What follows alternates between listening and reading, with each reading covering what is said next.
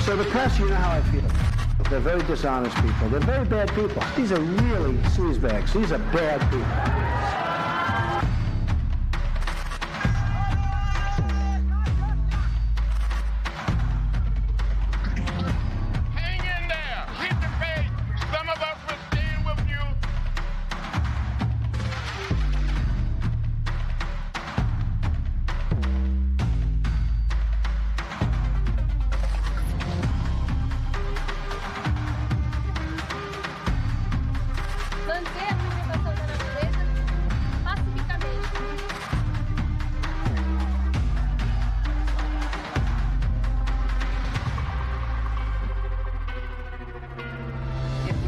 Revolution every day, as all of us are doing.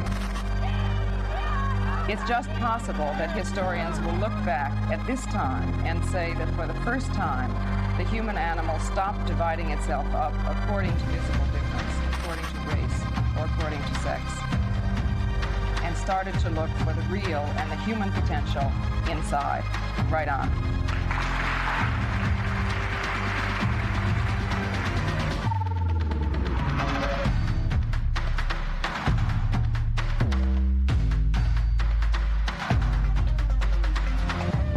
Right on.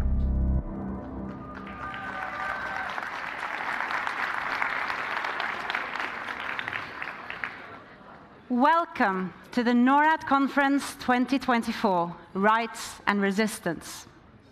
It is truly wonderful to see so many people here today.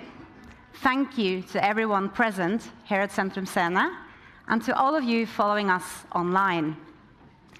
My name is Liv Hernes Kvanvig. I started work in Norad last year as Policy Director for Human Rights. The Norad Conference is a long and proud tradition in our organization's history and the result of a massive team effort. This year's conference would not be possible without the hard work by many wonderful and competent colleagues from several different sections across all of Norad. Our 2024 conference has also attracted a huge amount of interest. We've received comments from many of you about the timeliness and the relevance of the chosen topic. Personally, I am both excited and very honored to be here today, because this conference spotlights issues that I'm very passionate about and have worked with for the past 2 decades. Today, however, my job is to guide you through our full-day program. I would like to tell you a story about coriander. It is also a story of rights and resistance. For many years, my work included support to a large local community of landless agricultural workers in southern India. The members of this community faced neglect, discrimination, violence, and severe difficulties in obtaining justice. However, for a long time, they had organized a collective and peaceful struggle for their right to land, which had started to produce results.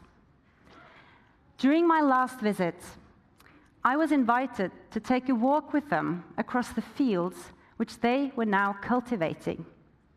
They had finally managed to secure legal papers of ownership over several hundreds of acres of land. And at the end of the walk, a young member of the community offered me a bunch of freshly picked coriander from their fields. Now, that bunch of coriander was symbolic.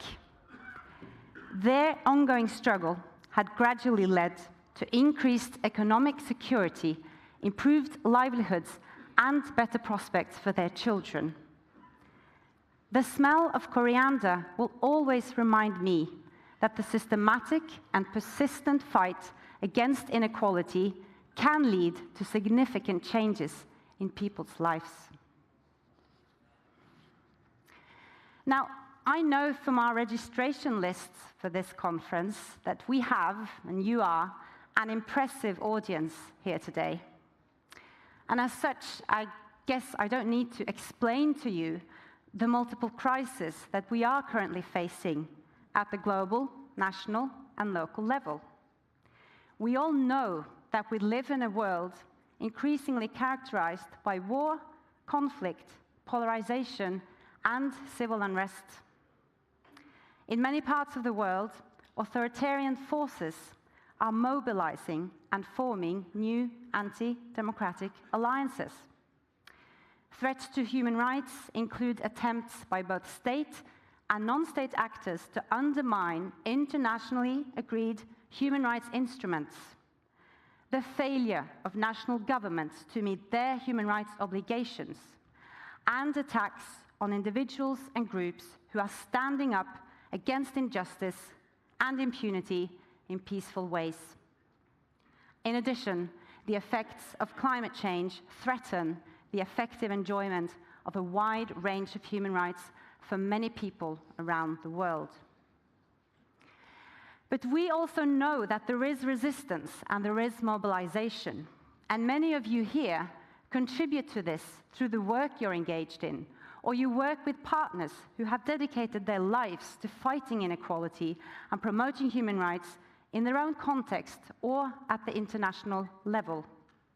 For many, this work often comes with great personal risk.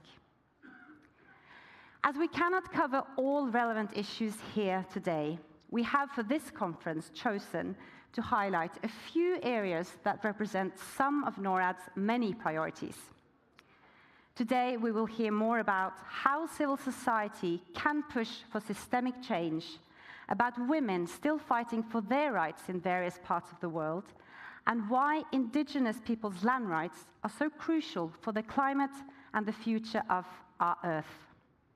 And finally, please make sure to be here for our final session, when we will hear from prominent speakers about the struggle to rebuild an open society in Ukraine. Today, we ask the questions: what can we learn from those who resist, and what role can aid and development actors play in supporting people's rights? By giving the stage to some of those who are at the forefront of these struggles, we hope this conference will provide further inspiration, strengthen solidarity, and stimulate new ideas on how we can turn the tide. We have a great lineup of highly competent and impressive speakers here today, whom you will soon get to meet. We can also assure you that there will be time to chat and mingle during coffee breaks and over lunch. And to those of you participating virtually, please take care to stretch your legs and grab some tea or coffee during our breaks. I now have the honor of introducing today's very first keynote speaker. She is passionate about international development and has many years of experience from this field. Please welcome to the stage Norway's Minister of International Development, Anne Beate Tvinnereim.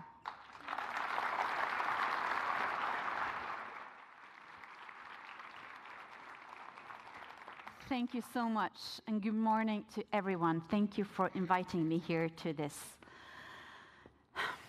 important day. We have important things to talk about, people. A couple of months ago, I found myself sitting in a postmaster's office in a small town called Firozpur in Punjab in India. And the postmaster had graciously offered to demonstrate the biometric system that India uses to allow one of its 1.4 billion inhabitants to withdraw social benefits, pensions, food stamps. It was really nice to see how people could withdraw much needed benefits simply by using their fingerprints. Also on behalf of elderly or sick members of their family. No need for internet, credit cards, or passports that can sometimes be an issue for people with limited means. Why am I mentioning this? Because the government also tried to link this biometric system to India's voting system. In the world's biggest democracy, this has raised a lot of debate and discussion, a legal process, and a lot of questions about rights. Questions that I'm really pleased to see that Norad's conference has set out to address in full. 2024 is the election year, not only in India, but in the US, South Africa, Indonesia. They will all head to the polls. Almost half of the world's population will, in theory, have a chance to partake in the most fundamental democratic exercise. Yet, I'm sure all of us can agree that simply holding elections does not constitute a democracy. We know that the authoritarian leadership may be justified while hiding behind the ballot box. Democratic setbacks are unfortunately happening globally. We see evidence of dwindling trust in political leadership, systems, and institutions.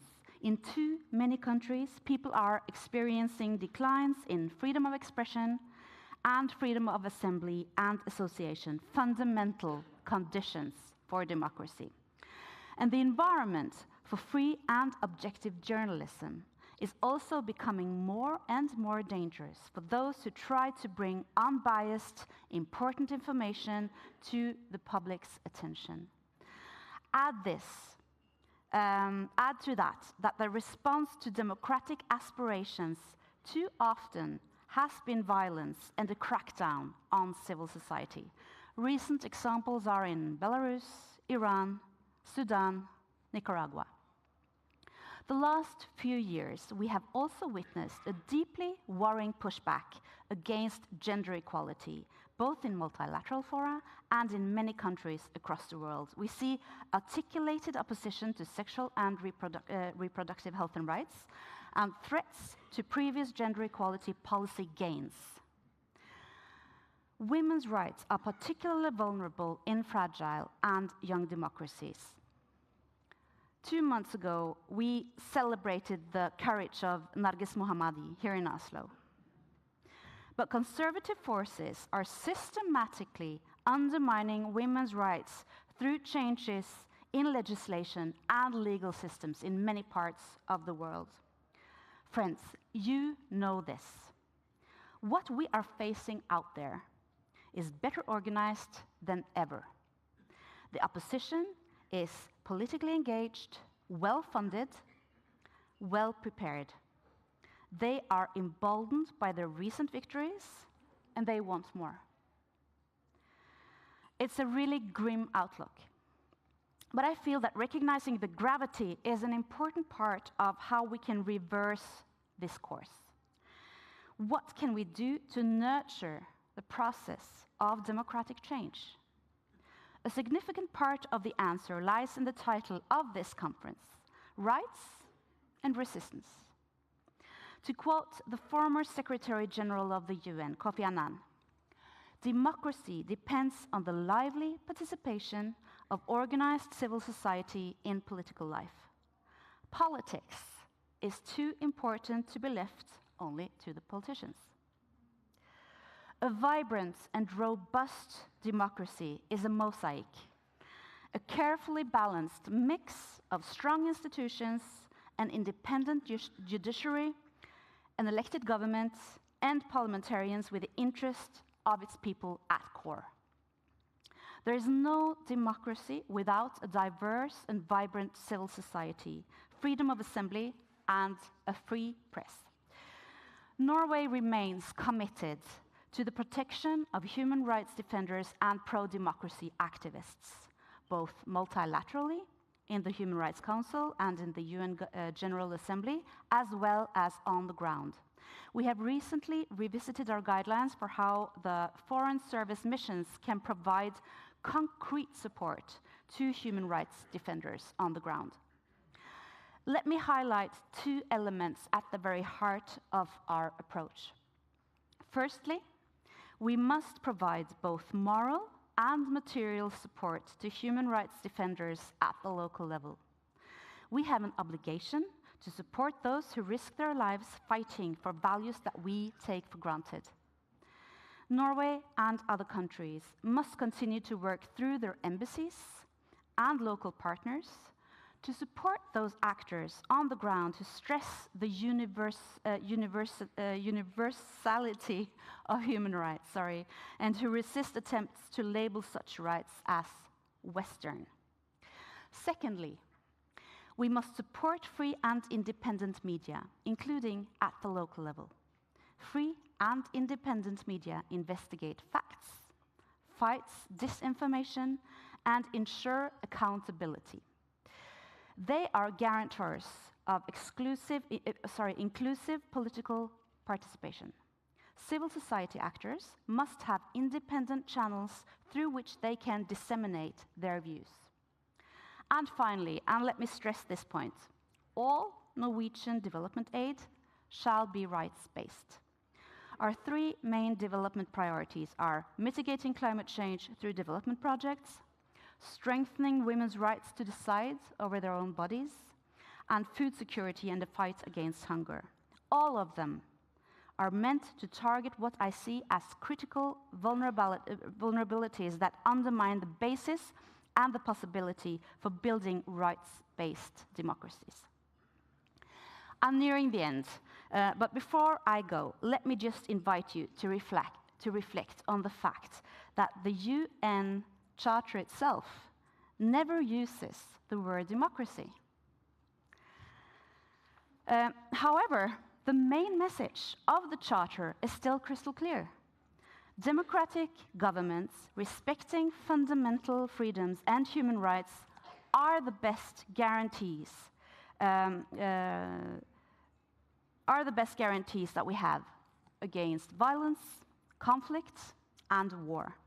Democracy is not a state, it's a process. Democracies take many forms, but they must be nurtured, cared for, and cultivated like a good crop. Together, I hope we can all continue that work. It's really more important than ever before. Thank you.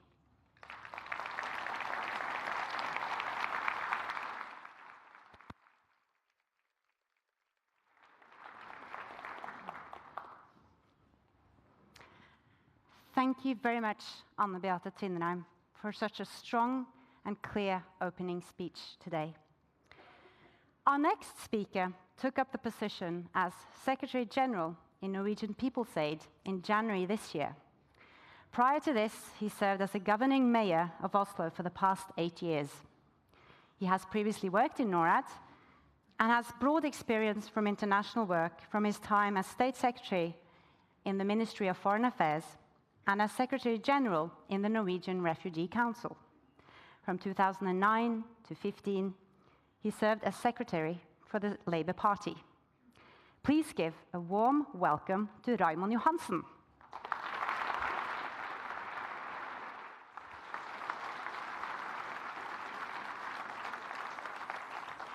Thank you. Thank you very much for the invitation, I have to say, and welcome to Oslo. That's not a part of what I'm going to say now. Norwegian People Aid is both an international and national solidarity organization. Our history, it's in many ways similar to many of our partners' organizations today. Norway was never an authoritarian state, but the development of a welfare state was a result of a political push and service delivery from various actors in what we call the civil society, including the labor movement and our organization. One example from the organization I now lead is the organized efforts to improve health and hygiene, both at the workplace and in the poorer areas of this city. To address the health problems for workers in the city, medical personnel participated in the free social service. Dentists volunteered at Grünerløkka Folkets Hus here in Oslo and extracted 7,000 teeth over the course of 3 years. Groups of 10 patients were lined up on a row, given anesthetics, free of charge before the bad tooth was extracted. And the idea of a public dental clinic was born. In parallel, the demand for better work and living condition was developed and expressed towards the state. This was the very beginning of the development of what we today is quite comprehensive occupational health service. This is what Norwegian People Aids grew from, and is today able to support other organizations' initiatives on 4 continents to better people's lives and promote democracy. Civil resistance towards authoritarian states often have a social component. Powerful social movements and organizations have often started as groups of gatherings solving local problems.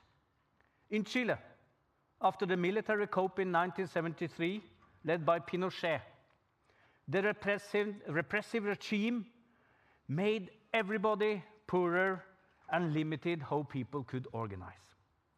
The open, active political engagement you found before the coup turned into low-key local organizing around sharing meals, cooked in large casseroles in different neighborhoods.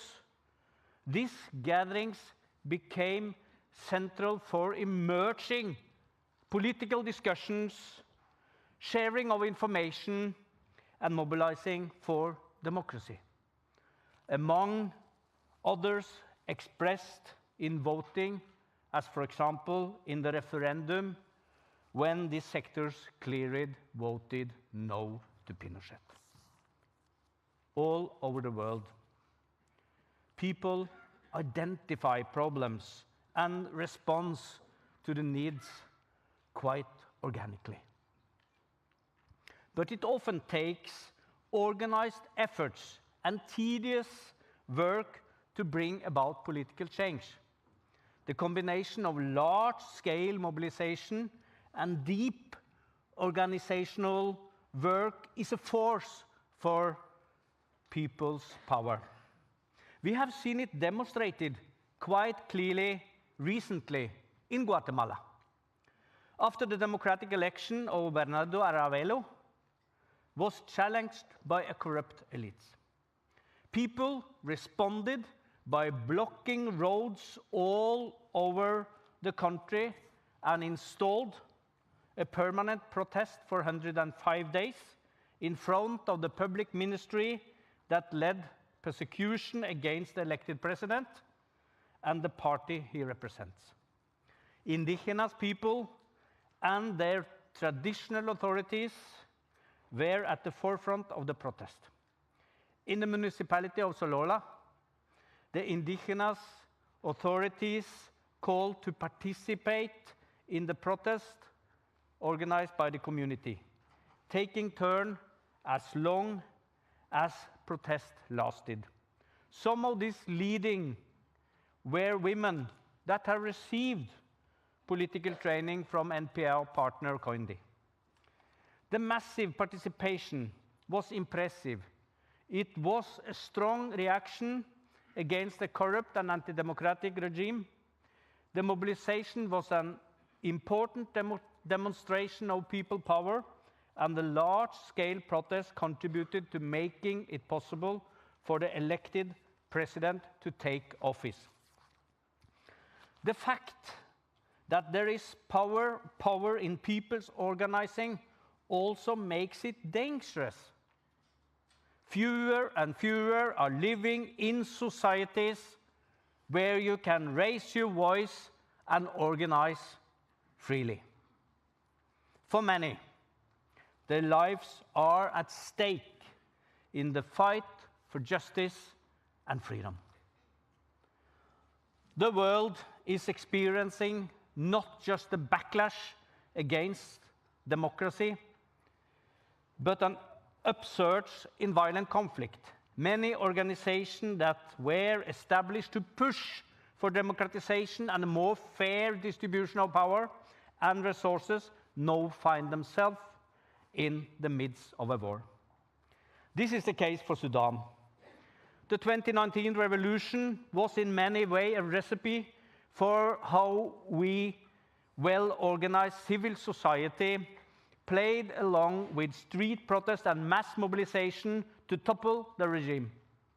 Large sections of society from different parts of the country stood together in common demands for regime change and democratization.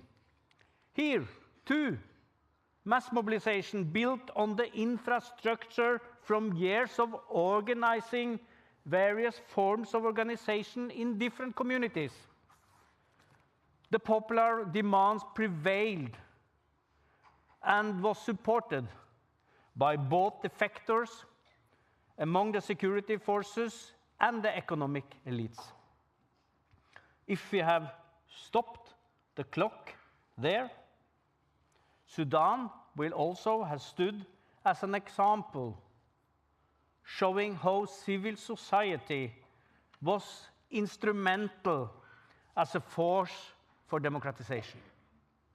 However, 5 years later, the lesson is that the work for a more democratic society is never easy and straightforward.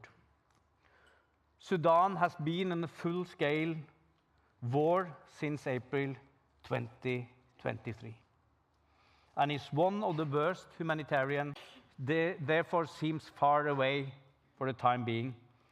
The country is a glaring example of how transitional periods after democratic revolution are very, very fragile. Nevertheless, the local civil society organization remain indispensable.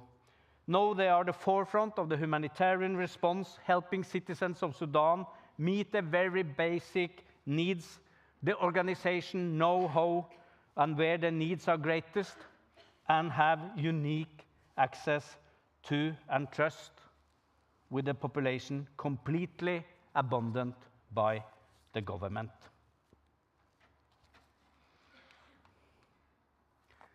Even in the darkest of time, people rise to face enormous challenges. In Palestine today, people find way of supporting each other. The example of Palestinian Farmers Union, who cycle around Gaza to reach communities from north to south in Gaza with some cash to buy food, stands an example of the impressive resistance inherent in all people. All these examples show that in the face of crisis and authoritarian regimes, our hope and strength in people's own efforts to organize and resist. Our role should be to find every way to support and amplify those efforts. Thank you.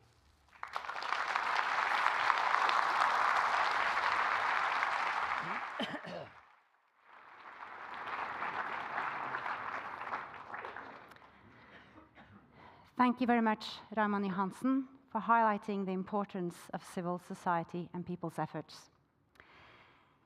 Iyad el-Baghdadi is a Palestinian activist and a writer, a prominent online voice, and an internationally recognized intellectual. He was forcibly exiled from the United Arab Emirates in 2014 due to his involvement in the Arab Spring, and granted political asylum in Norway. He is the founder of the Oslo-based Kawakibi Center and the author of the book The Middle East Crisis Factory. Today, he is here to talk to us about the current threats to democracy. Iyad, the stage is yours.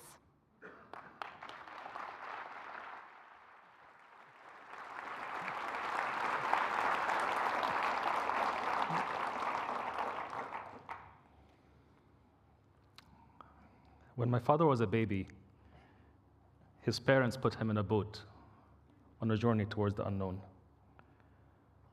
My father was born in the Palestinian city of Jaffa in 1948, and when he was 4 months old, we lost our homes. We lost our country, and we became stateless refugees. 66 years later, 10 years ago, I found myself stranded in an airport because I had nowhere to go. I did not have the right to live, to exist anywhere on this planet, because I was still a stateless Palestinian refugee. I had dared to join a massive movement known as the Arab Spring. We dreamed of freedom and equality and social justice. We had nothing other than the conviction of our beliefs. But the Arabs were ready for democracy, but the world was not. And I was punished with imprisonment and expulsion, ultimately arriving to Norway as a stateless refugee. Over the years, I built a reputation for myself as a voice for democracy, a voice against dictatorship. There are many who automatically connect my name to these themes.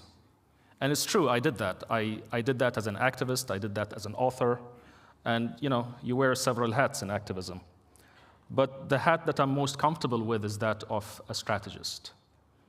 You see, the job of a strategist is to live in the future. Strategists have to look at the big picture. They have to see everything as a trend, and they have to work at the root causes.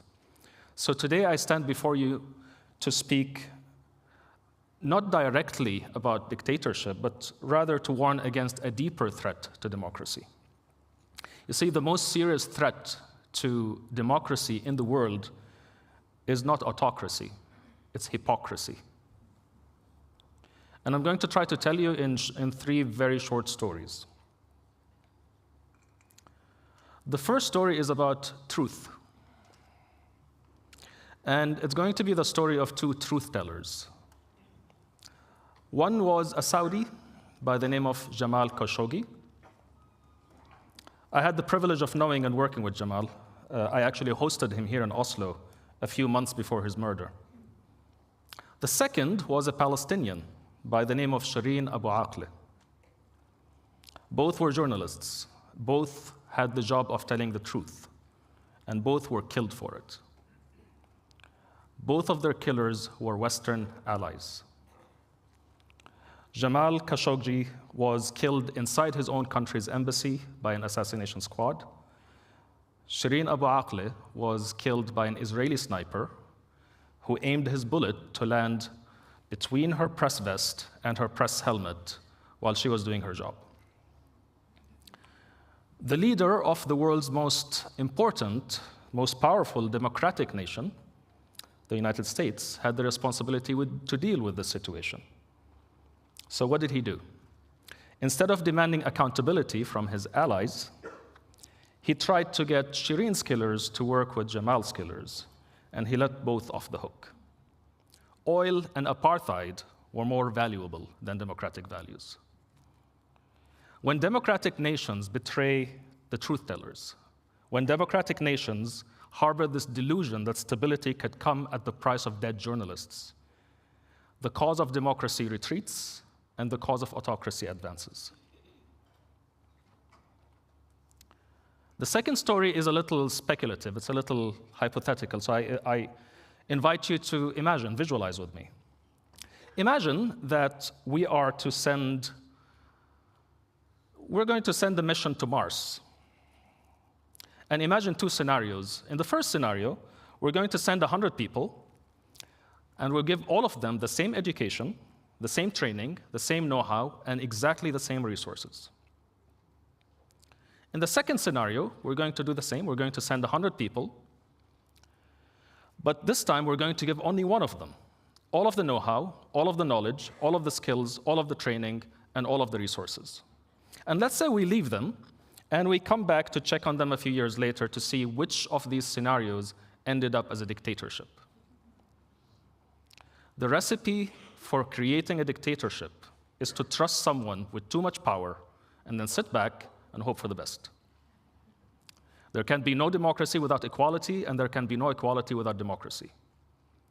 When democratic nations send more and more power and wealth to less and less people, when democratic nations harbor and foster inequality, the cause of democracy retreats and the cause of autocracy advances.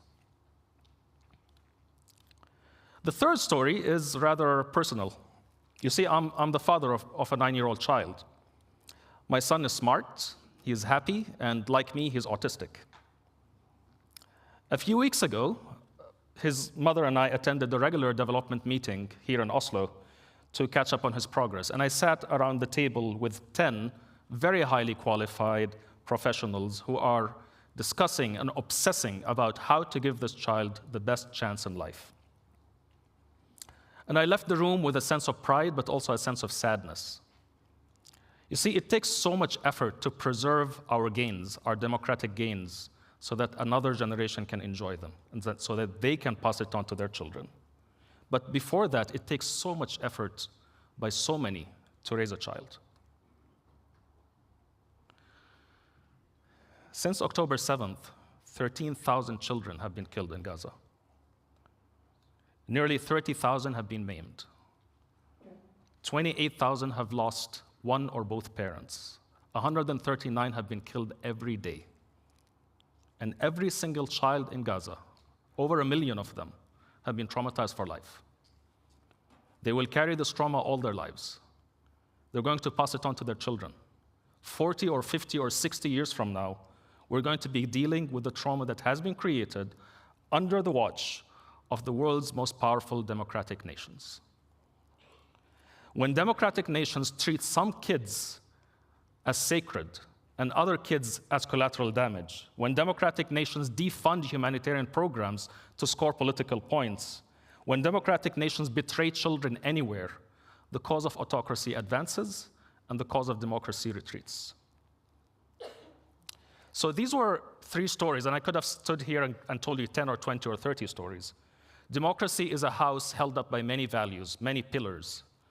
And when democratic nations betray their own values, they do far more damage to the cause of democracy globally than anything that autocrats can do. But just like there are several ways to betray democracy, there are also several ways to stand up for it. One is to empower those who have been systematically disempowered. You see, there's a reason why human rights violations happen. It's not only that powerful people act badly, it's also that powerless people exist. Some people have been systematically disempowered, and so the powerful can do whatever they want to them. You'll notice that I've been introduced as the founder and head of Kawakibi Center, and I guess this is a good time to announce that I have actually stepped down from Kawakibi as president, and I've dedicated my full attention to a new initiative. PACT International is a fund, a community, and a movement. It's a project that aims to build power for, by, and on behalf of Palestinians across the world. It's a Palestinian institution and a Norwegian institution, and I hope it'll find strong support. Build power for those who have been systematically disempowered. So I began the speech with my background as a stateless refugee, and I feel like that story needs some closure. The truth is, I'm no longer a stateless refugee. Last summer, I was granted citizenship in Norway. So today, I stand before you not only as a Palestinian, but also as a Norwegian. I'll be honest, I struggled with it. I've been a stateless refugee all my life, and I felt like I was giving up an identity. I'll never forget how heavy my refugees travel document felt when I was giving it up for the last time. 46 years of statelessness came to an end in a second. 4 generations of statelessness. That night, I dreamed of my ancestors, and I dreamed of the millions, generations of them who will never get this far. And then I woke up, and I walked out. It was summer. I walked up to the terrace on top of my building, not very far from here. And it was a beautiful day, blue sky, bright sun. And I looked over Oslo in all directions. And a feeling of love overwhelmed me, a love for the hills, for the city, for everyone in it. And there, I was able to say to myself, for the first time, This is my country. These are my people. And together, from this place of safety, we're going to do everything we can to heal our world. Thank you.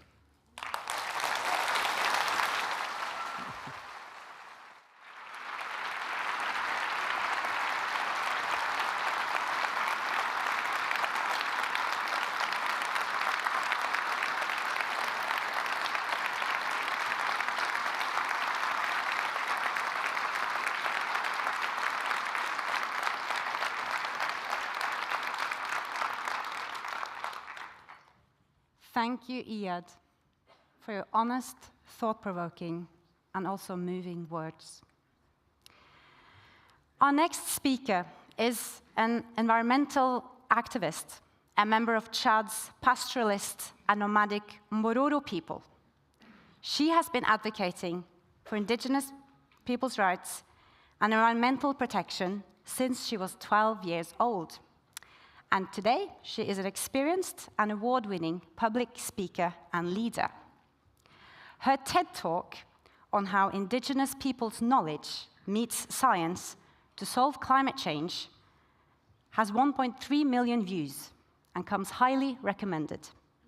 Today, she is here at the Norad-konferensen to talk to us about the effects of climate change on human rights. Please welcome Hindu Umaru Ibrahim.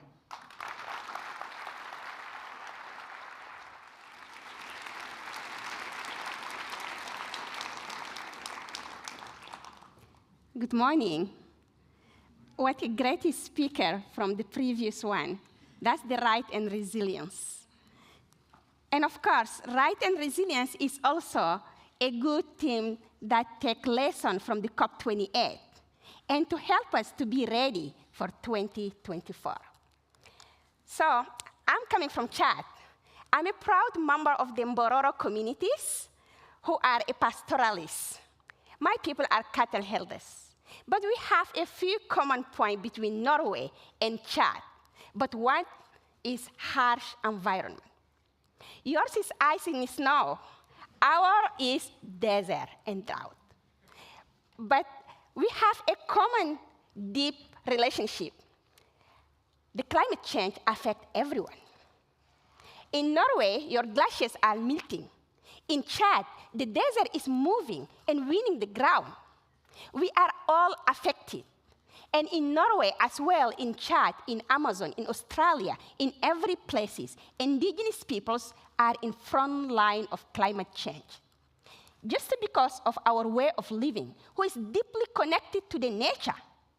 Like in my peoples, we take our cattle to get the green grass around all the Sahel regions. So we are still moving from one place to another one to find water and pastures. So during the rainy season, we are very far from the Lake Chad. So that's how we are move with our cattle. And during the dry season, we come next to the Lake Chad where we can find more green grass for our cattle. So it's all depend from our environment to get our milk, to get our food security, to get our economy. But now what is happening? When we are moving, there is not enough natural resources for all of us. So it's become an issue of human rights violations. It's not only the human right, but it is about the survival. And human rights do not respect the deaths. And we hear that from the previous speakers. It's creating conflict between the communities that are fighting to get access to the shrinking resources. And you can see in Africa, since 2010, more than 15,000 people killed each other just because they wanted to get access to a drop of water or to a fertile land. And climate change is caused by the fossil fuel. We all know that. Now it's become a serial killer. And in the next decade, it's become a big, massive murder between the communities. My peoples are living across Lake Chad. So Lake Chad used to be 25,000 kilometers square of the fresh water. In 50 years, Our lake dried up on 90% of its water. It used to be our bigger supermarket, our bigger mall, like the mall here you can go in Oslo or in New York, where you can buy everything. But for us, we take it from the nature because we don't have those kind of supermarket. So nature is everything for us. And I'm not talking about the long history. I'm talking about the life of my grandmother, of my mother, and right now the life of my cousin. But my worry is my children, my nephew, my nieces cannot get access to this life anymore.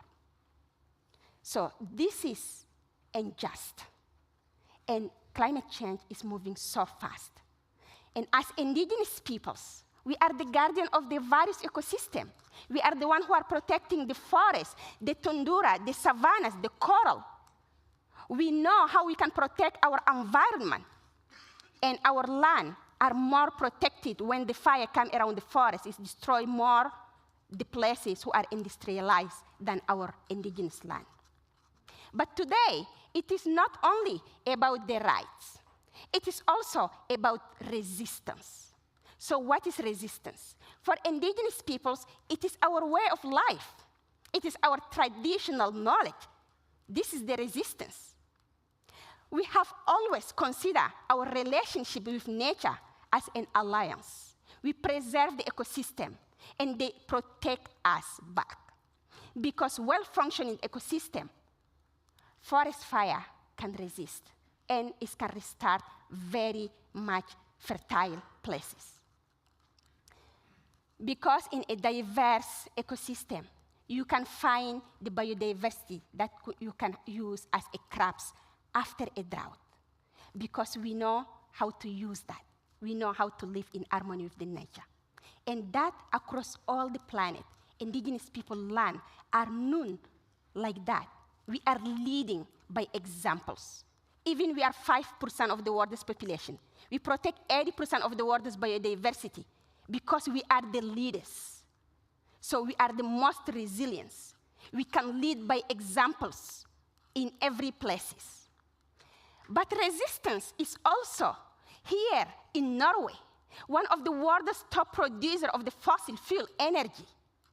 Resistance is accepting to make things differently and to change quickly. That is why I must say to you today, I do not understand why Norway decides to destroy ocean with a deep sea mining.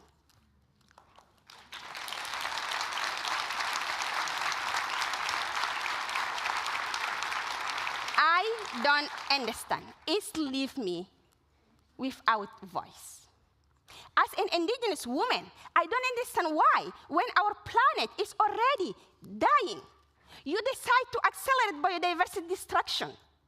As an indigenous leader, it is my duty to recall you the word of my dear elder Wangari Maathai. She said, the generation that destroy the environment is not the generation that pay the price. That is a problem. As an indigenous peoples, we take our decision asking ourselves what the 7 past generations done and what will be our action to the next 7 upcoming generations. It is really what you done on your decisions to the deep sea mining? Resistance is imagining implementing a world without fossil fuel energy. A world that cooperates with nature rather than destroying it. A world where we use renewable energy in equity, justice, and biodiversity respect. And in this world is based on strengthening right, improving resilience, and being resistance. Let me conclude with 2 points. One of them, developed world must decide on the way that they wanted to use just transition energy that respect human rights and indigenous peoples. Our territories as indigenous peoples are the most biodiverse, with 85% of lithium, 75% of manganese, 66% of coltan, 57% of nickel, and even more other resources. So that cannot be used as an just excuse to destroy the indigenous people's land, to steal our territories. We must do that in a smart way, based on the 7 upcoming generations. My second example is here, in my community. I did that with my people who didn't went to school. I used a best satellite imageries with the traditional knowledge of my grandmother and my grandfathers to build a 2D and 3D participatory mapping that helped the community to better share the natural resources, to give women voice to take the decisions. And it's ended up to be the best tool that helped government to do a better strategy for the National Adaptation Plan. Look at the adaptation plan of Chad. You will have a paragraph that respecting the indigenous people's knowledge as experts, as partners. That's what we want, how we can use the best technology, the best traditional knowledge of the communities who based on the centuries of wisdom to combine them and build better our world. I hope that keynote demonstrates to you that indigenous peoples, even we are threatened by climate change, but we are not representing the past. We are the future. And I thank you. Thank you.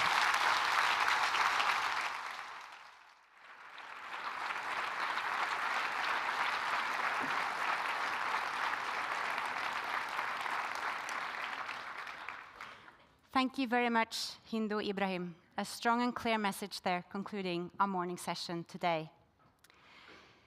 I promised you time to mingle and chat over coffee, and that time is now. There will be some time later as well, but now we have quite a substantial break. So we'll break for coffee, and we'll see you back here at 10:45. Thank you.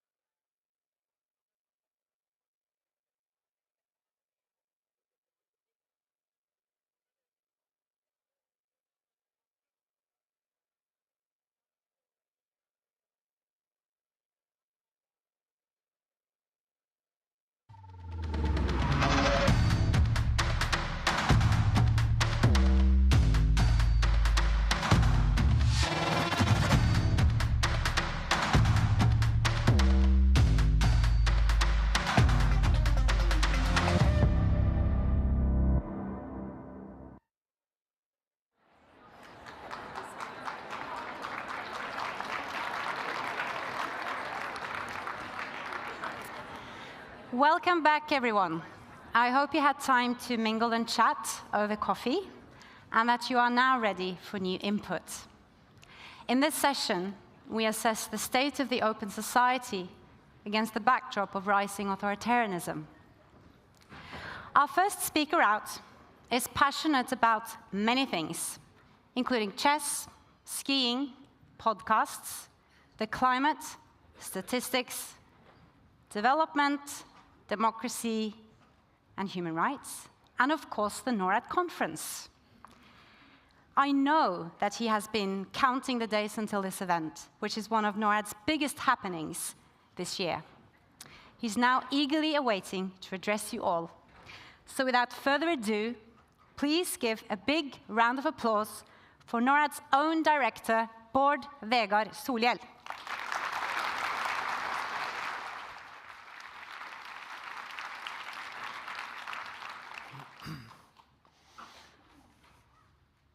You look good. We hold these truths to be self-evident, that all men are created equal, that they are endowed by their Creator with certain unalienable rights, and that among these are life, liberty, and the pursuit of happiness. It was warm and humid in Philadelphia in June 1776 as the American Declaration of Independence was drafted. What beautiful words! One of the most famous sentences of all time. What is the most important invention in human history? The wheel? Electricity? Maybe the microprocessor?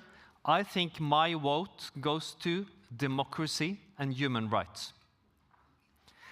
A year ago, I stood here at the opening of the Norad-konferansen stating that, quote, hope is realistic, unquote. Hope. So one of my staff members looked at me the other day and asked, hope, Bård Vegar, so how's that been working out for you the last year? Okay, well, we'll get to that. But before I speak about the spring of hope again, I have to address the winter of despair. Stephen Kaboye spoke up against LGBTQ+ laws in Uganda. Earlier this year, he was stabbed on his way to work and was left to die at the outskirts of Kampala. His injuries were severe, but he survived and he continues his activism. Guillermo, a gynecologist in El Salvador, saw women die because they could not access abortion. He became a vocal advocate for women's right to choose. He was reported to the authorities for conspiring to commit a crime. Fortunately, no case has yet been filed on him. These are but two examples. Advocates for human rights and activists across the globe receive threats and harassment against their families and against themselves. And in the worst cases, they face violence or murder. We are in the midst of a global backlash against human rights. In 2012, less than 50% of the world's population lived in autocracies. 10 years later, the share has increased to 72%, accounting for nearly 6 billion people worldwide. Most of them live in what we would call electoral autocracies, meaning countries that hold elections, but these are sham elections. According to the Civicus Monitor, only 2% of the world's population live in societies where they are free to pursue, yes, life, liberty, and the pursuit of happiness. The number of imprisoned journalists has been on the rise for many years, with a steep increase in 2022. Over the last 10 years, nearly 1,000 reporters have been killed while on duty. Since the war broke out in Gaza, 98 journalists and media workers have been killed. Many intellectuals and activists from civil society, also Norad partners, face the same risk. At the World Expression Forum in Lillehammer last year, I met Ukrainian writer Victoria Amelina. She specialized in war crimes committed against the Ukrainian people. This was in May.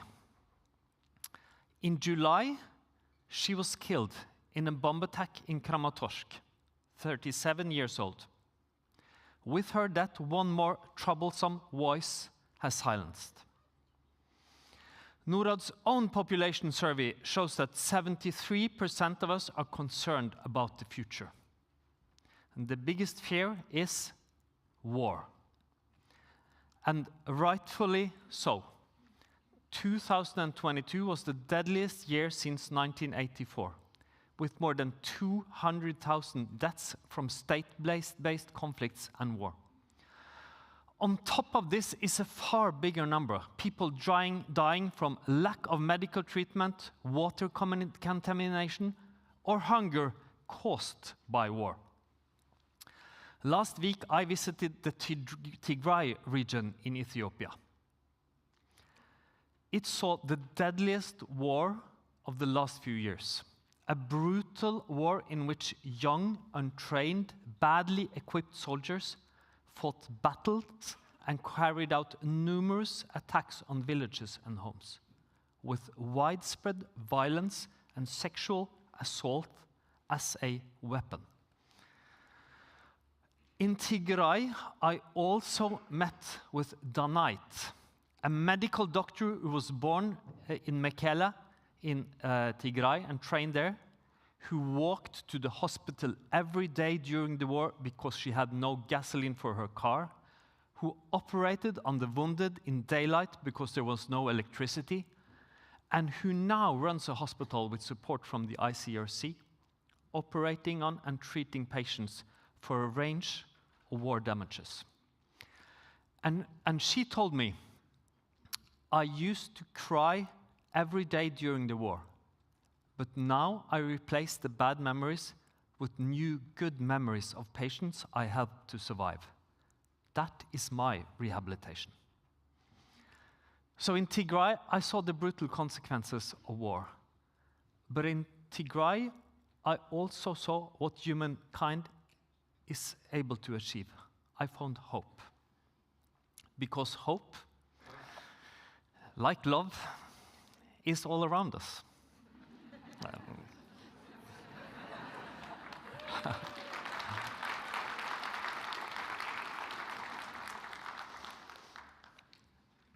Last November, the Supreme Court of Nepal allowed same-sex marriage. Trans women Maya Gurung and Surendra Pandai were the first couple to register. In authoritarian Mali, I met Adam Dicko, who has organized 50,000 youth in an organization promoting democracy and active citizenship of young people in her country. She was invited to address the UN Security Council back in 2022.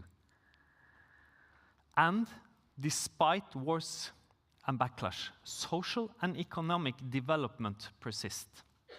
In Africa, child mortality is expected to decline steeply with the new malaria vaccine and improved healthcare. Globally, the number of low-income countries is steadily decreasing from 35 in 2012 to 26 today. And extreme poverty is actually again on the decline post-COVID, in a slower speed, but still. But my fear is that the backlash against civil and political rights will also, of course, limit social and economic rights. We know from the research the symbiotic relationship between democracy and economic stability. In Norway, we know from our own history how the power of freedom, democracy, and equal rights is there. Democracy fosters higher investment, promotes economic reforms, enhances access to education and healthcare, and can diminish social tension. And most of all, it can produce an inclusive growth that distributes wealth more equally. The combination of rights, democracy, and growth is an unbeatable combination because it is likely to produce real development. My friends, it is the mother of all paradoxes that what was self-evident in 1776 is not so self-evident anymore.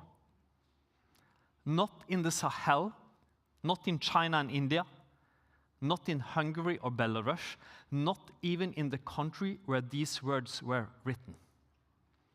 The power of these unalienable rights, the very idea seems weakened. But it is worth remembering that the revolution of 1776 did not come after a period of low polarization. The French Revolution in 1789 was not caused by stability. And the Universal Declaration of Human Rights from 1948 did not come because of peace, but because of war. Hope can be born out of dark skies, because like Article 1 in the Declaration states, all human beings are born free and equal in dignity and rights. They are endowed with reason and conscience and should act towards one another in a spirit of brotherhood. So let's do that. Thank you.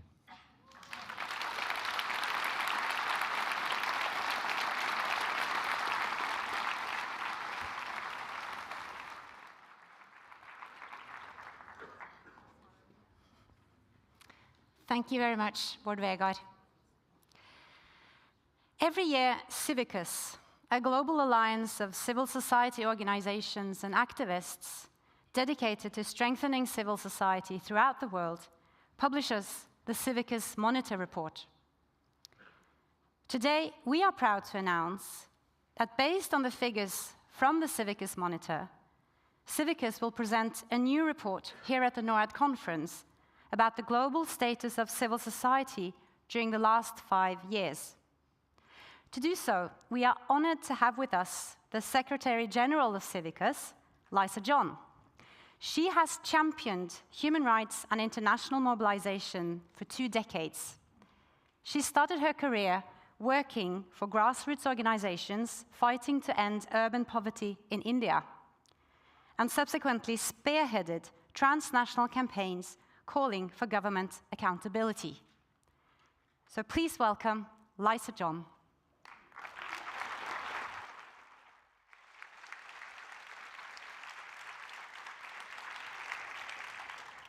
Hello, everyone. Good morning. Good morning. Thank you. If inspiration is the currency of change, then I can confidently say that all of us are significantly richer since 3 hours ago. The interventions this morning have been absolutely brilliant, and I just feel not just enriched in mind, but really with the soul rich with the energy, the power we need to go out and make change in the world. And I say this particularly because I belong to 2 countries that have defined rights and resistance in very remarkable ways in the world, both India and South Africa. And as many of you Norwegians, sit here and you take pride in what your country does in the global stage for democracy and rights, remember that the privilege also comes with accountability. Most of us who've been part of generations and cultures where we grew up seeing our leaders talk about democracy and rights, that reality shifts quite quickly.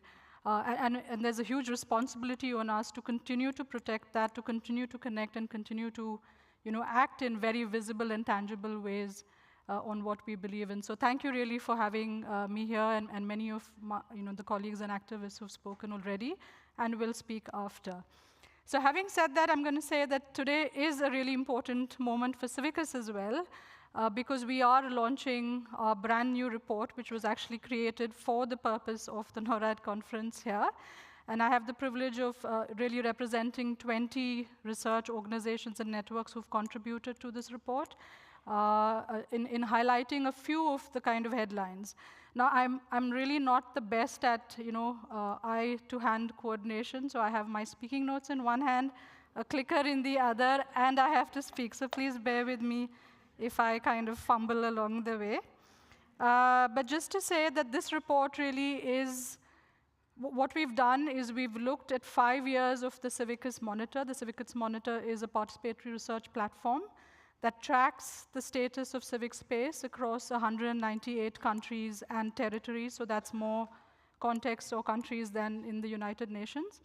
And what we do is we track the status of the three fundamental civic freedoms: the freedom of expression, the freedom of peaceful assembly or the right to protest, and the freedom of association. So the ability really to form the organizations, associations, groups, movements, even community kind of affiliations that actually make it possible for people across the world, whether they're citizens or non-citizens, to actually engage with public policy, to talk about what's important to them. So just going ahead. Oh, okay. Now, has it shifted? No. Sorry, I'm going to have to ask someone to help me shift this. Ah, there it is. OK, great. So I'm going to start by just talking about what the report says in relation to where people live. The Civicus Monitor, kind of platform looks at 5 stages in which countries are ranked according to the state of civic freedoms. So that ranges from open, which is the green category, to closed, which is the category you see in red. So 5 years ago, 3% of the world's population lived in open categories. So these are contexts where the 3 civic freedoms I mentioned are actually formally and normatively upheld. So these are the countries where people can freely exercise all of their civic freedoms, and the exercise of those freedoms is also protected constitutionally, by law, by public opinion, and by political actions. The fact that we've actually had a 1% decline in terms of how many people know what it is like to freely exercise those freedoms, and many of you sitting here are part of those, those few countries that actually now know what that feels like on a day-to-day basis, is worrying. Because if we remain on this trend, then in the next 10 years, we could be the last generation that actually understands what it means to actually exercise those freedoms. And that's extremely concerning for us. I'm sure we'll be around in 10 years, but of course for future generations. And like Iyad and Hindu both mentioned in the morning, the destruction happens in one generation, but the consequences really belong to the future generations, and really undoes their ability to thrive and live freely in the world. On the other side, if you look at the red and the orange, kind of margins, the shift really has been that 70% of the world's population now lives in contexts where the absence of civic freedom is completely normalized. So for 7 out of 10 people across the world live on a day-to-day basis in spaces, and I think I can relate to that keenly as somebody from India, where it is perfectly normal to be criticized, trolled, publicly condemned for just stating something that's evidence, and for expressing dissent or disagreement with what either state or non-state actors who are in power want the world to believe. And the fact that in closed countries in particular, the consequences can be severe to fatal. So you can be arrested, you can be attacked, and you can even lose your life simply for disagreeing with the kind of policy line or the line that people in economic and political power would hold at that given point in time. And I know that many people around the room, especially including people who will be taking the stage after me, are very familiar with that being a day-to-day reality, and that should not be the kind of life that anybody lives on the planet. I'm just going to touch upon a few of the trends that we've picked out, and I want to focus specifically on 2 regions. One, as you can see, globally, there's been a shift in terms of the number of closed countries from 24 to 28, but it's not all bad news. There were actually a couple of countries that, 10 of them actually, that were upgraded from the closed category earlier, and then a couple more that, that came in. Sorry, so it was 6 countries that were improved from the MENA the Middle East and North Africa, and the south of Sahara African regions. And then there were 10 new countries that actually moved into the closed category, and I'll speak to them a little later. The two regions that I'd really like to focus on are Europe and then Africa south of Sahara. So in Europe, I think it's important to really talk about how things are changing and how things have changed in the last 5 years. As somebody who's spent most of my life in either Asia or Africa, we're kind of used to going to spaces and being told how bad things are where we live, but things are bad across the world, and I think that's something that needs to unite us and connect us in our change effort. So 10 European countries have been downgraded in the last 5 years alone. This includes 4 countries who moved from the open to the narrowed country, category, and that includes Belgium and Germany. Germany was downgraded just last year. 4 countries who've moved from narrowed to obstructed, which includes Poland and UK. UK, again, has been on the watch list and downgraded in the last 5 years. And then 2 countries have actually moved into the closed category, so that's Belarus and Russia. I think the biggest headline there is that in 2019, close to 60% of Europe's population lived in countries that were either open or narrow, so in the top half of the Civicus Monitor ratings. Now, 55% of Europe's population lives in countries in the bottom half of the rating, so that's in obstructed, restricted, and closed countries. So the message really is, please do not take your civic freedoms for granted. They actually change much faster than you would imagine, and I'll come back to that a little later. The trends that have actually caused a lot of these downgrades in Europe are quite familiar, are things we're familiar with. The rise in and crackdown on climate activists and movements is one of the top trends in Europe. There's an unbelievable intolerance towards climate activism, and Norway is in fact one of the countries which has imposed the highest financial penalties on young activists organizing on climate issues. Investigations of organizations on the pretext of looking into counterterrorism and money laundering kind of violations is another trend that we've seen in Europe. And then finally, and I think again something sadly we're all too familiar with, the criminalization of humanitarian efforts, which has been unprecedented. I mean, never since World War II has there been as much pushback on humanitarian organizations as we're seeing now, especially humanitarian organizations that work with migrants and refugees. So moving on. Oh, okay, this is still the same slide. I just have to move on this hand. So moving on to Africa south of the Sahara.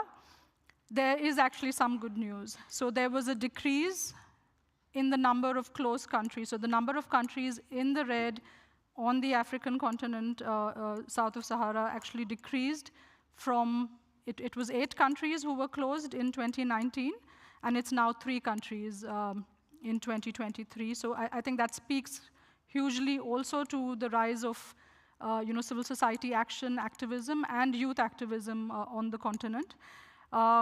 There has, however, been an increase in the movement from the obstructed countries to the repressed. So in the obstructed countries, you generally have a lot of the normative kind of variables of civic space restrictions, so that the environment, the public and political environment, to close down civic space are actually in play. You have political figures talking about why civil society is not a good thing to have, why they're anti-national, why they need to be closed down. But in the repressed countries, that's where you see all of the legislations and the restrictions actually being formalized, and a lot of the punitive actions take place. So 6 countries actually moved into that category, and 90% of the population in Africa lives in obstructed or repressed spaces. There are actually 5 countries which belong to the green and the light yellow category, which is open or narrowed. And these are the 4 island states in Africa and Namibia. So there are examples on the continent of what it looks like, what good civic space looks like, and it would be really important for us to keep enforcing that, particularly when we're countering the the Western, foreign influence narrative of civil society. Civil society and civic freedoms do exist on the African continent, and we can do a lot more to connect the dots on where they actually are a part of the political and public culture. I'm going to just move on to the next slide, and this is really about one of the overarching trends we've seen in the last 5 years, which is the attacks on protests and specifically on protesters. The interesting thing, I think, for this conference is that 1/3, 30% actually, of the incidents of attacks on protesters that we have actually documented is from open and narrowed countries. So, I mean, of course, protest movements and protesters are being punished and attacked and arrested in the rest of the world.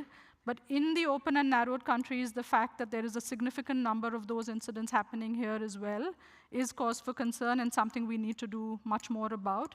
There is certainly a trend of increased intolerance towards nonviolent civil disobedience in Europe, for instance, and in the United States, and in other parts of the world where we feel that democracy is being upheld.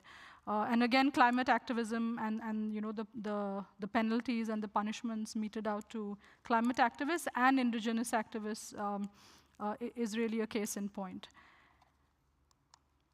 The next highlight really is the prosecution of human rights defenders and the fact that there is actually the number of countries where we've recorded the arrest and kind of formal action taken against human rights defenders doubled in the last 5 years. So there were 36 countries where these incidents were recorded in 2019, and there are 66 countries in which they've been recorded in 2023. So more and more governments are now not just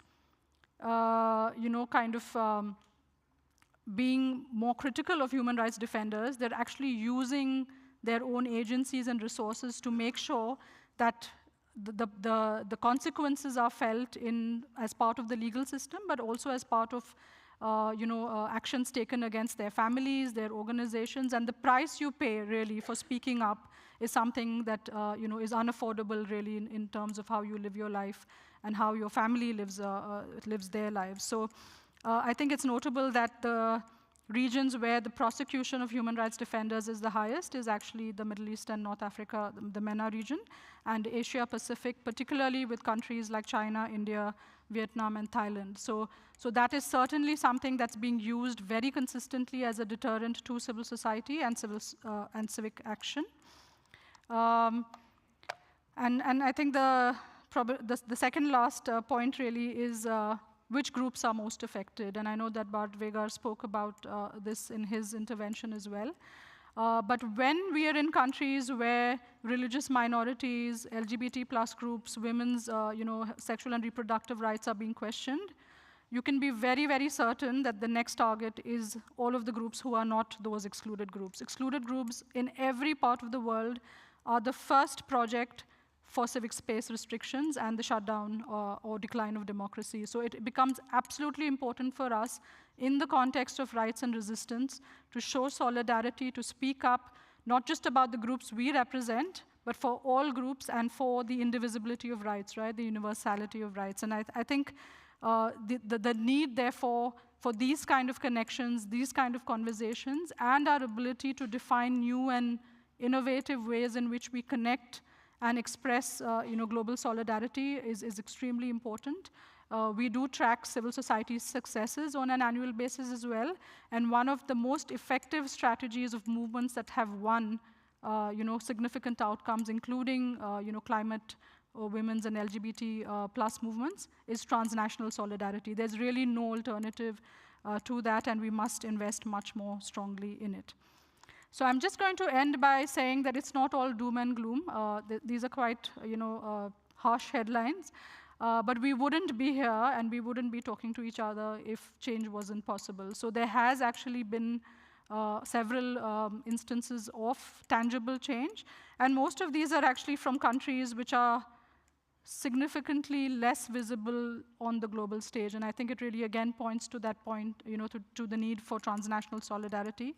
So measures, for instance, such as laws on access to information and the adoption of national human rights strategies and action plans, The Gambia and Tajikistan are examples of that in the last 5 years. The DRC in Africa and Mongolia have actually implemented laws to protect human rights defenders. And of course, we had, prior to 2019, a regional framework for environmental human rights defenders in Latin America as well. The decriminalization of same-sex relations has also been something that several countries have done. And then, of course, the most recent event of taking cases to the International Court of Justice. And I think we've seen that in the case of Myanmar, as well as in the case of Israel. And that continues to be a strategy that we must lean into. So I'm just going to end there. There's going to be opportunity to talk a lot more about what has worked. But with thanks again to the worldwide network of research organizations who have made this possible, and we really look forward to extending as much as we can in terms of information and resources for the work that all of you do on the ground. Thank you.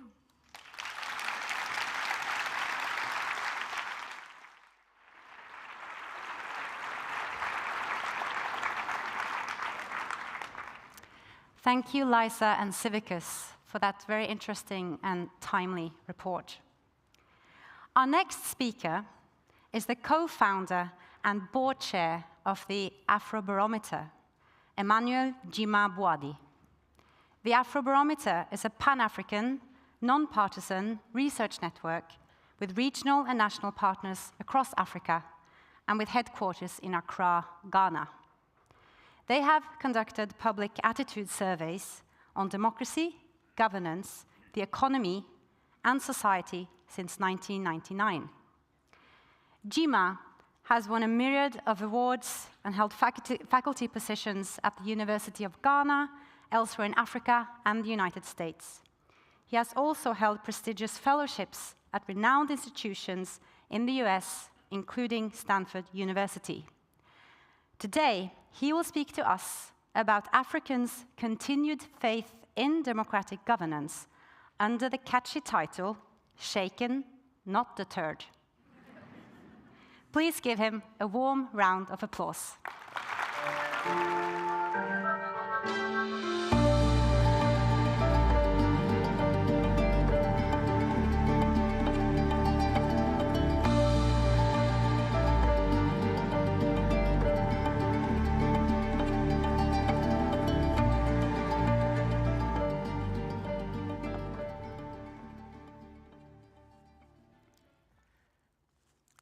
And I bring you warm greetings from Ghana and generally the lower latitudes.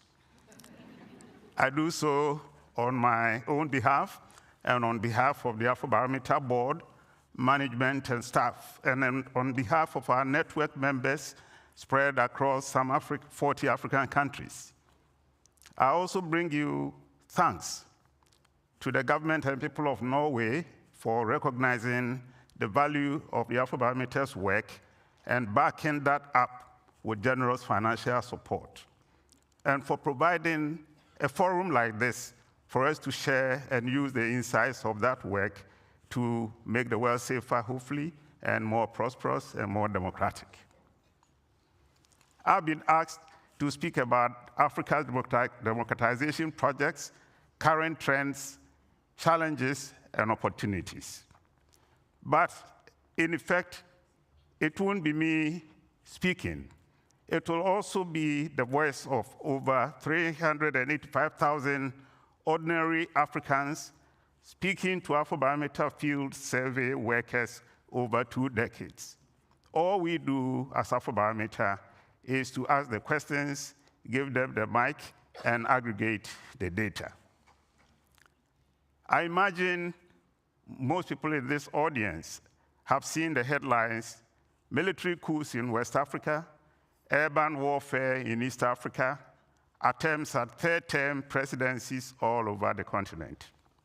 But to anyone paying attention, democracy appears to be under stress on the continent. But what lies beneath this? And what are the sentiments and behaviors driving these changes? And most important, what can we, Africans as well as friends of Africa, do to strengthen and sustain the long-term trend towards democratic governance and its attendant welfare gains that Africa has started to experience in the late 1990s and 2000s, but sadly beginning to lose. It is clear that African democratization projects do face severe headwinds. Military coups are back in vogue, especially in the Sahel region. Others are using quasi-constitutional third terms to extend their rule.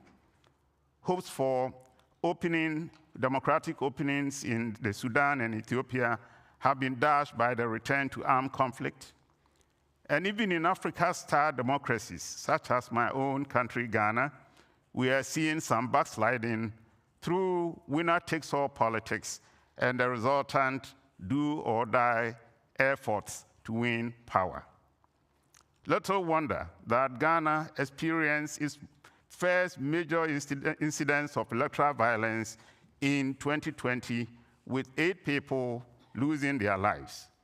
Meanwhile, our parliament is on the verge of bastardizing individual rights by passing a legislation to criminalize homosexuality and prescribe punishment for individual LGBTQ persons as well as their allies. Afrobarometer surveys do show some slippage in popular support for democracy in Africa. Over the past decade, support has declined sharply in several countries, including Mali and Burkina Faso. But perhaps more of a surprise to some, South Africa too has shown slippage, and more of that later. Meanwhile, aversion to military rule has weakened by an average of 9 percentage points across 31 countries for which we have over time data. Indeed, in our most recent surveys conducted between 2021 and 2023, covering 39 countries, an average of slightly more than half of Africans said they were willing to welcome military intervention, quote, when elected leaders abuse power for their own ends. Notably, that acceptance of military rule is more prevalent among younger Africans, making the promotion of democratic government that much more urgent. Of course, these indicators may suggest that things are not looking good for the future of democracy in Africa, but there is actually plenty to be hopeful about. Let's start with Liberia. Many of you know the turmoil that country experienced in the 80s and 90s. But after its highly competitive presidential elections last November, then incumbent President George Weah made a gracious speech conceding defeat to his rival, Joseph Boakai.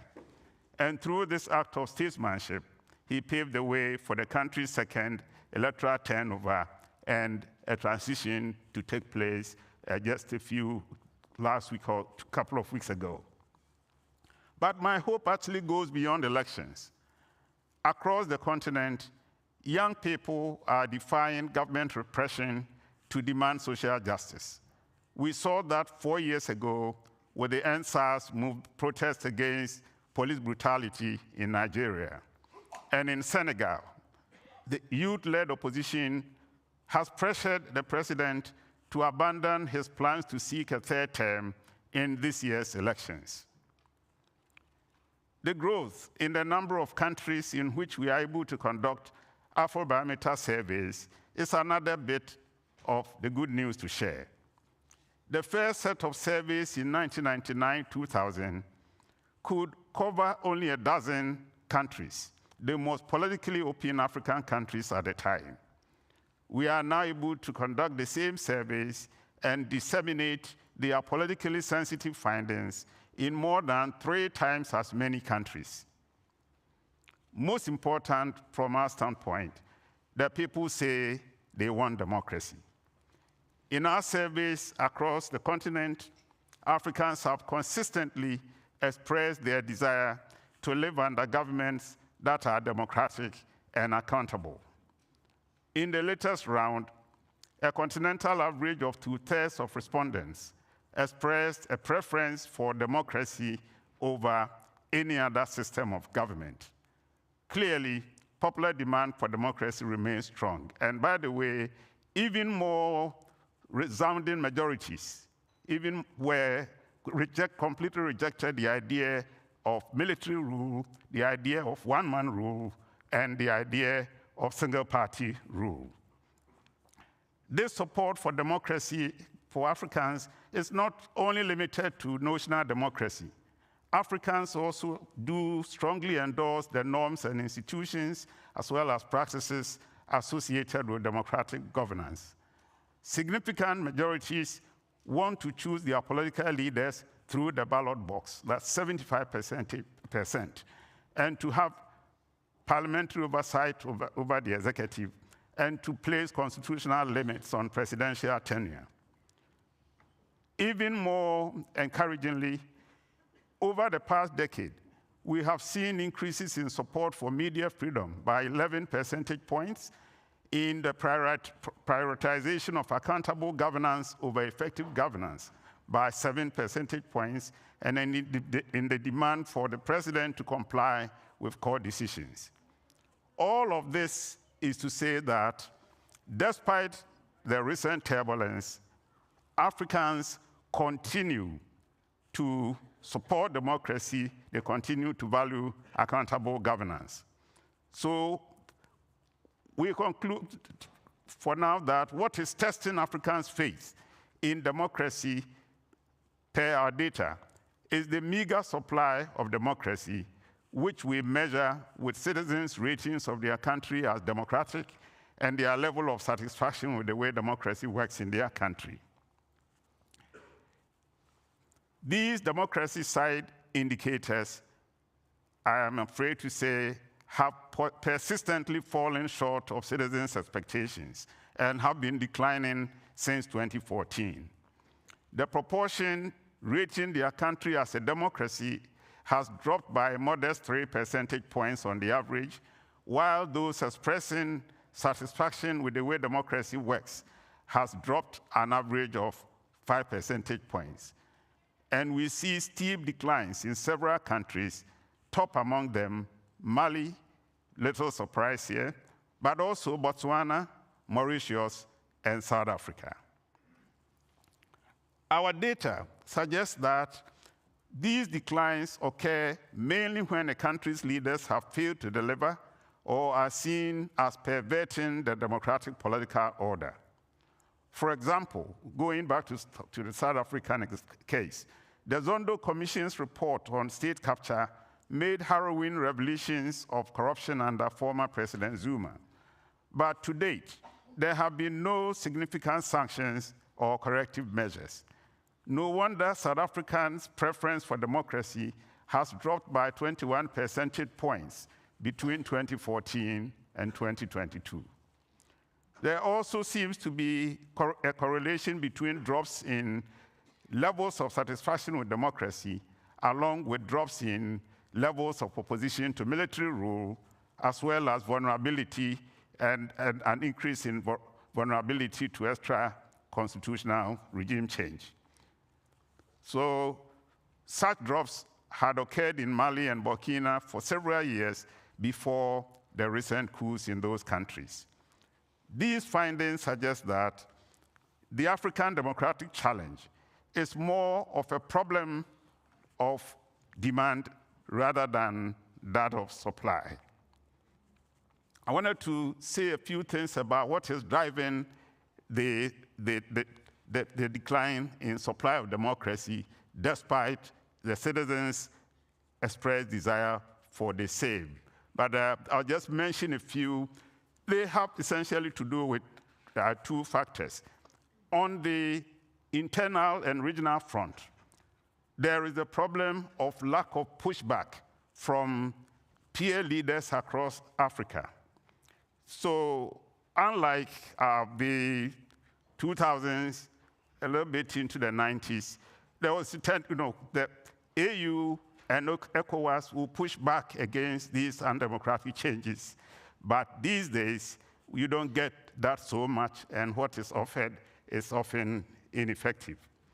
Also, it's the case that the continent lacks the kinds of leaders it used to have in the 2000s, especially the President Kufuor's and the Obasanjo's and Ellen Johnson Sirleaf's, who robustly championed the cause of Africa's democratic renaissance. But the West too bears some responsibility. It has stepped back from promoting democratization in favor of countering China, fighting violent extremism, and stemming migration, and indeed has returned to looking at African countries simply as markets and security buffers. Meanwhile, China and Russia have stepped in. As they pursue Africa's resources, new markets, and diplomatic influence, they create enabling factors that deepen autocratic trends and political repression. Unlike the West, they impose no demands for transparency, accountability, or democratic rights. Rather, their opaque lending practices and collusive deals thrive where independent media and civil society are weak and institutional checks and balances are ineffective.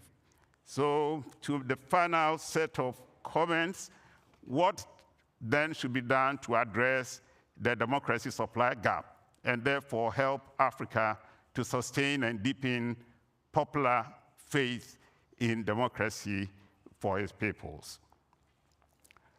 As we all know, democracy requires constant nurturing. We need to fortify civil society's resilience and rekindle its energies. The gains of the past had come from civil society's commitment to ensuring the integrity of elections, helping to enact laws for best practices in good governance, and holding governments accountable. Unfortunately, international support for this work has waned. Norad has a timely opportunity to step in and help push against autocratic trends and democratic backsliding. In the same way and for the same reason, Norway, the European Union, and the West can support initiatives at the level of the African Union and Africa regional economic communities that are pro-human rights, pro-democracy, pro-accountable governance, pro-clean elections. So, for instance, ECOWAS has been seeking to make two-term presidential tenure a West African democratic norm. This process needs support to achieve adoption, ratification, and domestication. Similarly, the African Union and ECOWAS need support for implementation and enforcement of their policies of zero tolerance for coups and unconstitutional changes in government. Norad and its allies should significantly boost the democratic governance component of their development cooperation programs with Africa. You should factor anti-corruption and local non-state actor participation in your bilateral security sector arrangements with African governments and regional bodies. This will foster citizen buy-in, program accountability, and sustainability. And it goes without saying that such steps align with the core values of Norway and other democratic Western societies. And of course, they will contribute to the realization of Africans' consistently reaffirmed aspiration to live under governments that are democratic and accountable. Thank you for your attention, and may democratic governance live in Africa with your help. Thank you.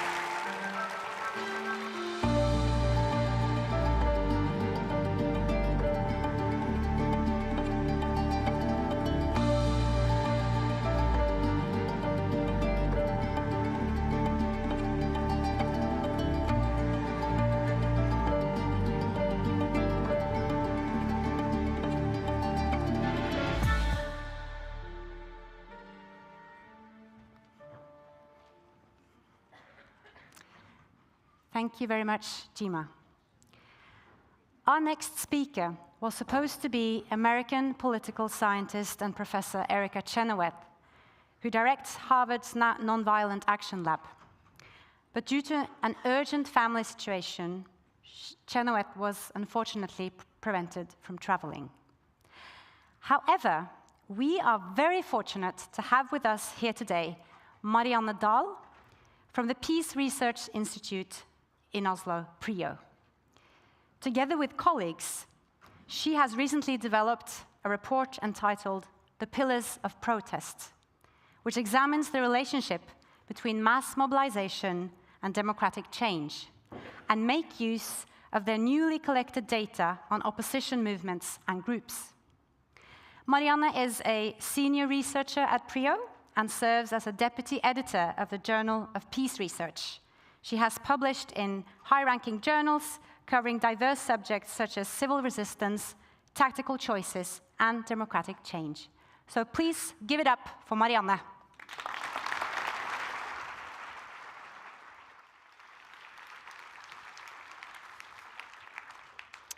Thank you so much, Liv. And let me just say, it's such an honor to be here. So I'm here to talk about the declining effectiveness of mass mobilization and what we can do about that. But before I get into that, let me just pose a fundamental question. Does nonviolence really work? Up until recently, it was a common assumption that nonviolence was less efficient than violence, that people would choose nonviolence either because they were morally convicted to do so, or because they lacked the resources to wage an efficient armed struggle. But this had not been tested systematically. When Erica Chenoweth and Maria Steffen set out to collect a global dataset spanning from 1900 to 2006 of nonviolent and violent large-scale maximalist campaigns, okay, that's a handful, but it means campaigns that apply a non-violent or a violent strategy, or both, mobilize more than 1,000 people, and have a maximalist claim. So either to remove the sitting regime, secede from the state, or oust a foreign occupant. When analyzing these data, what they found was that non-violent campaigns were almost twice as likely to succeed compared to the violent ones. Or in other words, Gandhi was right.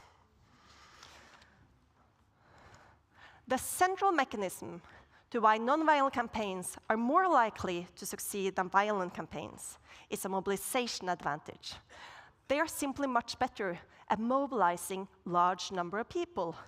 Anyone can join a nonviolent campaign, also grandparents, but most of us would shy away from joining a violent one. As more people join, the pressure on the regime mounts, raising the costs of maintaining status quo and increasing the likelihood that the most important pillar of support, the security forces, so the military and the police, defects and shifts their allegiance to the campaign. When this happens, the regime is likely to crumble or introduce reforms themselves. But while it's one thing to remove an autocrat, it might be something else to bring about democratic change. In several cases, including Iran in 1979, Egypt in 2011, and Sudan in 2019, the campaign successfully removed the regime, but then to fall short of achieving democracy. Which brings us to the next questions.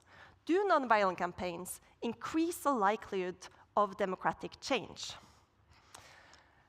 This is something we have studied. So the way to interpret this graph, if you look at the x-axis here, you see the years since the movement. A non-violent up there in the dark, or a violent one down here in light gray. So focus on the solid line for non-violent campaigns. If it's above the 0 line, indicating that our best guess is that it increases, it brings about democratic change. Then the shaded area shows you how certain we are. If it crosses the 0 line, as it does for the violent campaigns, it means that we're quite uncertain. But when it doesn't, it means that we are pretty certain about this. So as you can see, we're quite certain that once a country sees the start of a non-violent campaign with democratic aspirations, the likelihood that democratic change will happen is higher. This is encouraging. It tells us something about agency, the potential power of mass mobilization to bring about democratic change and put the country on a different path. But it also leaves us with something of a puzzle. As Liza John and others have talked about, we do find ourselves in the midst of an autocratic wave. Since 2006, for 17 consecutive years, we have seen declining rates of democracy. And during the same 17 years, we have also seen historically high numbers of mass mobilization. So this graph, which is from the report, it shows you the annual number of new democracy movements since 1945. It shows you that democracy movements have become increasingly popular. It peaked in 1989, at the end of the Cold War, and then it peaked again in 2011, during the Arab Spring, but continued afterwards at higher levels. Since 2006, even though we do not have the data for the last 3 years, almost half of the democracy campaigns in this graph have taken place. So this, knowing that mass mobilization has the capacity to bring about democratic change, it makes us ask, how do these trends go together? Okay, so there are many possible reasons to why this is the case. But one possibility is that mass mobilization no longer has a positive effect on the likelihood of democratic change. It could be that the positive and significant effect is limited to specific time periods. This is something we have tested.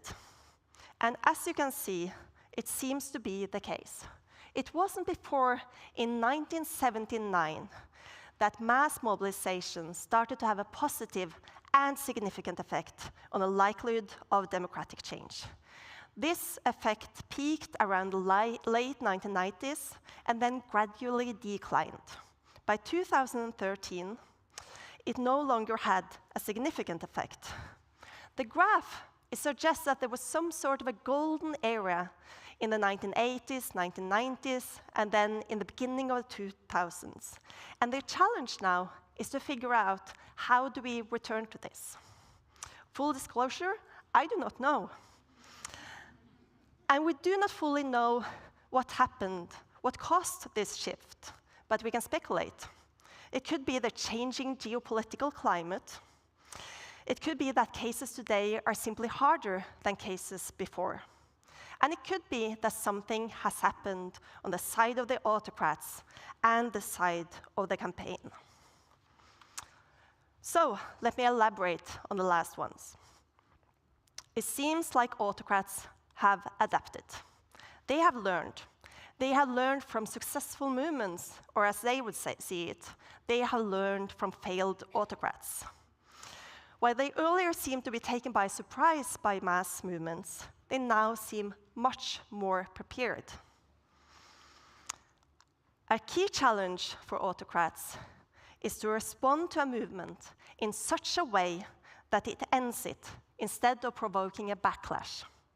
To do this, they need a repression strategy which installs fears and silences the movement, and not one that spreads grievances and thereby motivates more people to join the movement, as we saw in the aftermath of the brutal killings of Khaled Said in Egypt.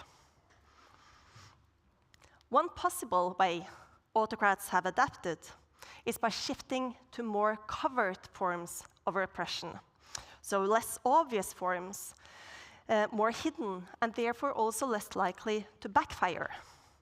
There are some indications of a growing use of covert tactics. For example, it seems to have become increasingly common to neutralize opposition members through the guise of legitimate legal processes. Take, for example, the silencing of Navalny, who was imprisoned under legal pretexts. In addition, the spread of social media and the internet has greatly improved the regime's monitoring capabilities, making it easier for them to identify the most important members of the opposition. On the campaign side, the internet and social media has also had its effect. It has facilitated coordination outside traditional organizational structures. This approach has some advantages. It can quickly mobilize many people, but it also comes with some disadvantages. Moving away from traditional organization structures comes with some disadvantages. Our research shows us that movements that utilize pre-existing organizational structures, such as civil society organizations, such as unions, religious groups, tend to be more successful. These institutions provide the infrastructure for mobilizing and platforms for planning and strategizing. They also strengthen a movement's capacity for maintaining momentum, adhering to their nonviolent discipline, and continuing even after the fall of the regime. All of these characteristics, which are really good, also have been shown to increase the likelihood that the campaign is successful in achieving democratic change. Therefore, for some campaigns, bringing the organizations back in might be a viable strategy. Lastly, as a seed of optimism, the graph I showed you, the one depicting the golden age and the declining success rate afterwards, if you extrapolate based on this into the future and draw the line, it paints a rather bleak picture. But it also shows you that history is not a straight line, and we do not know when these turning points occur. In the 1970s, no one foresaw the onset of this golden age. And similarly, we would not know it if we were currently standing on the brink of a new one. So, thank you very much.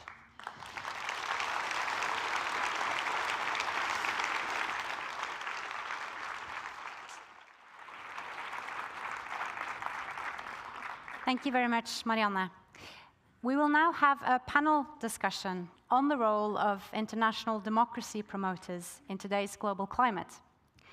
The discussion will be moderated by one of the other co-authors of the recently published PRIO report, Håkon Gjerløv. Håkon is also a senior researcher at PRIO. His research focuses on political institutions, domestic politics, mass mobilization, and human development. He has an interest in data collection and discovering new empirical evidence to test existing theories in comparative politics and political economy. Please welcome to the stage Håkon.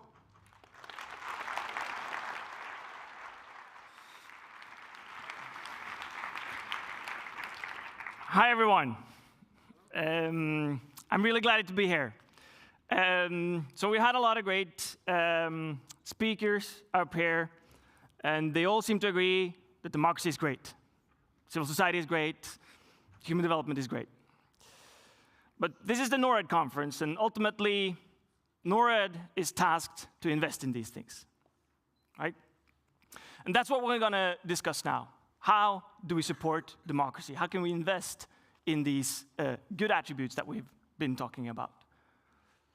And that's a very different ballgame. But to help me talk about this subject and discuss this subject, we have 4 excellent panelists that you've already seen and have already seen introduced up here. That's Ramon Johansen from Norwegian People's Aid. It's Lisa John, the Secretary General of Civicus. It's Marianne Dahl from the Peace Research Institute of Oslo. That's where I work, but I still can't pronounce it properly. And Bård Vegar from NORAD. Give them all an applause.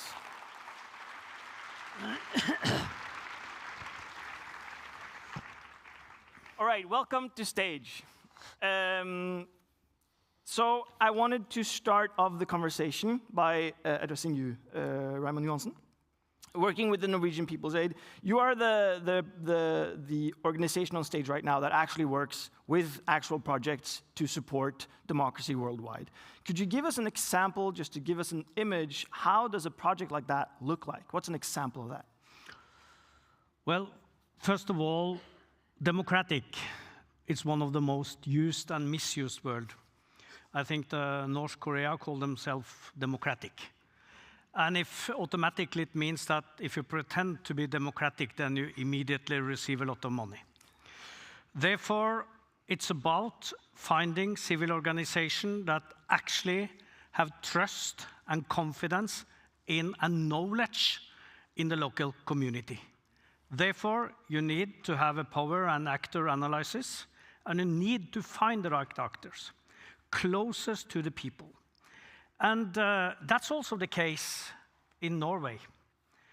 We can see, for example, after flooding, after natural crisis, then the quickest one to respond is those who have knowledge about the local community, which also have trust in the local community.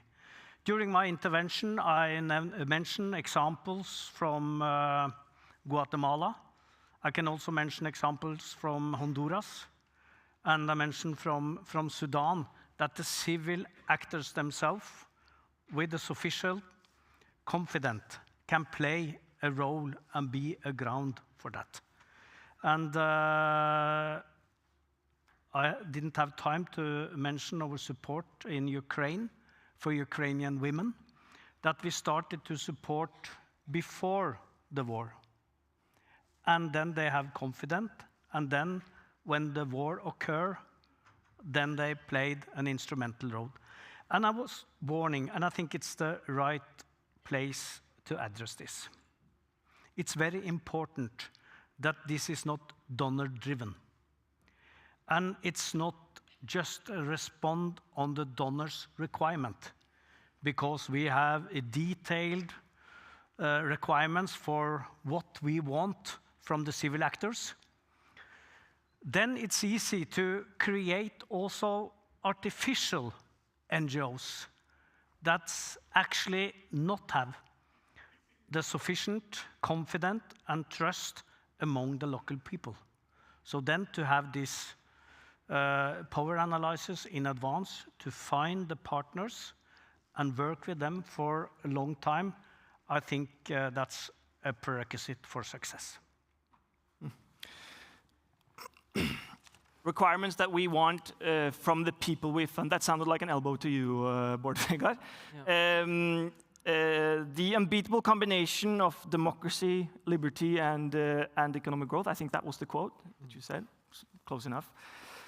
But what does Norad know about what works? What do you know about how we can actually put our money to promote civil society actors, promote human rights, promote democracy?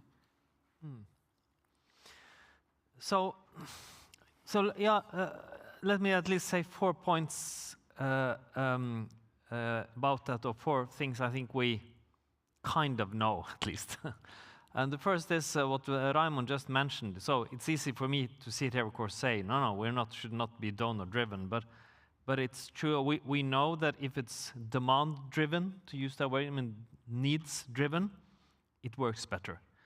Yes. Because Norad, you have fantastic employees, but they know less about the situation on the ground around the world than people who actually are there and in the needs. So that's what we're trying to apply, and increasingly so. We're working a lot with it. Second, I mean, we do know that development assistance to democracy and human rights, of course, you have good example, bad example. On average, it has had a positive effects in the modern world, and I'm meaning after the Cold War. So that's an average, because in there are examples that are fantastic. There are examples that it didn't work, but it was the right thing to do anyway, maybe.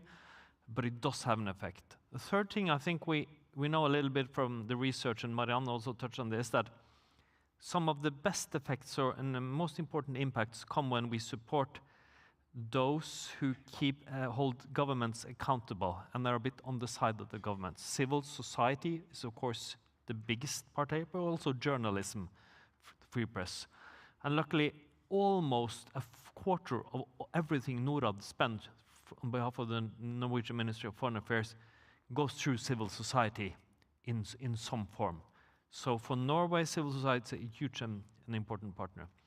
The fourth thing I think we know also, unfortunately, is that, well, development assistance can be really important, but it works better as part of a democratization effort. When there's a movement in the right direction, it can't stop the backsliding of a country. So, it can't stop an authoritarian government from changing a country in the wrong direction. But it can sometimes be right to do it, to support activists, journalists, and others anyway. But, it doesn't have that kind of power. Okay, that's a good pivot to one of the difficulties that we Marianne has highlighted in her report also. And I wanted to ask you, Lisa, you write in your report as part of the recommendations that you should provide core support to these civil society organizations. That seems to be a obvious course of action here. But we also know that a lot of these authoritarian governments, they can install these legislations where civil society organizations are labeled the foreign agents or somehow enemies of the state. And being associated with Western donors could certainly emphasize that aspect of those civil society organizations. Are there ways we can support these groups without simultaneously ruin their reputation domestically? So I think there are a lot of labels attached to work that's done to reinforce democracy and civic space, but the most mind-boggling of them is the idea that democracy is somehow a Western concept. So essentially, we're being told that the great nations that colonized the rest of the world came into our countries, overtook our political and economic institution, pillaged our natural resources, pretty much, attacked significant aspects of our culture, then left after giving us the idea of democracy and rights. So it's so preposterous, and I think the only example you need to counter that is really the fact that it is 30 years this year that South Africa is celebrating democracy. It's 30 years since the first election. The first country to impose sanctions against the apartheid regime was not a Western country, it was India. So I think we should really push back on the notion that the idea of justice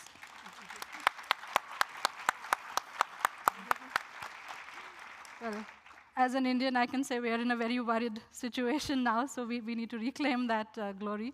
But really, the idea of justice and what is right doesn't belong to a nation state. The idea of nation states itself is less than 150 years old. We are human and we are hardwired to think about justice, democracy, and what we need to live in dignity, and that's, I think, a universal concept. So we really must fight the notion that any one country or any one continent or any one part of the world owns the universal idea of human rights that belongs to all of us, no matter where we come from. Yes. That was good. Is this an issue that you face in the Norwegian People's Aid? Dealing with how being associated with you could put people in harm's way? I don't have detailed. I've been there Secretary General for 1 month, so excuse me for not knowing all this. But generally speaking, of course, then it's easy to claim also local organizations that actually receive money from Western donors that they are not independent and that are driven from the West. So therefore, it's so important to actually find partners which has confidence and trust on the ground from their own population. That I think it's a key, and also what Liza said here, it's really of utmost importance that this is not an Western ideas. And listen these days that 14 countries have said that they want to freeze the assistance to UNRWA after the ICG rulings. I think that will have a great impact also for Western donors and countries these days about the legitimacy for democracy to promote human rights and what we are standing for. So it's an extremely important job that the Norwegian government is doing to promote the continuous support to UNRWA. This is going to be very relevant for the months to come.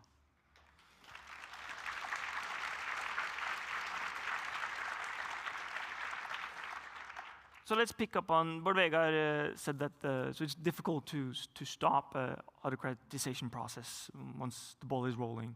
But Liza John, in your report, you also write that the international actors, democracy promoters, they should put pressure on governments to have them repeal non-democratic legislation.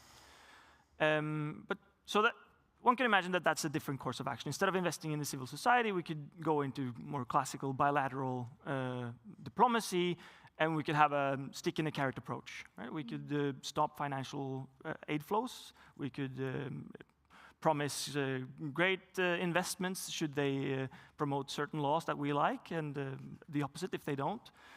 How far do you think we should go in this pressure by international actors? So I think it's been really clear in the last few years, and especially, I mean, of course, before that as well, that this kind of piecemeal approach to responding to crisis, violation, and emergencies is really not working. So every year you have a crisis, whether it was Afghanistan or Myanmar, then we had Russia attacking Ukraine, now you have Israel and Palestine. And every year then we try to use sanctions as, or the aid cuts rather, not political sanctions, economic sanctions, as a way to make a point about our values. It's simply not working. And I think we've seen, especially in countries where LGBT plus movements are at risk, that when you when the aid flows, especially to civil society, are affected, you're actually doing more harm to the very groups that you're trying to protect. And a lot of groups have spoken up quite strongly because many, European countries started, linking especially the Israel-Palestine conflict to their own aid. They started cutting off aid to, Palestinian rights organizations. That simply isn't a viable strategy. If anything, it's actually hurting the cause more, and we should be doing even more than we are now to support groups who are on the ground, who are living on a day-to-day basis the very difficult reality that we're only seeing from afar. And there are very many means to do that. So we've done studies about how you resource activism and movements in closed contexts. There are groups that work on ways in which you can do that. And it's not impossible. All it takes is the political will and the policy decision to say that aid doesn't belong to a particular country. It's again this whole kind of colonization mindset to say that the money that I am giving you is money that belongs to me, and I'm kind of doing you a favor by putting it forward for development. That money was taken from a lot of other countries in the past generations. It belongs to all of us, and I'm really happy that there's a vibrant debate on the idea of global public investment. There are some colleagues here representing that work as well, because the idea of global public investment is that the money that we put into aid and development belongs to the world. It doesn't belong to nation states. It certainly doesn't belong to governments. It belongs to citizens of the world and communities of the world, and we should have a say in how that is allocated. Do we have any research on this, Marianne, on this interplay between protest movements and sanctions, international action? So, of course, when it comes to sanctions, it's complicated. And we do know that sanctions tend to work better on democracies. Just look to Norway. When China sanctioned us, it worked pretty well. And it does on autocracies. But when you have a movement in a country, it turns out that having economic sanctions that a lot of countries join in on actually helps the movement. It increases the likelihood of success, and it does so by increasing the number of people who participate and the likelihood that you see these large loyalty shifts amongst the security forces. And one case to mention is South Africa. Like, it could be that South Africa would have been a success also without the international pressure through economic sanctions. But it also seems that this played a key role in making it so hard for the economic elite that they, again, went to de Klerk to pressure him to negotiate with Mandela. All right. Is this something Norad considers, Bård Vegar, to stop aid flows? So now I'm going to pull up a phrase that I find useful from time to time. That's a political question. Always comes out a bit weirdly, though, when I say it. But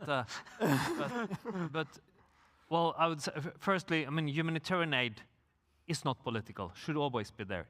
It's about human dignity. So that's one. Two, like Liza says, I mean, we should be extremely reluctant. That's my technical advice, because it's rights-based, like the minister just said, but also because you should think about the consequences. Is it for the better to stop development assistance?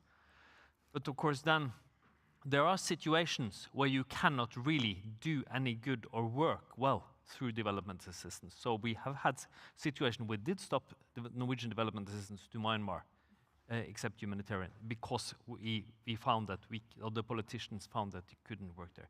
So there are situations, but we have to be reluctant with that tool. I think that's important. I think it's also about the phrases that we are using. We're using aid. It's often more about redistribution. A country like Norway, we have been tremendously rich over the last year because of the ongoing war in Russia. The oil prices have increased, the gas prices has increased, and that's not because of what's itself. So that we also, because we are so tremendous rich in an open global economy, we need also to redistribute. And of course it's aid, but it's also to ourselves. I think that's what we are lacking in the national debate. We have to do utmost to stop the climate change. Of course, then we need tremendous investment in rainforests in Brazil, New Papua New Guinea, Indonesia. But of course, if you're talking about just the climate change and to stop the CO2 pollution, then you not can give assistance to the poorest country because they are not polluted that much. So therefore, we need also, for the interest of ourselves, to do investment in our own future also, to see that people coming elsewhere, they can have a prosperous future and a future at itself. So that's one thing I want to do as a new Secretary General of NPA, is also to have this debate about the phrasing, because we feel so generous, so good. But it's about redistribution, and it's also about helping our own generation in the future by supporting and cooperating with other countries. So therefore, we need help to do that.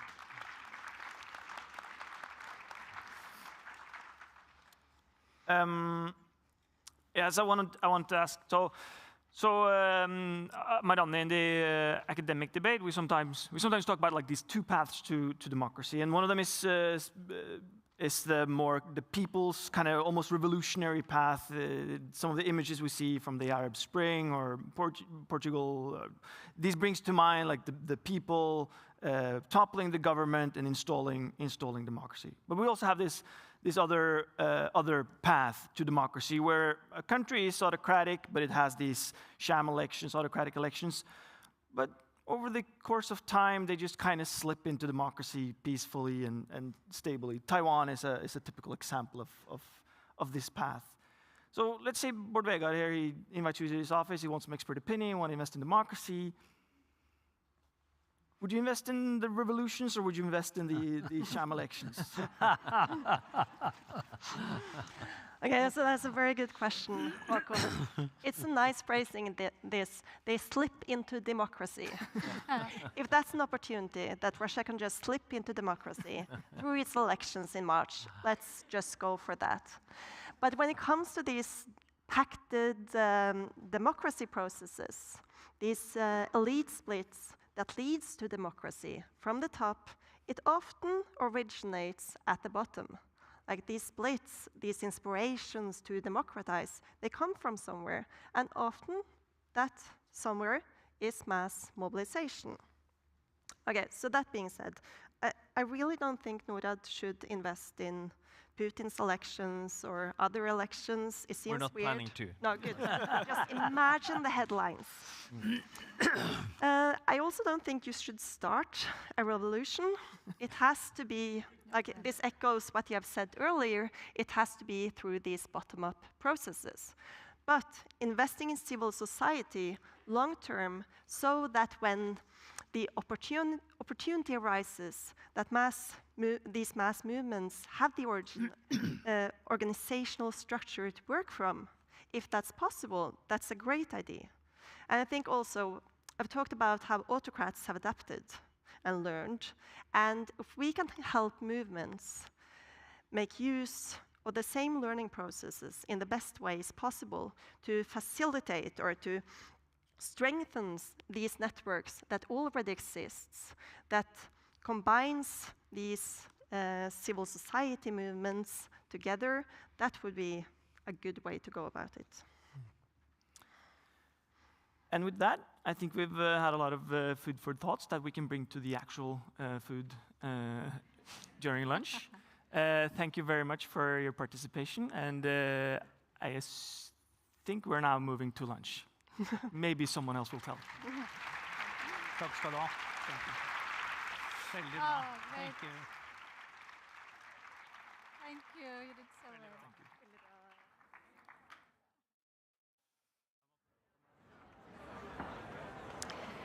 Thank you very much to Håkon and all the panelists. This conversation now concludes the second session of today's program, and I see that you're all very eager to have lunch already. We will need to have a relatively quick and efficient lunch while sticking to the program, and then we'll see you all back here at 12:50. So enjoy and thank you.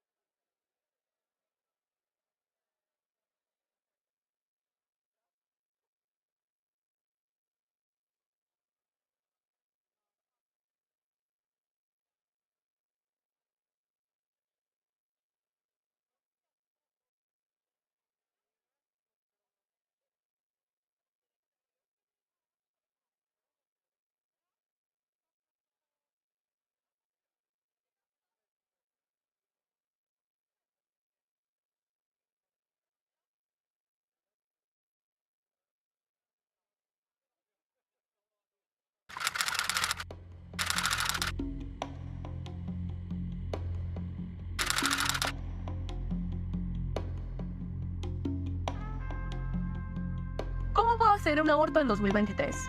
Empecemos por lo básico. En Colombia el aborto es legal, libre y gratuito. Hasta la semana 24 de embarazo.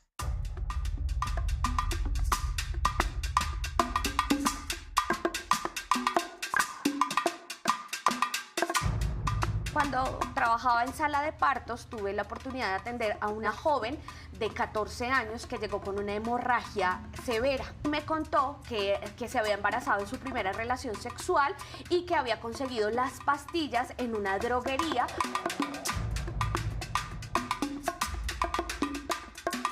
Ella se colocó la dosis, digamos que de forma inadecuada, y eso le generó no solamente la pérdida del feto, sino también le generó una histerectomía a los 14 años. En Colombia, el embarazo adolescente o el embarazo antes de los 18 años es un problema social. Muchas accedían a abortos inseguros que les generaban complicaciones graves a largo plazo a su fertilidad y a su cuerpo, y aparte de eso muchas de ellas podían morir en esos procedimientos. ¿Podría llevarse el pañuelo verde y usarlo? ¿Sí? Bueno, yo trabajaba en aborto hace 17 años.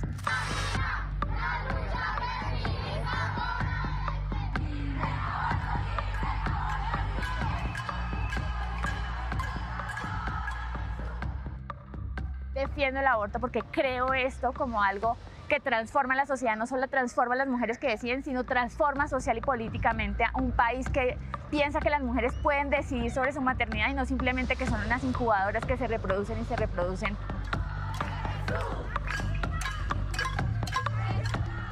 Recuerden que la prohibición solo aumenta los abortos inseguros. The girls that come here are between 11 to 42 years old and belong to the all social classes in our country, in our city, and some of them come from other countries. We have patients from Brazil, Ecuador, and Peru, because in those countries it's illegal, the abortion. El aborto libre hasta la semana 24 en Colombia es muy importante para las mujeres, para las adolescentes y como referente de toda Latinoamérica. Si tienes alguna duda acerca de cómo hacer un aborto, las aclaranas estamos contigo. Escríbanos, nosotros te acompañamos.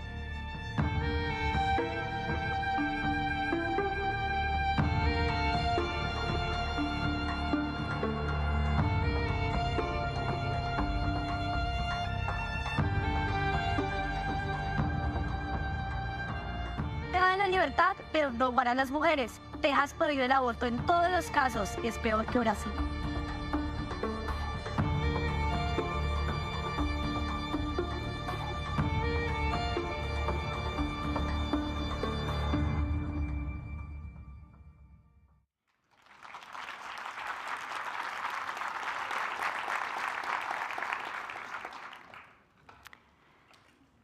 This film shows the green wave of progress in claiming abortion rights in parts of Latin America, which constitutes an important victory in the fight for women and girls to decide over their own body. Our next speaker is the Executive Director of UNAIDS and an Under-Secretary General of the United Nations, Winnie Byanyima. A passionate and long-standing champion for social justice, she believes that healthcare is a human right and leads the UN's efforts to end the AIDS pandemic by 2030. She was previously elected for 3 terms in the parliament of her own country, Uganda, where she led the first parliamentary women's caucus, championing groundbreaking gender equality provisions in the country's 1995 post-conflict constitution. The title of her speech here today is Let Women and Girls Lead. Please welcome Winnie Byanyima.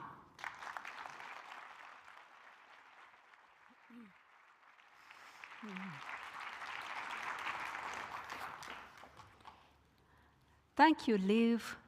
Good afternoon, friends, excellencies, distinguished panelists I'm going to be with, and all of you here. I'd like to thank very much Norad for inviting me to this important conference and to congratulate you particularly on that title, Rights and Resistance. Almost like 40 years ago, I won't say when, I was a young student, just graduated, starting on a PhD program in science. I abandoned it and went to join a resistance. We were resisting autocratic rule, violation of our human rights in my country, Uganda. I've never looked back. I'm a woman of the resistance. I like this title, Rights and Resistance. Yeah. Because rights are claimed, and claiming rights is a struggle. Our progress on women's rights, on human rights, is in peril. And it's not just the commitments that were made a few years ago in the SDGs for 2030. It's everything we have won since 1945 that is under threat. But we're not here to mourn. We are here to re-energize. We are here to organize. We can win a world where everyone's rights are respected. But first, there are three things we need to do. First, we need to deepen our understanding of this pushback, what we keep calling the pushback on human rights and democracy. We need to understand it deeply. Secondly, we need to bring our efforts together. We need to connect the dots. We need to link the struggles. We need to think long-term and be bold because we are in a resistance. Third, we need to back, and by backing I mean resourcing, the people most impacted by this attack on rights. I want to touch on those three things. Because for me, first and foremost amongst the people who are under attack is women and girls from the poorest, most marginalized communities. So let me talk about this backlash. We are in a world where conflicts, protracted conflicts, are increasing, taking place in many countries, perhaps over 40. And in most of these countries, women's bodies are on the front line. They are a battlefield, among other things. The 5 richest men in the world, billionaires, have doubled their fortunes since 2020. In 4 years, they've doubled their billions. They're 5. And at the same time, 5 billion people have become poorer. You see, those few at the top running off with the wealth and billions sinking. Globally, men own $105 trillion more wealth than women. That's a distribution. The majority of the world's poorest countries are being forced by the debt crisis, what's happening to my debt, to cut public spending. They are cutting it, and over the next years, we are seeing education, health being squeezed out of budgets and particularly impacting women and girls from poor communities. The world is way off track to meet the gender targets that were set in the Sustainable Development Goals. UN Women tells us that the reason is, I quote, deeply rooted biases against women, manifested in unequal access to sexual and reproductive health, unequal political representation, economic disparities, and a lack of legal protection. Across the world, 122 million girls are out of school. These girls, many of them, are not able to access or even to know what they need to protect themselves because they're not allowed to have the information. life-saving, comprehensive sexuality education. In Iran, a new law will punish business owners who serve women not wearing a hijab. And activists who challenge this obligation to wear a hijab can be imprisoned for up to 10 years. In my country, Uganda, LGBT people can face the death penalty, death itself. And in several other countries, similar laws are being proposed. Parliamentarians are in overdrive to punish people for who they are and who they love. In Russia, the Supreme Court has banned the international, what they call the international LGBT social movement. They've banned a social movement. 87% of the world's people live in countries which Civicus is here, rank as closed or repressed countries. So the majority of us live in such countries. 63 of those countries have no provisions in place to allow registration, operation, funding of NGOs or community service organizations, and this pushback is on. So, my friends, this pushback is real, have no doubt. It is global, in case you thought it's in a few countries. It is global. It is permanent, or let me say it's long-term, in case you thought it is going to be gone in another few years, months. No, it's long-term, because it is rooted in changing global international politics. So it's here for a long time. It is well-funded. It is well-organized. It's been there for some time. In the name of parental rights, girls are denied even a test for HIV. In many countries where I work, a girl may not go for a test because there are parental laws that won't allow her to go to get that life-saving information. In the name of family values, people are criminalized simply for being who they are, how they were born. Harmful laws and policies are being advanced. Vigilante violence is rising. Hate is being normalized. And at this time, when international solidarity is most needed, we are seeing some wealthy countries retreating from international commitments to development and human rights. There's a warning light flashing red. But let me come to my second point. We can beat this.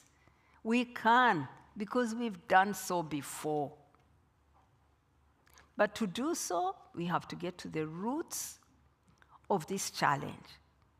I put it to you, we have to challenge extreme inequality, which is rooted in patriarchy and in an extreme form of capitalism that is exploitative, extractive, violent, and oppressive to people and planet alike, in particular to women and girls.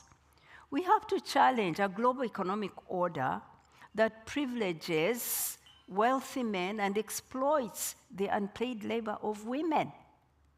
This is just one aspect of a rigged economic model. We must challenge militarism, strongman politics that are driving this exploitative economic model. We must challenge many things. We must challenge the lie that women's rights undermine culture and tradition. We must put human rights at the center of all our development efforts.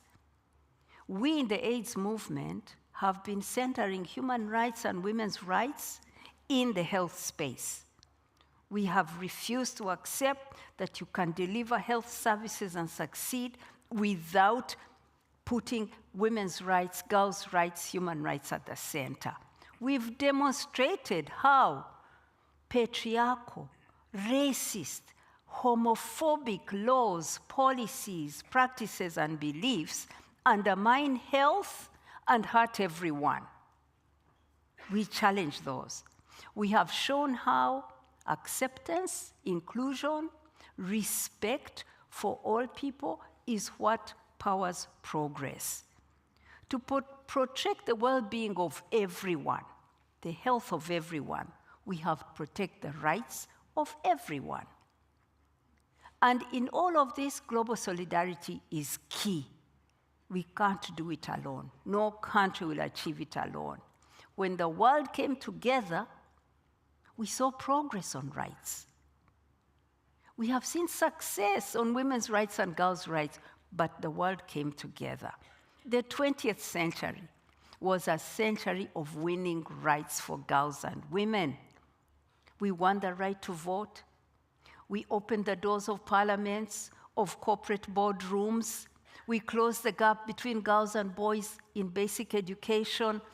All this was achieved through global solidarity. No one country made it alone. In our world of HIV, 20 years ago, we had more than 2.5 million people being infected with HIV every year. In 20 years, we've brought that down by a half. At the last count, it's 1.2 million people last year. We have put almost 30 million people on treatment. They are living good lives. At that time, they were all dying. HIV was a death sentence. Today, it's not. But we still have 9.2 million people we have to bring on treatment. And guess what? Most of those are not on treatment. Why? Because their rights are denied. They are gay men. Gay men are 11 times more vulnerable to HIV than other people. They are fleeing the law in many countries. They are hiding from stigma and discrimination. So rights are key. With rights, everyone, that 9.2, can come on treatment. So, my friends, I come then to my third point, which is that we have to put power in the hands of those whose rights are denied. Progress will come when we put power in the hands and money is power, in the hands of those whose lives are impacted by the denial of rights. And as I say, women and girls from the poorest, most marginalized communities are the most important leaders in this struggle. It's a struggle for equality, it's a struggle for rights. We must support and resource them. We must allow them to lead. But today, my friends, do you know that less than 1% of total aid is focused on gender equality and going to, 1% of all the money going to gender equality, only 1% is reaching the hands of women's and girls' organizations. So we are putting the money into the hands of those who will work on behalf of the people whose lives are most affected. It's a mistake. We must make that shift. We must put the money in the hands of feminist organizations, girls' rights organizations, to fight for their lives, to push and win the human rights of everybody. So we need a sustained investment in independent, autonomous feminist movements in the Global South especially. Thank you. We must bring the movements together. Sexual and reproductive rights are a front line. So is political voice and the right to be part of political solutions, conflicts, and all of that. We must bring the movements together. LGBTQ people are a sexual minority. Their rights must be fought for by everybody fighting for human rights. They must not stand alone. Racism, those who fight against racism, must be part of the broader movement for human rights. Connecting the dots, linking the struggles is key here. Climate justice. The fact that in many of the countries where we fight HIV/AIDS, that in those very countries, that is where the impact of climate change is being felt the most, tells us that the climate movement must be part of the human rights movement, the women's movement, the girls' rights movement. So connecting these struggles is key. I now want to conclude. I've mentioned the leaders, that it is the girls' groups. By the way, if you look at what young people are doing to challenge inequality, to challenge climate breakdown, to challenge violence and militarism, they are the teachers today. They are organizing differently, they are speaking differently. But why are we not empowering them? Because this word risk. We see them as risky. We must change how we see, we must change how we do development.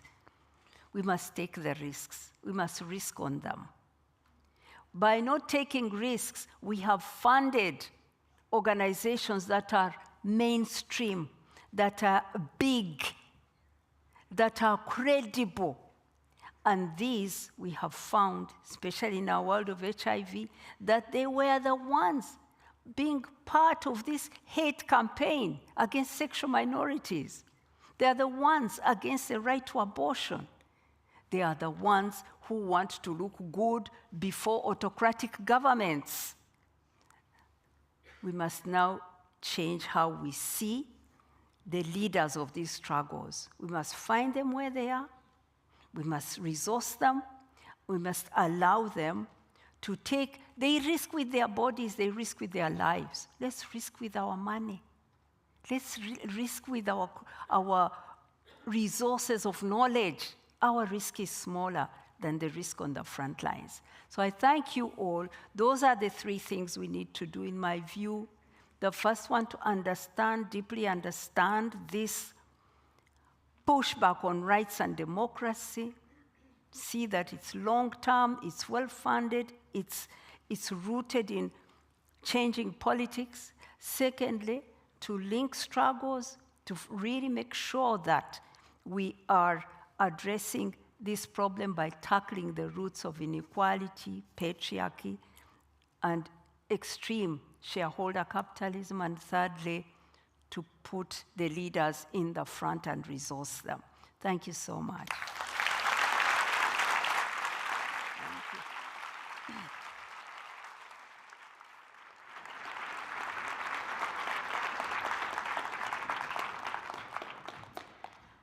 Thank you very much, Winnie, for such a powerful opening speech, reminding us that human rights means human rights for all. Joanna Herrett is Acting Chief for Health and Education at UNESCO headquarters. She has worked at UNESCO since 2010, where she now provides strategic leadership on education for health and well-being in schools, and has a special focus on comprehensive sexuality education and gender-based violence. With over 20 years of professional experience, Joanna has worked in countries both across Asia and Africa and has specialized in the HIV response. Today, she will talk to us about the importance of education in bringing about change. Joanna, the stage is all yours.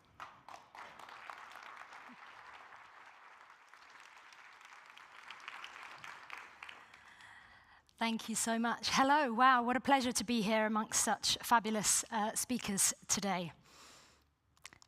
Before I begin, I would like each of you to take a little moment to think about a belief, a long-held belief that you might have, which has changed or shifted over time, maybe because you learnt something new or you experienced something new. For example, when I was a teenager in the UK, I just assumed it was really easy to access condoms and contraception. There was a clinic in my town. But after seeing a school friend in real despair because she felt so ashamed and scared to go to the clinic to get emergency contraception, I realized that maybe my position wasn't the mainstream one. That wasn't what everybody thought. Of course, I accompanied her to the clinic, and it made me realize that the social pressures, not knowing if she would be judged or welcomed, the fear of being found out, were huge barriers to her. So that, for me, was an awakening to really understand the complexities, and it helped to change my reactions and my beliefs. So I'm sure that we've all had such an experience or such beliefs. Maybe it's something about women's rights or gender roles. And often, these beliefs are about something that is secretive or sensitive in society, like learning about sex, gay marriage, accessing abortion. So have a think, and if you feel comfortable, turn to your neighbour and share that thought with them. What have you believed in before, and what have you changed in your thoughts?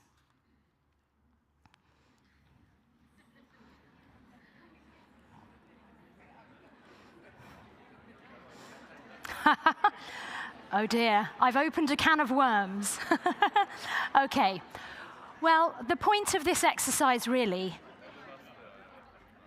it's to reinforce that we all come from diverse and different circumstances, different belief systems and family stories. We weren't all born with an inherent understanding or appreciation of human rights, of social development, or of feminism. We spend time listening and learning, experiencing and observing other people's experiences, and our thinking and our beliefs evolve through time.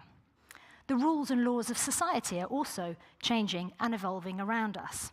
And that's true for women's rights, for sexual rights, and issues related to gender equality. So not all of us would sit in exactly the same spot on a continuum for completely for or completely against an issue, and that diversity is good, but polarization is not. So, how do we ensure these rights? Part of the equation is education. And the work that we do at UNESCO is to ensure that all children are educated, healthy, and thriving. So let's meet Wezi. She's a biology and life skills teacher in Malawi. As an adolescent, she became pregnant, and she attributes this to her lack of knowledge of her rights or about sexual and reproductive health services. So now she's helping students to stay informed and make healthy choices on contraception, HIV, consent, and relationships. And as she says, learning about health and well-being helps young people gain bargaining power when it comes to their needs and rights. But comprehensive sexuality education, or CSE, is a flashpoint for anti-rights actors. It's a topic. It sits at the hotly contested intersection of young people, sex, gender, rights, and power, as we've heard a lot about today. It really gets to the heart of the question, who has the responsibility to talk to young people about relationships and sex? So even though opposition to sexuality education isn't necessarily a new phenomenon, the anti-rights movement is bringing a new and more powerful dimension. It's been consolidating its resources, its messaging, and its coordination. The anti-rights or anti-gender movement uses tactics of confusion, reframing, and disinformation. They target existing fears and make emotional appeals to families, faith leaders, and governments, creating a false dichotomy between family or traditional values and sexuality education. They've been disseminating pseudo-science, and they discredit sexual rights actors. They're really skillful at using social media, but they also use a lot of traditional face-to-face meetings, and they print a lot of pamphlets and banners, a lot of pamphlets.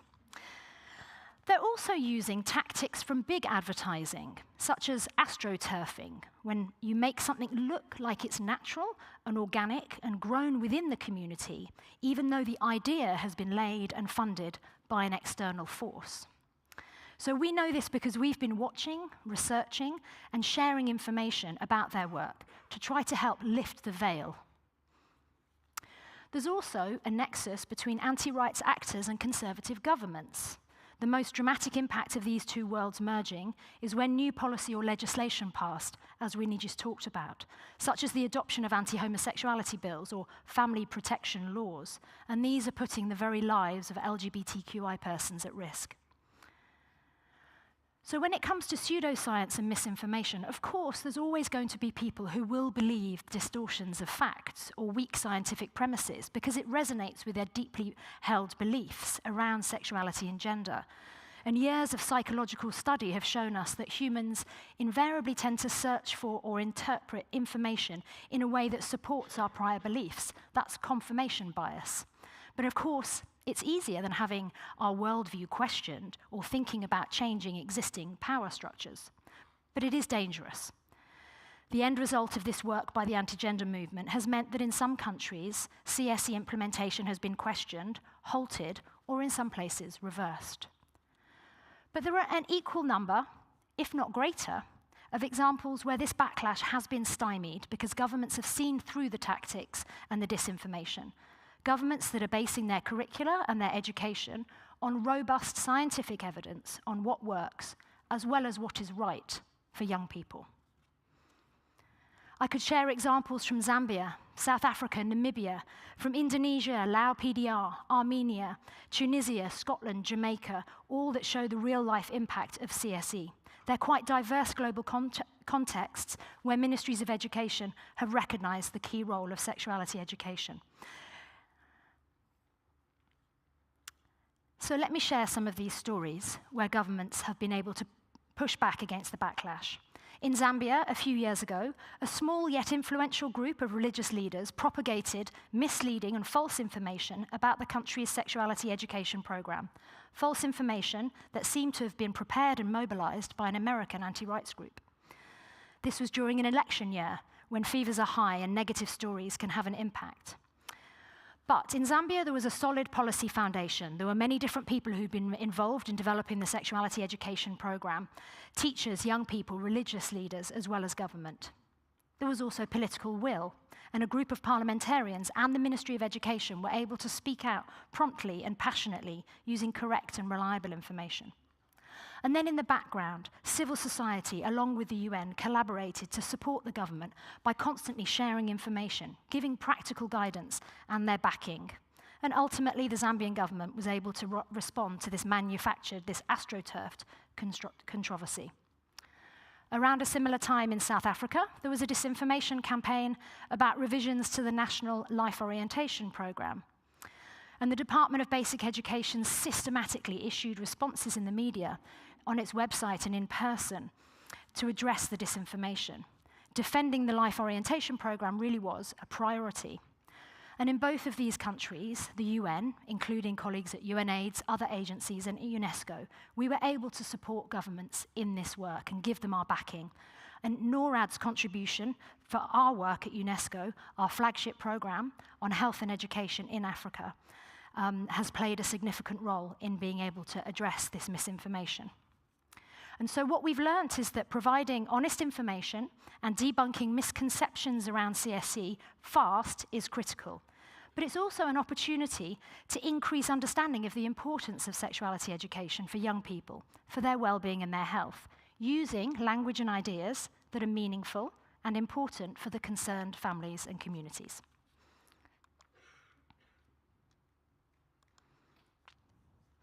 Beyond governments, individuals also have power. I've had the opportunity to hear stories of people who work against all odds to ensure that children and young people can access comprehensive sexuality education, and these include faith leaders. Matthews Masiska is one such person. He's from the Church of Central African Presbyterian Blantyre Synod in Malawi, and he talks about the human body being the temple of the Holy Spirit. He says, we're supposed to take care of our bodies. The values of taking care, being a steward, and respect are fundamental to our faith and practice. We can't talk about not destroying the temple of God without referring to sexual health and looking after each of our bodies as God is within us. Similarly, Reverend Jane from Kenya runs a course called Parenting, a Journey of Love. She says this about her work. Our culture and curiosity is constantly evolving, and we have to be ready for this and equipped as faith leaders. My work supports the broader interfaith network to explore these new topics through a religious lens for the health, hope, and prosperity of our various communities and nations. Hope does not disappoint. And there's that word again, hope. These examples show that despite adversity in conservative contexts, and despite the best efforts of anti-rights actors and institutions, there will always be waves of resistance, of revolution, and of positive change. Women and girls, people of diverse sexual orientations and gender identities, people who are discriminated against because of a myriad of other aspects of their origin or identity, and that could be whether they're in Afghanistan, in Sudan, the Netherlands, or Argentina, they continue to carve out space for their voices to be heard, to be subversive, to build support for their cause, and fight injustice. We need to be mindful of working with them, not for them, especially when we're working with youth activists. In the words of RJ, a youth advocate from the Philippines, it takes courage to speak out and ask for help. I'm certain you have that power within you. You're not alone. The anti-gender movement may be working hard, but so are the defenders of sexual and reproductive rights. Many in this room, I expect. So what next? To look forward, first we might need to look back. Maybe we could reflect on the lives of our grandmothers when they were young. What were their choices, their decisions, and the possibilities that they had to chart their life? I'd wager that your life today is pretty different. The choices that you have, the bodily autonomy that you experience, I know mine is. The world is constantly changing, and the values and traditions and norms that govern gender and sexuality will continue to change. So while it may seem slow or negligible, and while of course we are facing setbacks, and that's why we're here talking today about resistance, within 2 generations, we will see very different lives being led. I certainly have this hope for my grandchildren. They don't exist yet, don't worry. But I do have hope that we here in this room, and in the churches or the mosques, in the parliaments and the town squares, and in the classrooms, that we will have done enough to secure our grandchildren's route to a safer world, one where their sexual rights and bodily autonomy are no longer a battleground, and that we will have built a foundation for them, for life and for love. Thank you.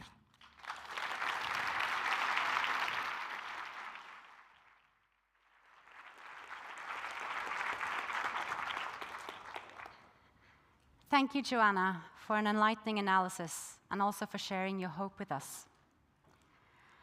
Our next speaker just flew in from Afghanistan yesterday, where she works as one of the few on-the-ground experts following the fall of Kabul. She has traveled extensively around the country, closely observing and studying the Taliban's approach to governance. Fluent in Dari and Pashto, she's currently an independent consultant working with the UN and humanitarian organizations. She has a diverse background in diplomacy, development, and community engagement. Please welcome Aisha Wollesmal.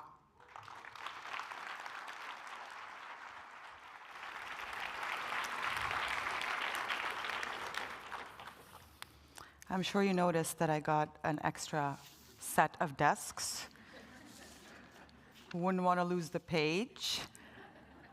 I'm also trying to locate my mother in the audience. Hello, Oslo. It's such a pleasure to see a concert hall in Oslo packed with practitioners, policymakers, activists, and the usual suspects that love coffee and mingling. So just earlier, we heard about the tremendous challenges facing us and this incredibly chaotic world.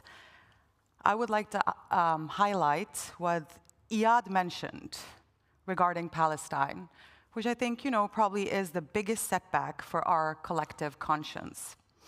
Seeing human rights abuses at an incomprehensible scale through the targeted killing of children and mothers, not to mention erasure of an entire society, And all of this playing out live at all hours of the day, with nothing more than our moral outrage and condemnations.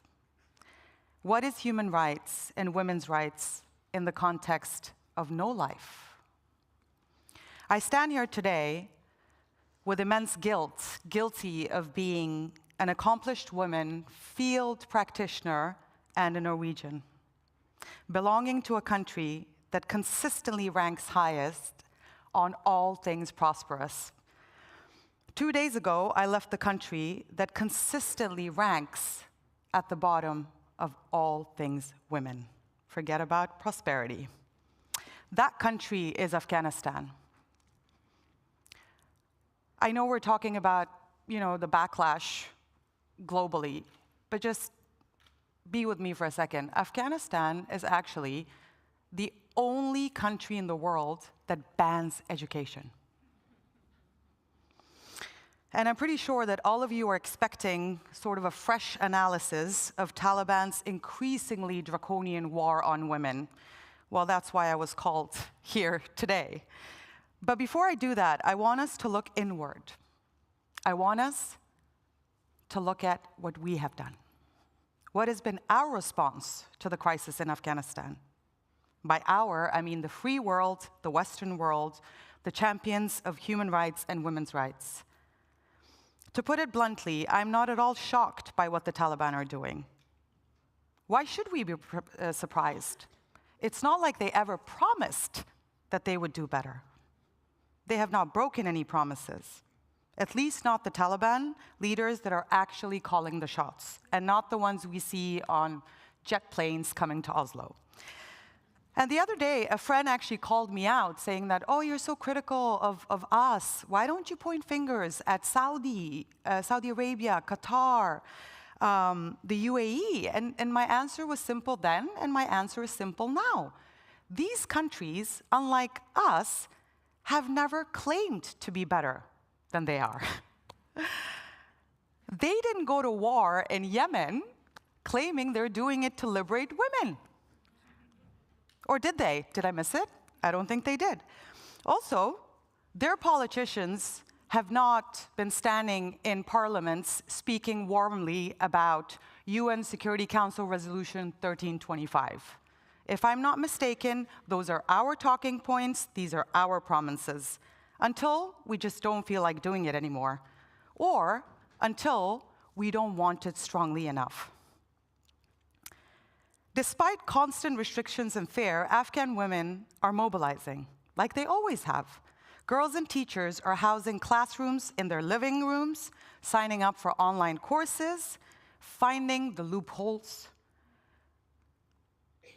Every mother I speak to is asking me, and these are mothers in Afghanistan, like literally every mother I meet in Afghanistan is asking me, how can my daughter sign up for online classes? How can she get a scholarship?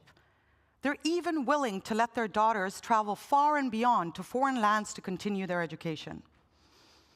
And to respond to the suspension of girls' education, I was part of an initiative established here in Norway to see if we can, try to help them a little bit here. And I think we quickly realized that it was probably easier to prepare for an Everest climb than bringing Afghan girls to Norway. While the initiative, and this is really important, while the initiative was warmly welcomed and endorsed by Norwegian academics and universities, the call to duty stopped at relevant ministries. I could not reconcile the bureaucratic hurdles that we faced with all those stern statements following the education ban by politicians calling it morally deplorable. But those same politicians and bureaucrats, the actual gatekeepers of knowledge, kept the doors shut. Scholarships are too risky, they said. The girls might end up seeking asylum in Norway. What a scary thought, huh? Providing academic shelter to brilliant and ambitious women. I mean, that would scare me on a good day. I kept hearing slogans, the usual slogans, and not just from like the far-right party, but from like the parties that we like to associate us with. We have to help them where they are. We have to avoid a brain drain. Just think with me for a moment. How is helping Afghan women getting an education equal to a brain drain? The whole issue is that they are not wanted for their brains in the countries where they live. And to make matters worse, they're not wanted by us either, because of our inability to act on what we preach. The women's rights crisis may have been triggered by the Taliban, but it has been prolonged by us.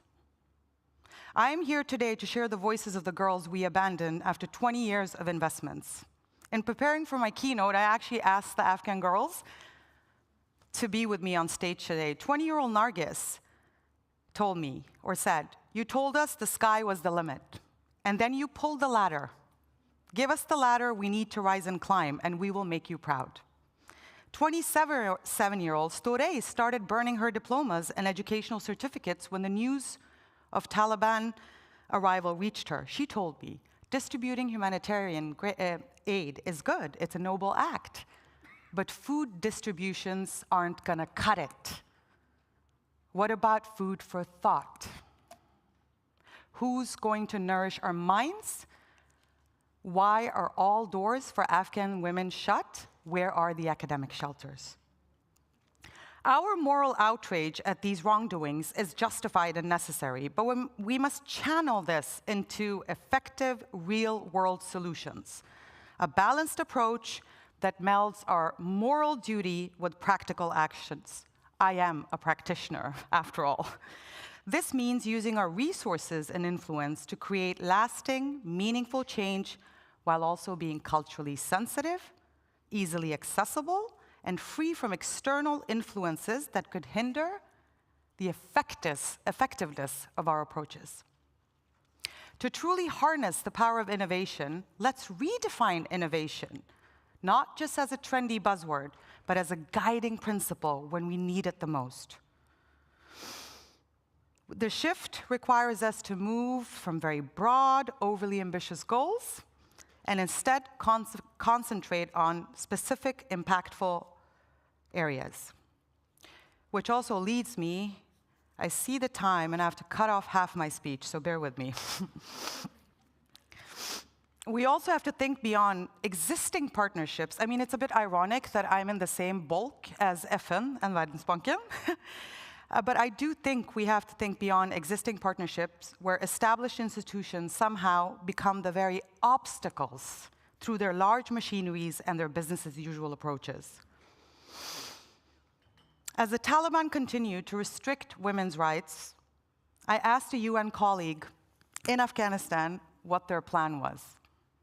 She responded, "Do no harm." Sometimes I wonder if do no harm means do nothing at all.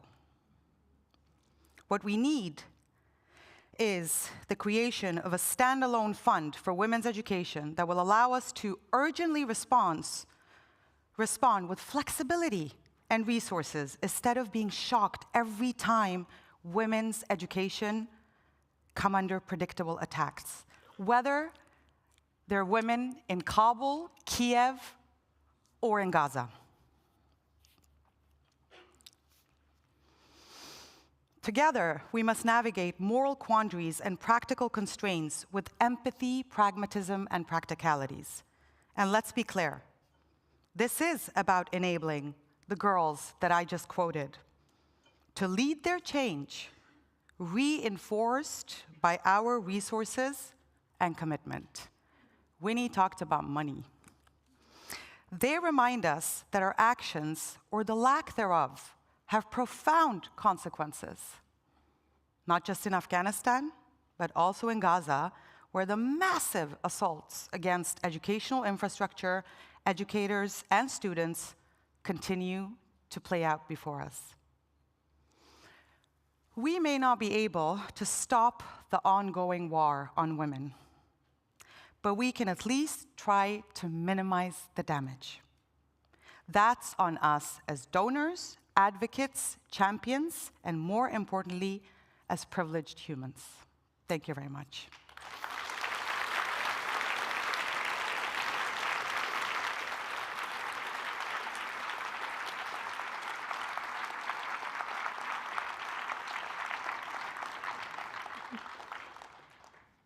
Thank you very much, Aisha, for these incredibly powerful, strong, and clear words.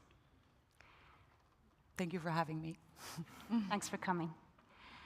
You're not leaving quite yet, because you've also kindly agreed to lead a panel discussion entitled Navigating the Backlash. So I think, once again, I just leave the stage in your very capable hands. Thank you so much. It's a bit of a transition from... Thank you.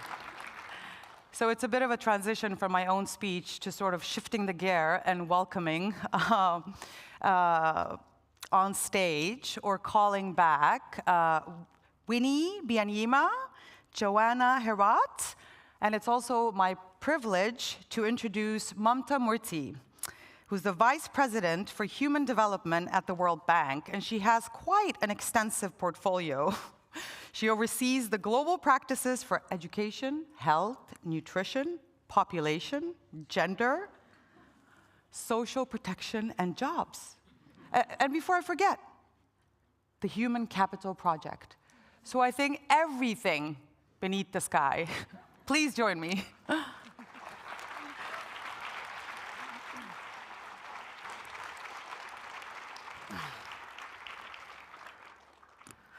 Oh, so good to have an all-female panel. Was that a deliberate, yeah? Was that a deliberate move by Norad? I don't know. Or did any of the guys call in sick last minute? I wouldn't be surprised. In any case,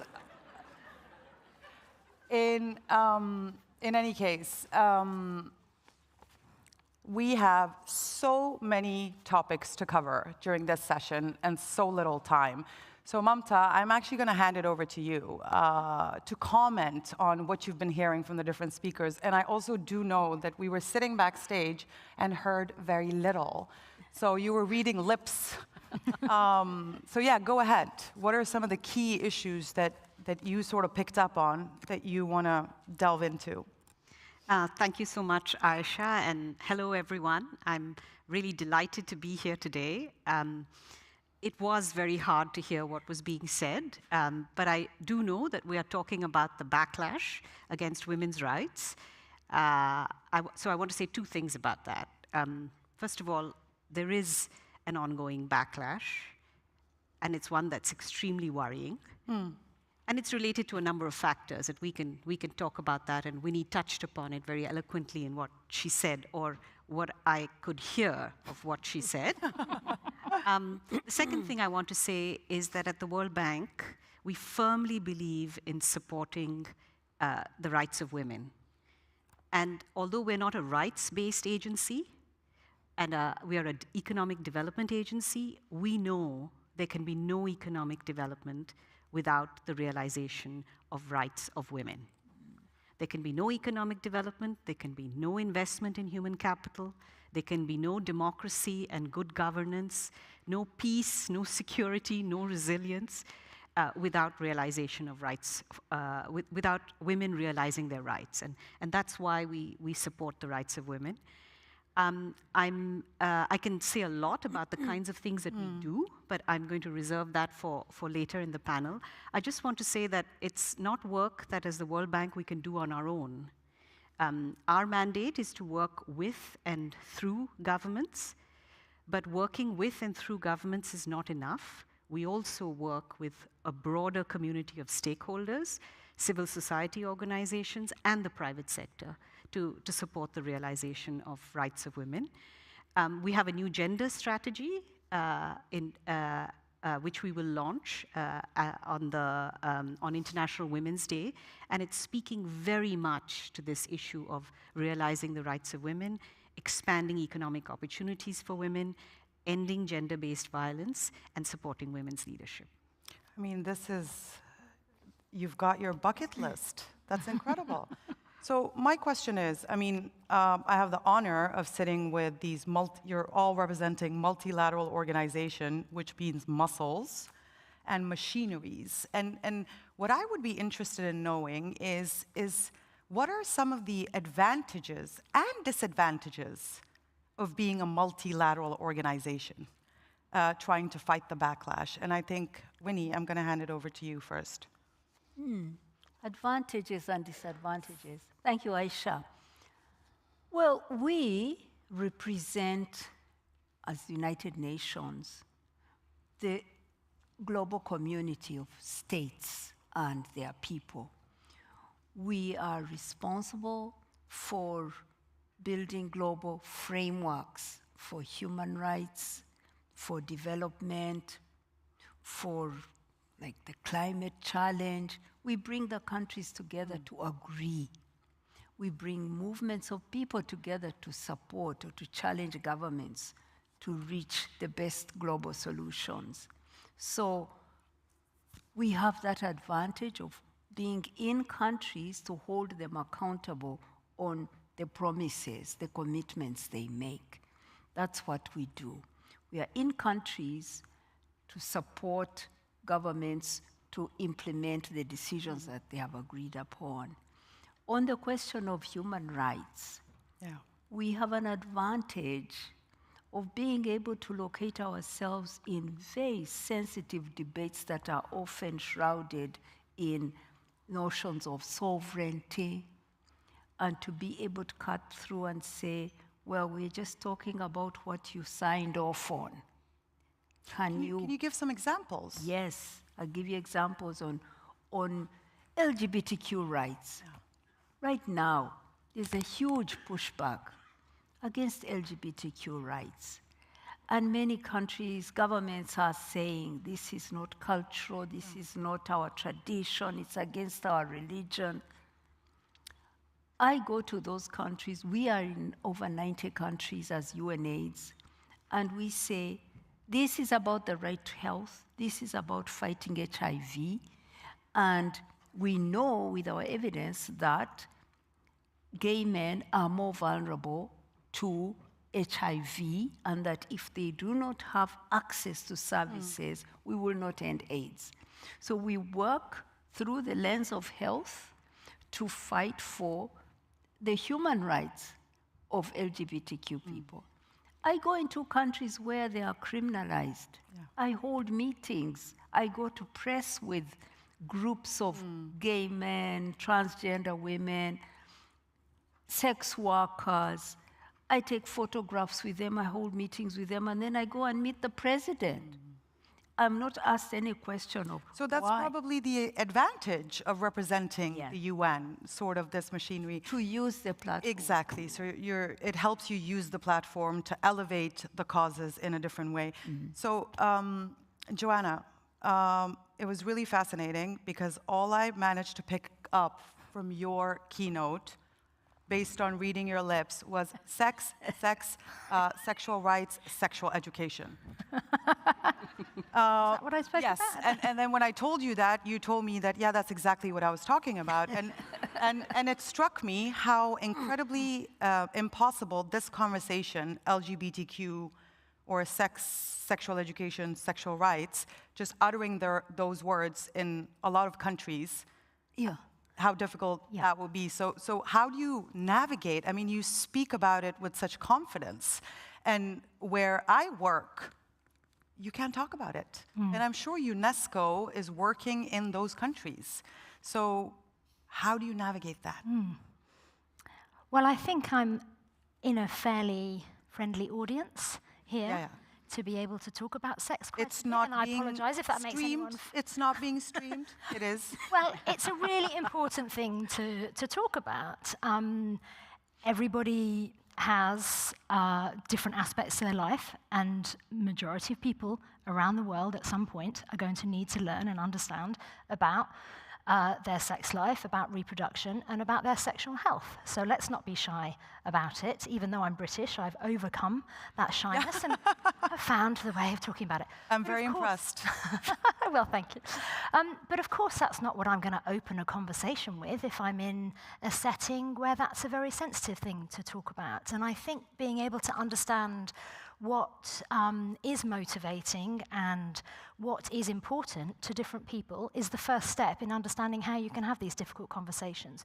So there are some countries where we do our work and on looking at the evidence and talking to different civil society groups, talking with teachers, for example, we'll hear that people are really very concerned about adolescent pregnancy. That's a big issue in many countries, and it's an issue that's leading to girls dropping out of school. So we are talking to ministries of education, for example, who are committed to making sure that girls fulfill their right to education and stay at school for as long as possible. Well, if being pregnant is stopping them from accessing education, then we need to talk about that, and nobody is shy to talk about it. So then we can follow a conversation and start saying, well, what does the evidence show about what is a good way to support girls? How can we make sure that and these pregnancies... does that, I mean, do you succeed? Are they data-driven? I'm just assuming that some leaders around this world, I mean, the Taliban, case in point, you show them data, they're going to be like, who cares? This is not consistent with my values. Yeah, values are really important, and that's why we work with partners like faith leaders. So the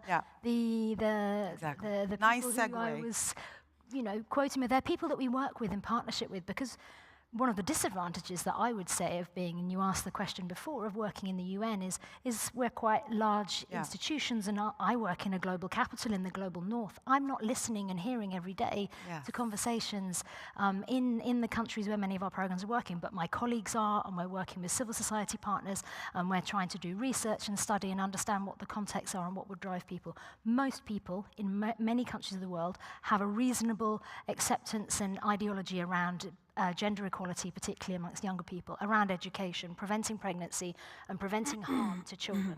So if we can work on those principles, we may never need to use the word sex in an initial conversation, and maybe one day we'll get to a point where a more comprehensive set of topics are being taught in schools, but we can't expect it tomorrow. Give me a good synonym for sex. Imagine you're sitting with Ayatollah Khomeini. What is the word? And you can all answer that. I don't want to turn you into the sort of sexual education person because you're all working in that field.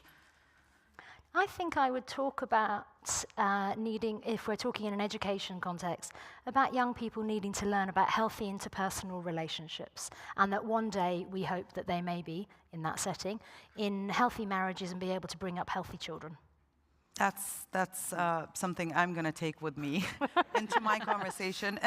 And I just want to bring it back a little bit, because we now have the UN, 2 different UN agencies. We have the World Bank, a donor in and of itself. And some of the dilemmas that you have to deal with in terms of I mean, from the UN perspective, how much of your programs are donor-driven? And how much are they driven by actual needs on the ground? And I can list endless examples of where that is happening. And how do you navigate these dilemmas? So I think Executive Director goes first. Well, thank you. I think you've raised a very important question. The issues that we deal with, the human rights issues, belong to the people. And in our work, I think the most important part of our work is about putting power in people's hands to fight their battles, their human rights battles. I'm coming from the women's movement. We were told many times as we were fighting for our rights that we are westernized, we are buying into a Western agenda. After all, we have a check from Norway or Sweden or someone supporting us. But we asserted ourselves, said this is about us, and we linked the fact that it's about our rights as women, but it was also our rights as poor people of the South. It was also our rights as Black people and the exclusion we suffer as people of color. and that we were going to fight this holding hands with others. We were not going to be stopped. It's our struggle. So the best part of my work in the United Nations is the work that I do with communities. The work that where I really see that I have helped a group of young people living with HIV to come together, to have a program, to have a voice, to sit at the table and demand services from government. This is the best work, where we empower communities to claim their own rights. I'm just going to bring in You're right Mamta to here. ask that what is donor-driven. It's Exactly. true. I also get But you pressures spent all your time, my love, speaking about, empowering women. So I'm going to leave the donor question to you. Donors sometimes distort people's agendas. They too also sometimes drive agendas, and one has to resist. See, now you're getting there, but sadly we just have 5 minutes. So Wanda, tell me a little bit about, So you talked about what are the strengths and weaknesses of working in a multilateral institution. Look, for the World Bank, the fact that we're a multilateral institution gives us enormous strengths. We are backed by our shareholders. This allows us to borrow in the international markets and make resources available to developing countries. This would not be possible. This is a big plus. We also have a board, a resident board, where issues are discussed, whether it's LGBTQ issues or the Taliban's ban on education for women. And that's a great forum, and it's a forum that still functions today, even though we have fractured geopolitics, right? But it does mean that sometimes things take longer because we have to get consensus at our board. So when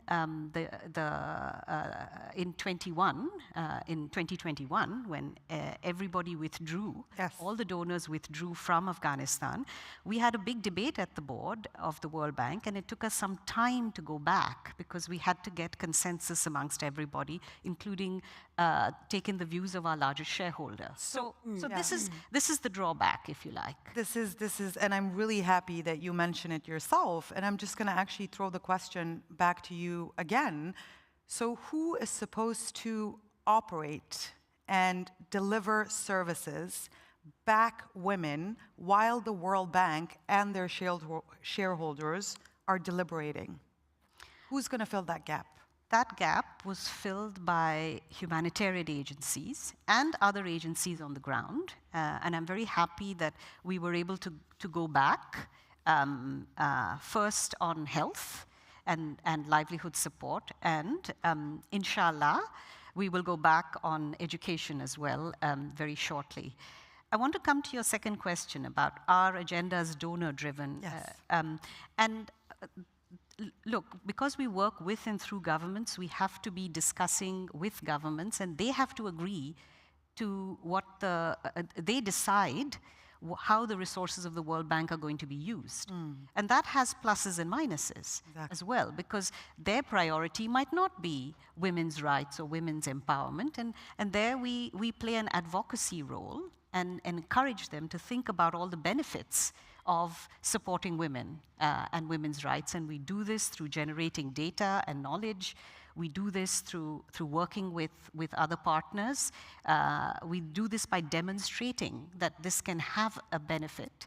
And finally, we work cumulatively. So you start with something and then you hope to expand it. Okay, if this is going to be a mea culpa. Give me the real I am going to do I'm going to do the mea culpa here and tell you where we fail. We as the UN, as donors, where we fail. On HIV, in Africa, where the biggest problem of HIV is, the biggest burden, the new infections are primarily among girls and young women. 3 out of 4 new infections in this age group of 15 to 24, 3 out of 4 are girls. In the age group 15 to 19, it's 6 out of 7 new infections are girls, 1 is a boy. So it's a big problem about girls' inequality. Now, our evidence shows that if a girl can stay in school and finish secondary school, even if it's just a poor structure and the teaching is poor, but she's in that space, that infection, that vulnerability can reduce by up to 50%, just staying up to the end of high school. So it just is common sense. Get those governments to roll out universal secondary education, poor quality, but slowly they will add quality, but get the girls in the school space. So we called for that. We work across 11 agencies. We started something we call Education Plus. The government saw it. 13 governments, head of state level, signed on committing to work progressively to give girls a full round of secondary education. But guess what? Then we start saying, no, but HIV is not about education.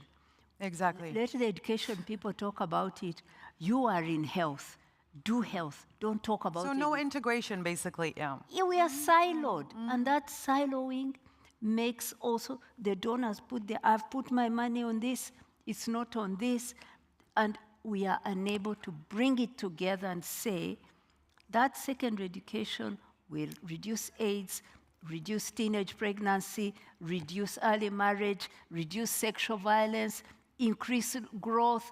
All those things come together through that. So you have a donor sitting next to you, and then you have a donor sitting somewhere here, yeah. This one who does education, doesn't do health, won't put the money there. So we are but I mean, you're running really, around like headless You're chicken. really touching, you're really touching the core issue here. My question is, we've had these conversations for years and years. This is probably not the first time you say it or the first time you hear it and the first time you agree to it. But where do we go from here? One thing is obviously fighting the backlash, needing all the resources, but internally within sort of the organizations that are supposed to do this work, like where do we go from here? This is why we created the Human Capital Project, to look at things in an integrated way, because as Winnie is saying, it's all related. You can't have good school outcomes if you don't have basic nutrition and health. And you can't have good health if you don't have girls and boys getting through secondary school. So one of the things we did was create the Human Capital Project, in which we look at things through the lens of what is going to expand the opportunities of young people and expand their potential, and what are the multiple things that they need to have access to. It's become a platform through which we communicate with governments and other stakeholders about the range of issues that need to be covered in an integrated way. And we started with 28 member countries. Now we have 95 member countries, and that includes rich and poor countries who want to look at these issues of human potential in an integrated way. And then it also comes from, we're out of time. Oh, we're out of time. It also comes from talking to purse holders, whether they are donors or ministries of finance, to think about these things in an integrated way. You keep pointing there when you say donor. I know from Afghanistan that you are, equally important. Our resources come from somewhere. I promised the organizers that I was going to stick to the time. And Joanna, I'm not letting you off the hook as yet. One final message from your side. Well, you are putting me on the spot then. No, I am. I think it's absolutely true that we need to be able to embrace complexity. We need to be able to see the problems and issues, and if we put young adolescent girls and young women at the center, and then say what are the issues and what are the problems that are facing them, and if in many African countries the high risk of HIV infection is one, we need to be leading with solutions to those problems, which include education, which include access to services, but we have to be able to bring in the other issues too. Food security. What is it that's making a situation so vulnerable for so many young women? Hunger is driving, in many cases, challenging decisions to leave school, to enter the labor market. It's happening for young boys as well. So if we can embrace complexity and find ways to join conversations and bring them together, then I think we will have a lot of success. So basically, integration is needed to fight for women across all different sectors, because without health, without losing the voice in the very specific issues that are women and girls issues, because otherwise they will get lost. Because, as we all know, women and girls don't just have one issue, multiple issues, and they're all interlinked. And I didn't mean that in a sarcastic or misogynist way. Thank you so much for being with me today. Thank you. You were excellent. Thank you. You were excellent, Aisha.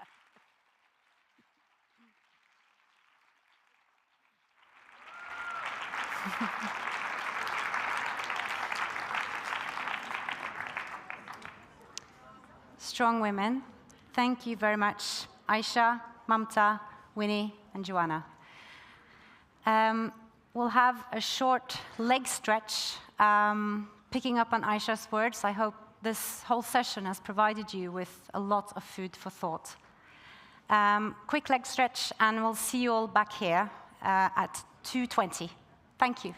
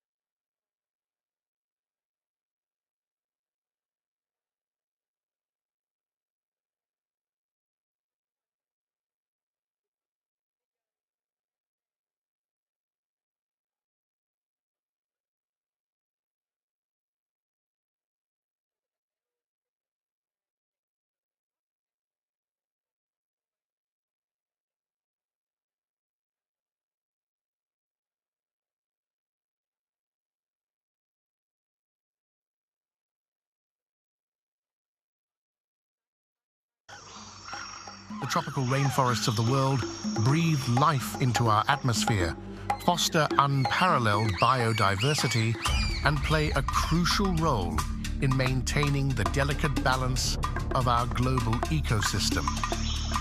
But the rainforests are under severe pressure from the needs of the world's ever-growing population. The best preserved rainforests are found within recognized indigenous territories. Traditional indigenous lands make up half of the world's surface. Yet only 1/5 of these lands are formally recognized. Tão preparado para a luta, nosso espírito é forte. Indigenous peoples face significant threats when defending their traditional lands. Nesse momento, a tropa de choque vai se retirar.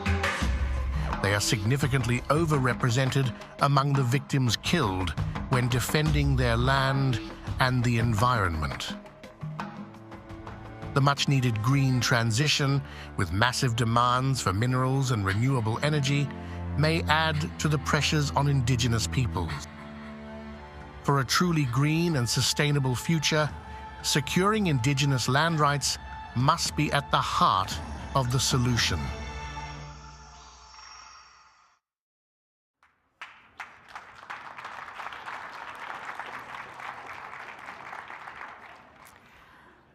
Our next speaker is devoted to creating a more sustainable future and is striving to place precisely indigenous people's rights at the heart of this solution. A lawyer by profession, politician by choice, and a conservationist at heart, Carlos Manuel Rodriguez was in June 2020 elected as CEO of the Global Environment Facility, or the GEF. The GEF is a multilateral fund that provides grants related to biodiversity, climate change, and environmental challenges. Rodriguez has held various prominent positions over the past 30 years. During his 3 terms as Minister of Environment and Energy, Costa Rica doubled the size of its forests and made its electric sector 100% clean and renewable. So please welcome to the stage Carlos Manuel Rodriguez.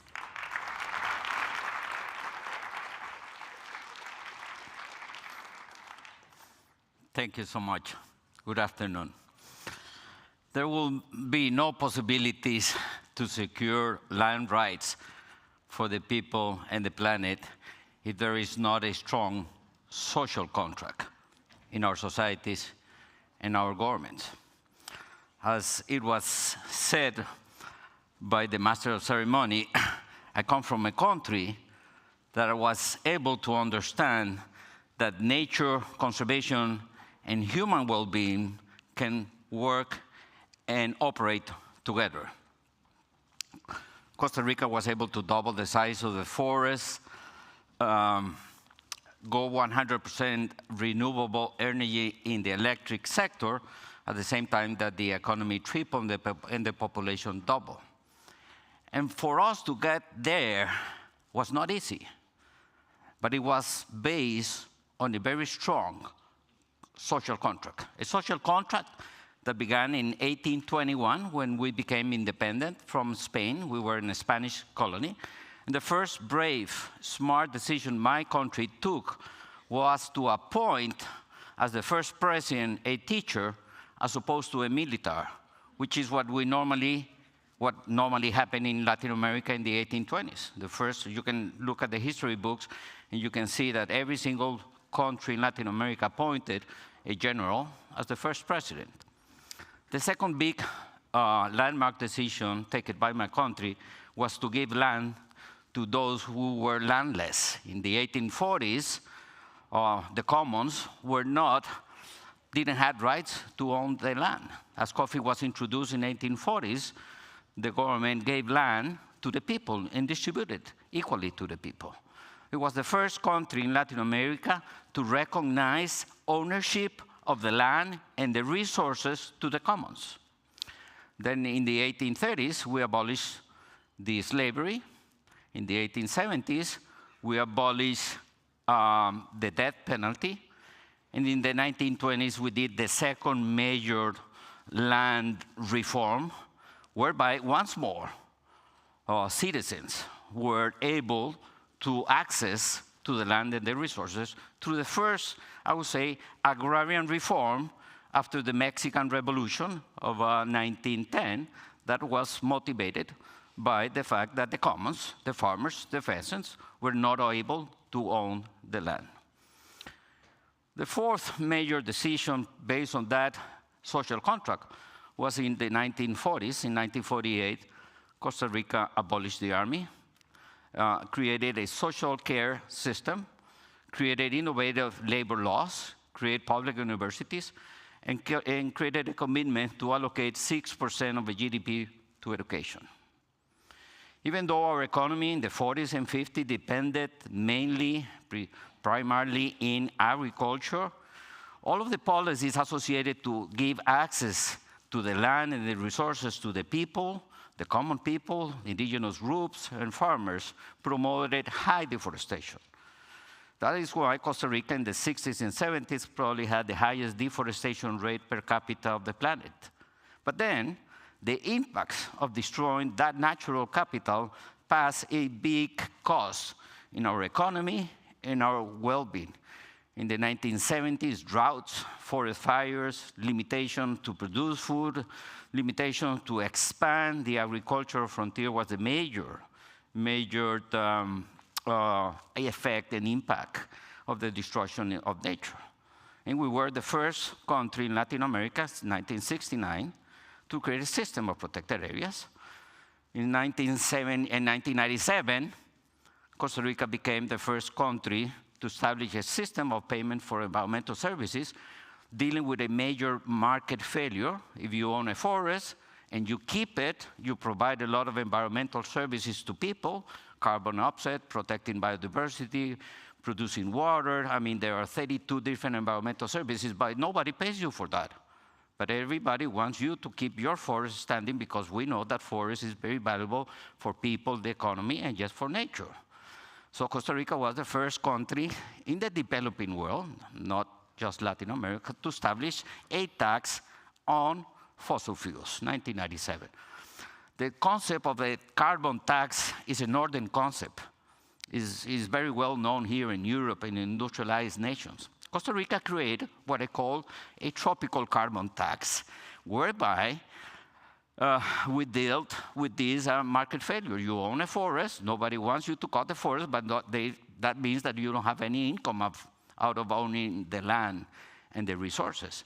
So those who are being benefited by your forest will be paying you for your carbon, water, and biodiversity. And we did it. And immediately deforestation went down. At the same time, we were extremely innovative in creating the right institutions for the environmental solutions. When I was a Minister of Environment in Costa Rica, I was also the Minister of Energy, the Minister of Mining, Water, and the Oceans. I never had a Minister of Energy to fight with on how the country should be developed. I used to be a Minister of Energy, and I went to many meetings of ministers of energy in Latin America, and I can tell you that all ministers of energy, what they have in their mind is oil and gas. I was the only one who had a different approach and a different idea on how we should do things. Merging environment and energy that happened in 1986 really brought Costa Rica to a new dimension where we achieved, probably a decade ago, 100% renewable in the electric sector. So Costa Rica today is zero emission from land use change, is zero emission how we produce our electricity, which, by the way, are the two most important sources of carbon emission to the atmosphere. So dealing with the market failure, dealing with the institutional failure, we're key on that. But I'm supposed to talk about land rights, not institutional development and policies. This is to tell and to kind of share the fact that no advancement, no progress can be done in giving land and recognizing the rights of the people for the land and resources if you don't build a strong social contract that puts nature in the center of it. Thank you so much.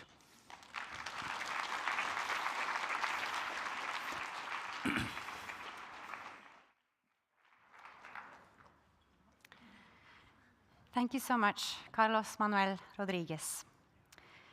We're now going to have a panel conversation entitled, Are Communal Land Rights Making a Comeback? This conversation will be moderated by Norad-konferansen. Norad has spent more than 30 years fighting for the tenure rights of indigenous communities in the world's principal tropical forest regions. As Executive Director of Tenure Facility since its founding in 2017, she has overseen its dramatic growth from a groundbreaking startup to one of the world's leading financing mechanisms, providing direct support to indigenous peoples and local community organizations across 20 countries. Please welcome Norad-konferansen.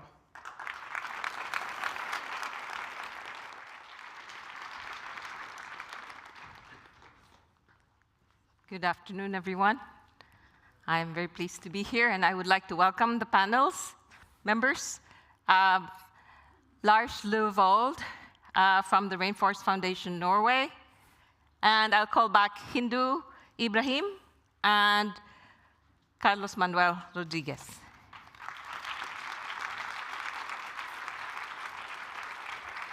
Lars, I'm very proud to introduce my colleague and activist, a long-term activist in the environmental movement.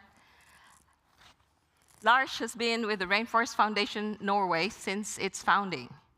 34 years, then henceforth, he left and became a special advisor to Rainforest Foundation Norway.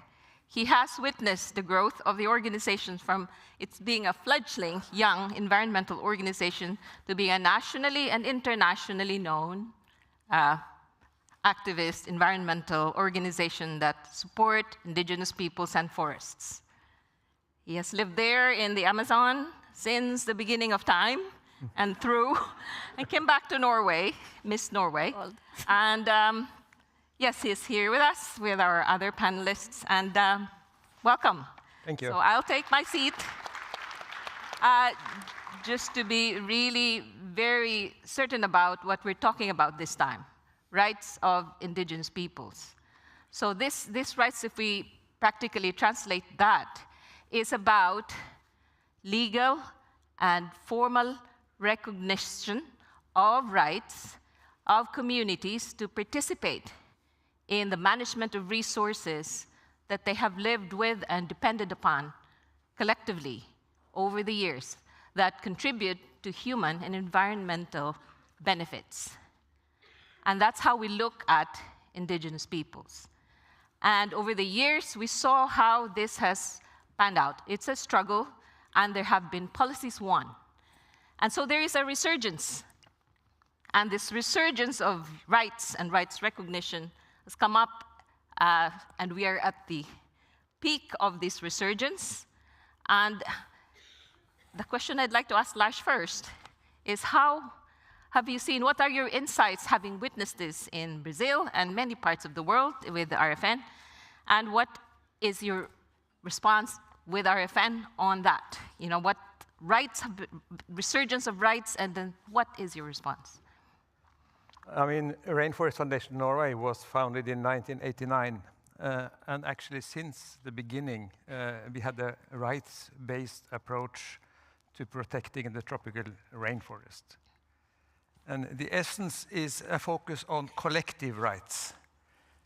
These areas have been managed by traditional populations, not with individual property rights, but by co-managing large territories and using those resources for their own benefit and for their children and grandchildren.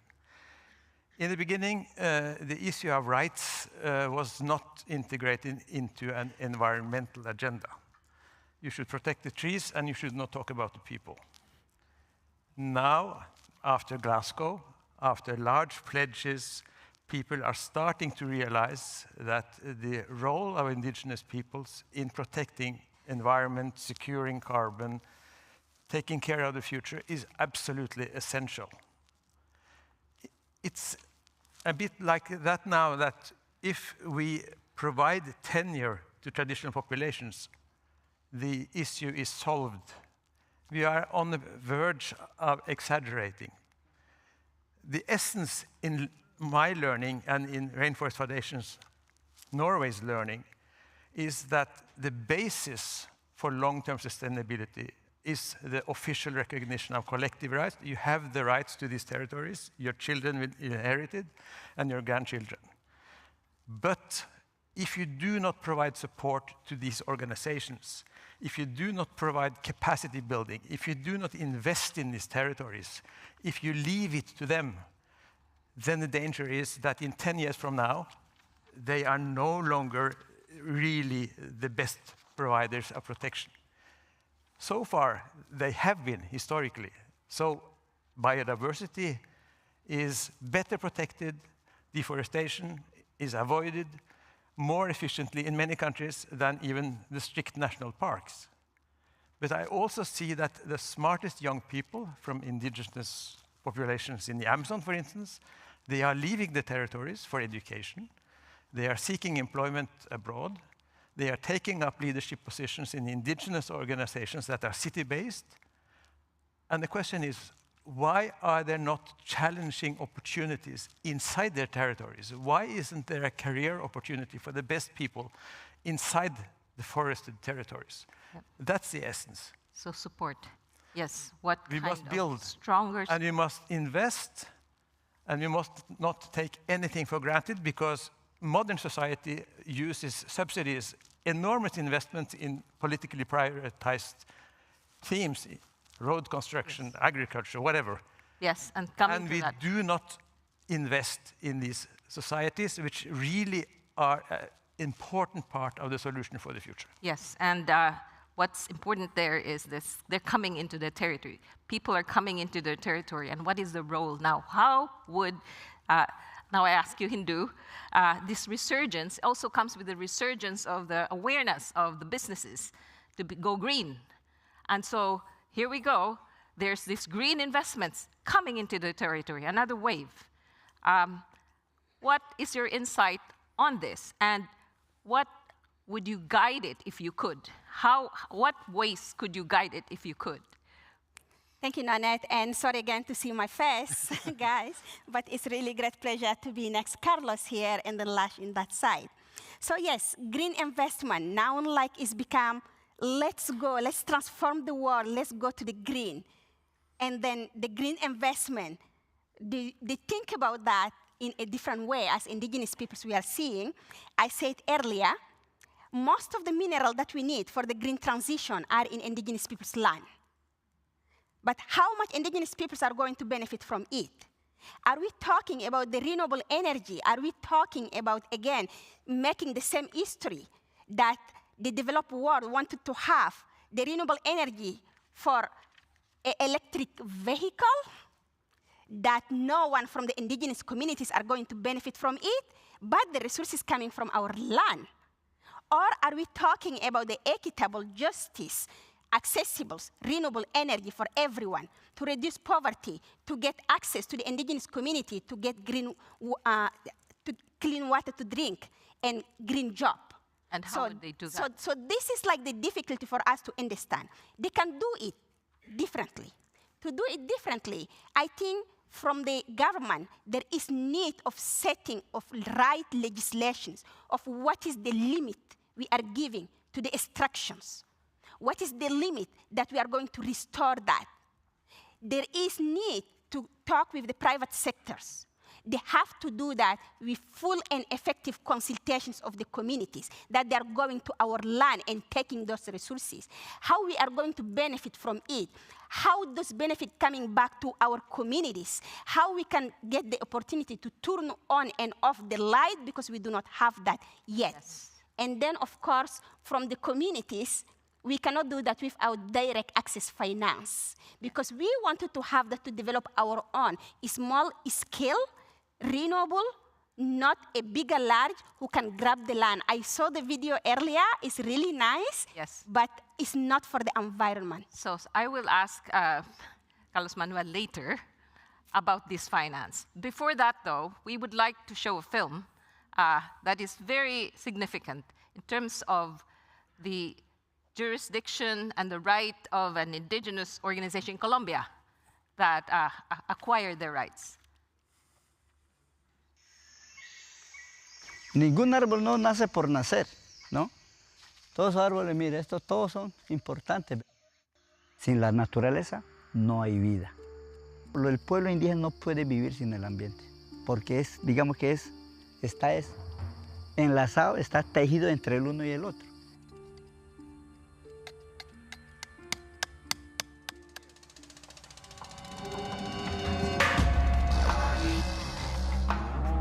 Que para nosotros todos los minerales, todo lo que existe en el suelo y en el subsuelo es parte de la vida, no es para explotar. Nosotros estamos tranquilos curando el territorio. Entonces somos los que estamos guardando todo ese mal de las diferentes explotaciones que el mundo occidental está haciendo.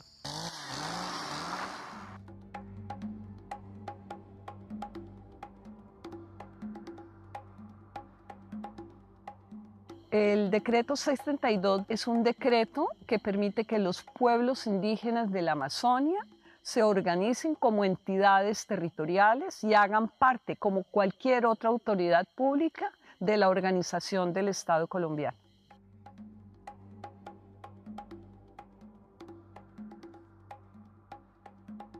Es importante porque es un instrumento para que los pueblos indígenas de la Amazonia Oriental puedan finalmente realizar el ejercicio de libre determinación, de autonomía. Los pueblos indígenas son los que mantienen estos territorios milenariamente para poder pervivir, conservar en estos territorios ancestrales.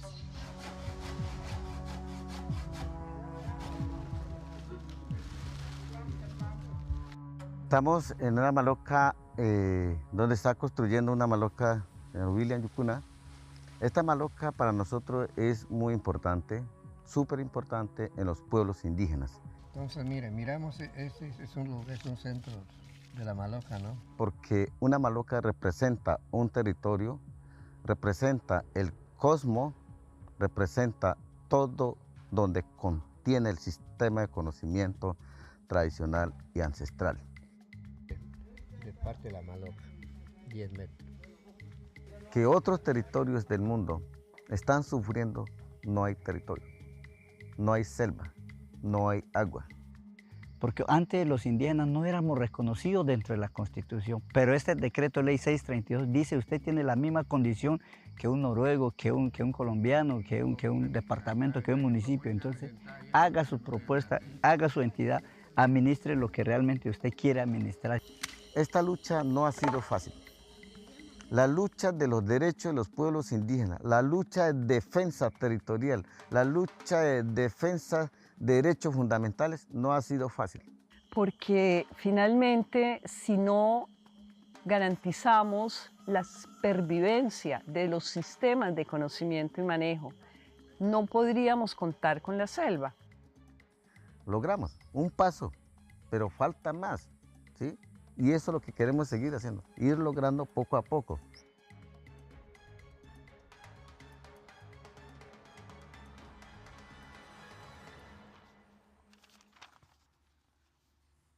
Thank you.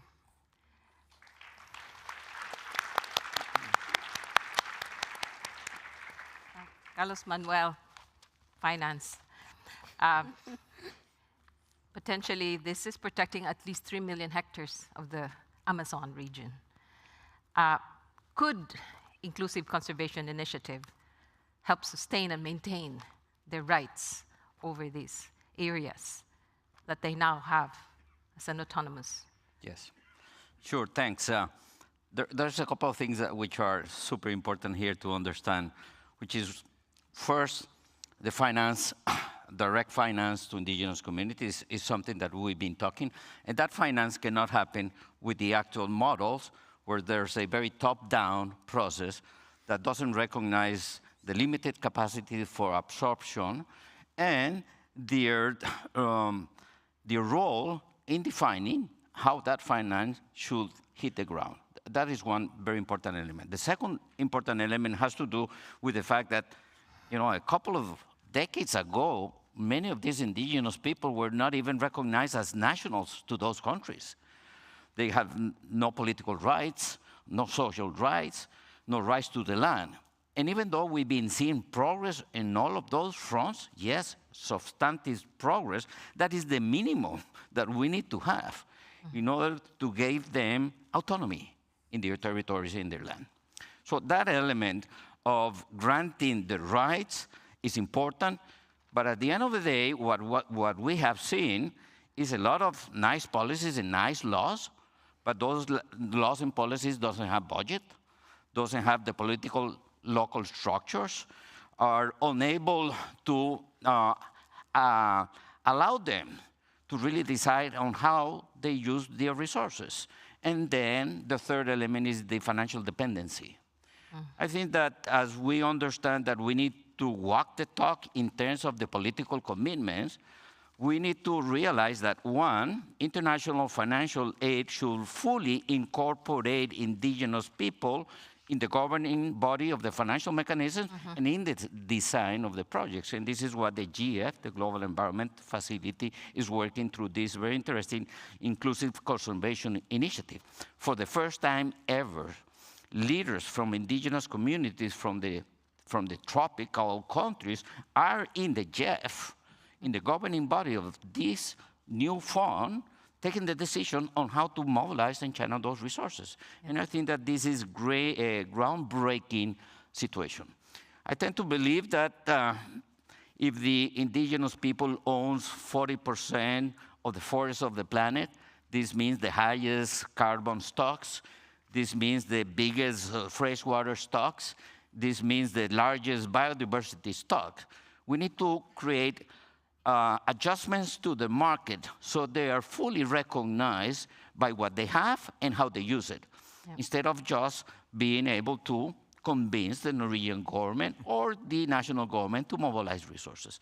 We need to deal with that governance challenge and failure, and we need to really understand that the potential for them to prosper sustainably by providing global environmental benefits in a market at the local and national level that pays for that services will be the ultimate goal in terms of recognizing autonomy and in terms of improving livelihoods. Yes, thank you so much. Direct finance then, and the structuring of that. Lars, I'm going back to you. Direct finance to indigenous peoples, how can we simplify that? How are we doing that now? Let me say two things, because the film, I think, is not fully clear in the sense that in the Amazon 9 countries, 20% of that territory is now recognized indigenous territories. What is unique about the Colombian case is that the indigenous peoples can apply for municipal status. Yeah. There's a lot of requirements. Some of the most advanced are very close to being fully recognized, and that means that they are included in the public budgets, that their schools will have also public finance every year, health will have every year, and it will all be managed by the indigenous population. Now, second, direct fund. I mean, it is essential that support reaches the ground, as everybody has said.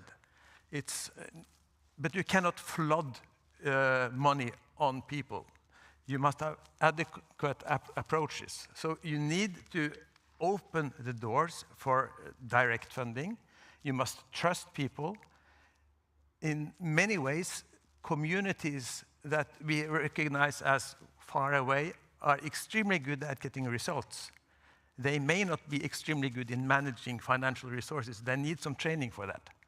So we must provide exactly that capacity building and the willingness to really reward them for having taken care of all those biodiversity resources, those territories, those forests, that carbon that we all talk about, but which really belongs to them and not to us. I disagree. Can you add to that? I mean, the world cannot continuously saying indigenous peoples protect, manage 80% of the world's biodiversity. People clap. People are happy that we are the best protector of our nature, the club. And when it's come to the finance, they say like, They need capacity building. They do not know how to do that. We protect 80% of the waters biodiversity. Why we cannot manage that? So this is not possible. The way that the finance is functioning around the world is not working. All the money that we are putting in the forest, did you see that a single year that the deforestation decrease? No. The deforestation is every year increasing. Doesn't matter that the money we are putting on it. The problem is, it is the system who is not working. How we can trust indigenous people's system of management of funding? If we trust indigenous peoples on the way of management of forests, that means we can also set up our way. Examples. My grandmother, maybe she cannot manage the Excel sheet, put all the numbers that the donors are required to check everything. But my grandmother is the best one who can tell you if it's going to rain in the next hour. She's the best one who can protect her land. She's the best one who knows tree is not only tree. Tree is leaf, tree is insect, tree is bird, tree is something that she loves. So that's the things. Indu, yes. Your grandmother is the generation before you. Now you said 7 generations. How are we going to do it forward? Absolutely. So if my grandmother, who didn't went to school, she knows how to protect her forest, what she does? She is giving this knowledge to the younger generations. And as indigenous peoples, we take the decision up to 7 upcoming generations. That lesson needs to go to all the government, to all the private sectors, to all the UN organizations, that you cannot think only the one generation coming, 2030, 2050. Think about 7 generations that are coming. And when you think about that, I think you can make a best investment. Leadership. Well, exactly. You need to do a best investment. So coming back to the film, actually, because I really get stuck on what he said. So coming back to the film, it's really like very good to see how you can build a long-term leadership on the land. This didn't happen overnight. It's happened over 15 years of negotiations. And finally, they build indigenous leaders who can claim that they can do their own education, they can do their own health, they can manage their land, their territory. In my community, I started with a small project. 7 years we are working on it. Now, for the first time, we get a land right for a group of women. And what has happened?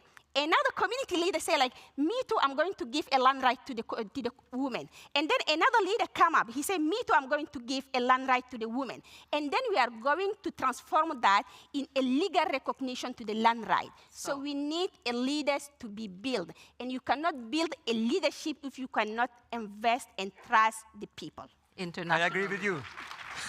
Thank you. Yes, yes. So this is, we have a minute each to share with the group what is a decisive policy that could work, and or how would international development respond more than learning from our lessons now. You first. So even though my co-panelists disagree in minor things, I agree with both of you on the fact that we got a big political challenge. And at the end, it is a political challenge. It is a political challenge associated to the fact of failed social contracts that are unable, because of policies, laws, or cultural elements, to fully provide opportunities to all citizens. It's not just indigenous communities who own the forest and has no rights. There's many citizens, farmers, particularly small, poor farmers, living in the margins of forests. And by the way, the lack of coherence from central governments generate conflicts within indigenous and non-indigenous communities, and we see this in the Amazon and the Congo Basin.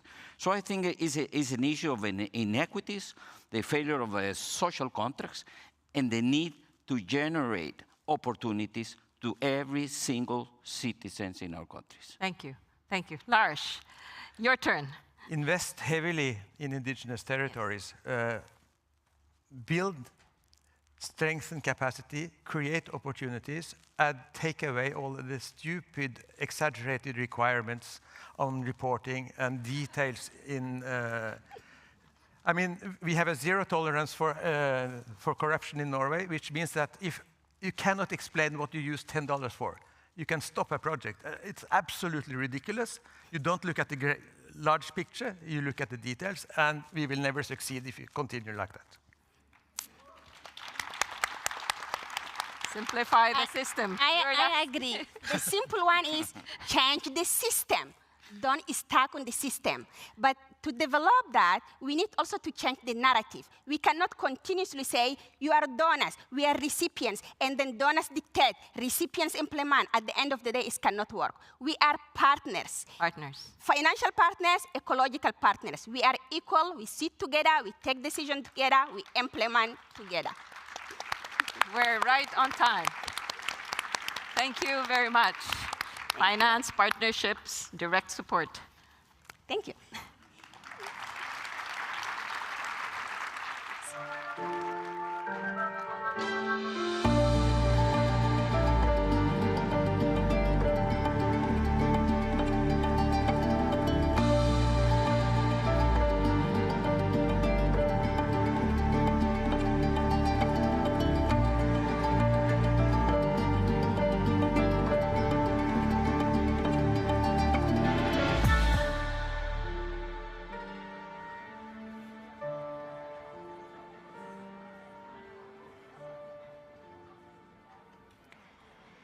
Thank you to the previous panel.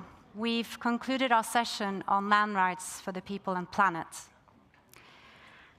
As we now reach the final session of today's program, we turn towards the war in Ukraine, whose ripple effects are felt across the globe. Mustafa Naim is the head of the state agency for the restoration and development of infrastructure of Ukraine, tasked with dealing with the destruction wrought by the Russian invasion. Naim built his career as a well-known journalist, special correspondent, editor, and media manager of leading Ukrainian publishers. He has extensive experience from a range of state institutions, including the Ministry of Internal Affairs of Ukraine and the Ukrainian Parliament. He's also a co-founder and lecturer at the Center for Government Relations at the Kiev School of Economics. Mustafa Naim considered, up until the very last moment, whether he could attend our conference in person. However, due to the current situation in Ukraine, it is simply not possible for him to leave his country. He has therefore recorded his speech, which we will now share with you. Ladies and gentlemen, esteemed guests, thank you for joining us today as we gather to shed light on the remarkable work being carried out by the State Agency for Restoration and Infrastructure Development of Ukraine. It's an honor to stand before you, not actually to sit before you and provide a brief glimpse into the crucial mission that defines our agency's existence. First of all, I'm very sorry that I couldn't and cannot come personally. It is because of our work, and it's quite difficult now to leave our agency for this moment. And I'm very proud that you're actually with us, and I'm very proud that I can join also this meeting. Actually, our agency was established in January 2023. The agency emerged from the fusion of the two agencies of the State Agency for Infrastructure Projects and State Agency of Motor Roads of Ukraine. Actually, today is for us a small anniversary because I was appointed exactly the 30th of January last year. I hope you will see this video tomorrow, so it will almost 1 year. We are working with our big team, and the primary objective of the Agency for Restoration is to effectively and transparently, which is very important for us, to execute restoration projects on both national and regional fronts. With the 24 regional execution services. I mean, central office in Kiev, and our offices on the ground in different regions. So our central office boasting 190 dedicated employees and a total of 1,210 individuals contributing to our cause, we stand united in our commitment to rebuilding and resharing of and reshaping of Ukraine. What is very important for us is an implementation unit. Our role is clear. So we are the mechanism though which the government addresses critical projects that demand immediate attention. It is important to note that we do not dedicate project selection. Rather, we assign tasks by ministry. So why I'm saying that? It's that for us it is very important to be the most reliable partner which can do any kind of projects, any level, any scale in each region of our country. The prioritization process is conducted by ministry, and we step in when projects cannot be handled independently, ensuring a delicate balance is maintained. In essence, our responsibility is to implement project efficiently, finding optimal solution for each endeavor. Our commitment goes beyond mere execution. We are dedicated to bringing the best practices into our work. This entails incorporating superior designs, utilizing top-notch materials, and adhering to their highest standards. We strive to ensure that our projects are not just completed for the sake of it, but with a vision for the future generation and a better Ukraine. Of course, it requires a lot of expertise, which we doesn't have sometime, and for us it is big privilege that your country and that all other partners can join us and provide us with this expertise and can enrich our team with the standards which are now are used in the European Union and other countries which are our partners. Change being within ourselves, and each day we evolve, recognizing the need to address requests for shelter and create a more convenient and safer environment. And actually, when we was created, there was some risk that our agency, which is a central government agency, can somehow be threatened to decentralization, which is, I think, now it is important to stress that now it is obvious that we are more partner with the regions. We are not going toward taking authority from them, but more empowering them to do what they can do. And our job is just to help them if they cannot do that. So collaboration is key, and we work closely with the various state-owned organizations and international companies, welcoming new and innovative ideas. However, we must acknowledge the ongoing state of war, which demands adaptability and adjustment. As a proud citizen, my desire is to witness our country flourish and demonstrate to the world that we can overcome challenges, these high challenges, these big challenges that we have in restoration and, of course, on the front line. This is not merely confined to the workplace. It extends to confronting corruption and ensuring the proper implementation of our work. This has started from the first working day, starting as a journalist and even now as a governmental official. I understand how important is trust and the confidence of our partners. I want to express our gratitude to Norway, a crucial partner that has played a pivotal role in our journey. Their support has allowed us to renew bridges in some of our regions, emphasizing the importance of logistics in our nation's proper functioning. And very important issue is that actually Norwegian government officials, companies, and even NGOs were one of the first who actually responded to our requests on different areas. Beyond export logistics, we addresses the needs for regions near the front lines. So, and on these territories, proper roads and bridges are essential for delivering aid and evacuating people. So, I'll showcase some of the bridges graciously donated by Norway shortly, underscoring their significant contribution. And Norway's financial support enabled us to finance other essential projects, and with your continuous support, we aim to persist in our daily efforts to ensure people have the means to live to live and travel across various regions. And I'm talking now about very crucial issues, is delivering basics like medicine, food, evacuating people, as I said before. In conclusion, our journey is ongoing, and with your unwavering support, we are confident in our ability to endure and thrive. Together we are building a future where the people of Ukraine can live, travel, and prosper. Again, I thank you for being a part of this transformative journey. I'm very grateful to all those who actually conducted this meeting, to all my team who are doing all our works on the ground and here in Kyiv, and of course to all Norway people, officials, and citizens who are actually helping us on that. And we will be grateful if any of you can join on the reconstruction of Ukraine during war and after war. Again, thank you very much for having me. Have a good evening and have a good meeting today. Thank you.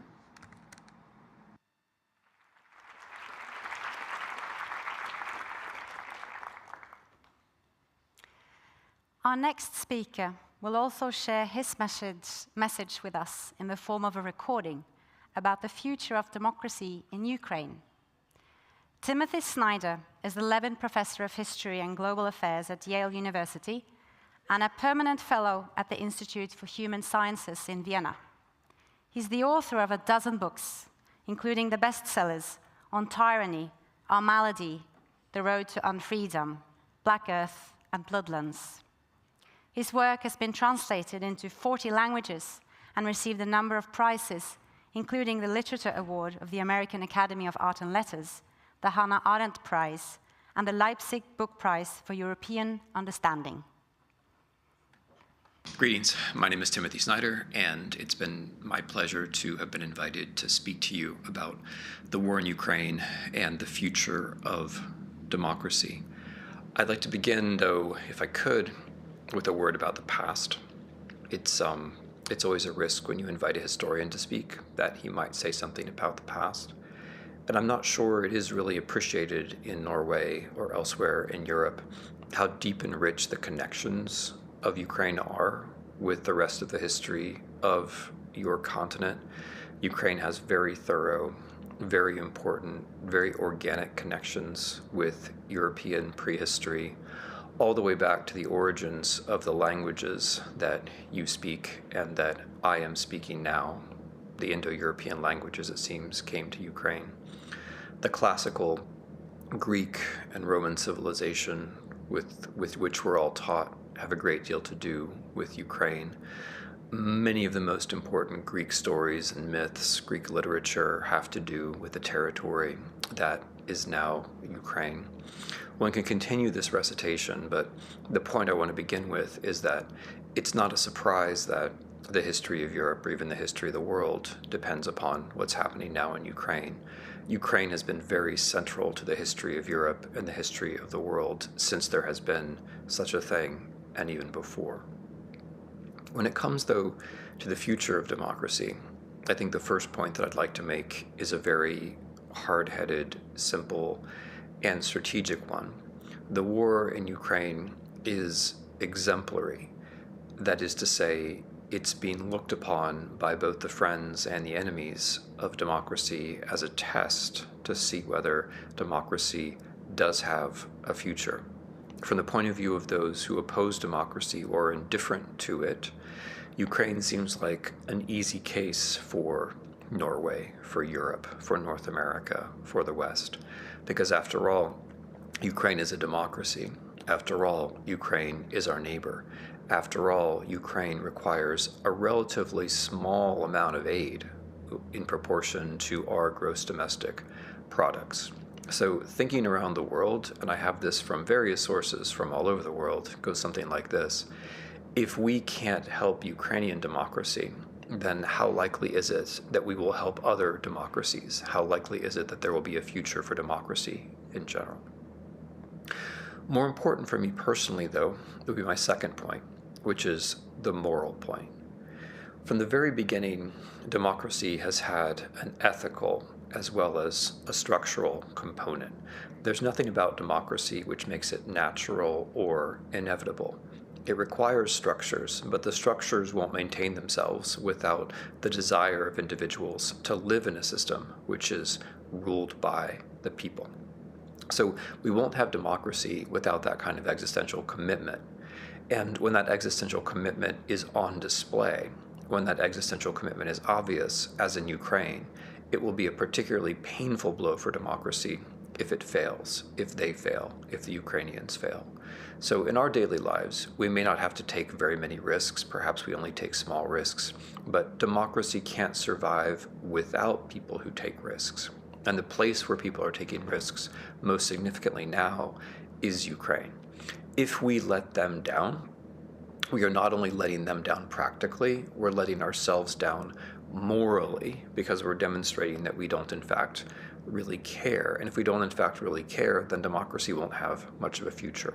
Of course, the upside of that, the other side of that, is that Ukraine gives us a chance. It gives us a chance to demonstrate with relatively simple actions that we do care. It gives us a chance to show that we would like there to be a future for democracy. And compared to the situation of the Ukrainians themselves, is of course a very easy chance to take. My third point has to do with the character of Ukrainian society and what we know about the structure of democracy. I've just stressed the moral point. The structures of democracy, though, are not just institutional. They're also civic or social. It's extremely important that the path towards an ever-improving Ukrainian democracy has generally been walked by Ukrainian civil society, by Ukrainian non-governmental organizations. We know from the last half century of democratic transformation, but also democratic disintegration, how important civil society is. So Ukraine gives us a kind of object lesson of its importance, but the existence of Ukrainian civil society, the fact that non-governmental organizations, larger and smaller, are instrumental to the war, also gives us a chance for reconstruction. It means that in addition to the Ukrainian central state, in addition to the regions, there are hundreds or thousands of other actors who have demonstrated their value during the war and indeed are doing reconstruction work now. The point that I want to leave you with, my point in conclusion, has to do with Europe. And I realize Norway occupies a very special position with respect to Europe, but I think these broad remarks nevertheless apply very well. One doesn't just have to refer to history, as I did at the beginning, but I will. The history of Kiev and the history of Oslo, the history of Ukraine, the history of Norway are very much a single European history. They both have to do with the expansion of Europeans from the north, southward, and around Europe and around the world in the Viking Age. I think the kinship in this sense between Norway and Ukraine is much closer than people acknowledge. But that history is a history of turning points. We're at a European turning point now. How Europe is remembered will have a great deal to do with what happens in the next year, 2 years, next 3 years. I would even go so far as to say, as the war in Ukraine is comparable in this sense to the Second World War, and it gives some of us a chance to do the right thing to try to build a Europe which is moving in the right direction. To be very concrete about this, liberalism and democracy are not just ideas or structures or even morals. They also have to have a place. There has to be a part of the world where they are working, and you have a chance with Ukraine to make that contiguous zone where democracy is working larger and better, and thereby to give yourselves a chance at looking out at a brighter future for democracy.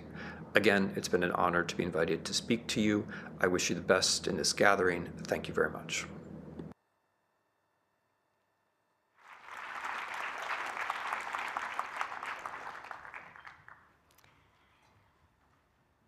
Sevgil Musaeva is chief editor of Ukrainska Pravda and a prize-winning Ukrainian journalist from Crimea. Meaning Ukrainian truth, Ukrainska Pravda reaches up to 1.5 million people with its journalism each day, making it an essential source of information on the war for people both inside and outside of Ukraine. Under her leadership, UP journalists have reported on everything from Russian war crimes to Ukrainian civilian heroes, as well as publishing exclusive lists of oligarchs, yachts, and planes. 2022, Musaeva was appointed one of the 100 most influential people by Time magazine. She's here today. Please welcome Sevgil.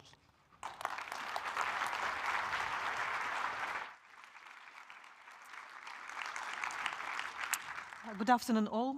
It will be very difficult and challenging to speak after my favorite historian, Timothy Snyder, but I will try my best.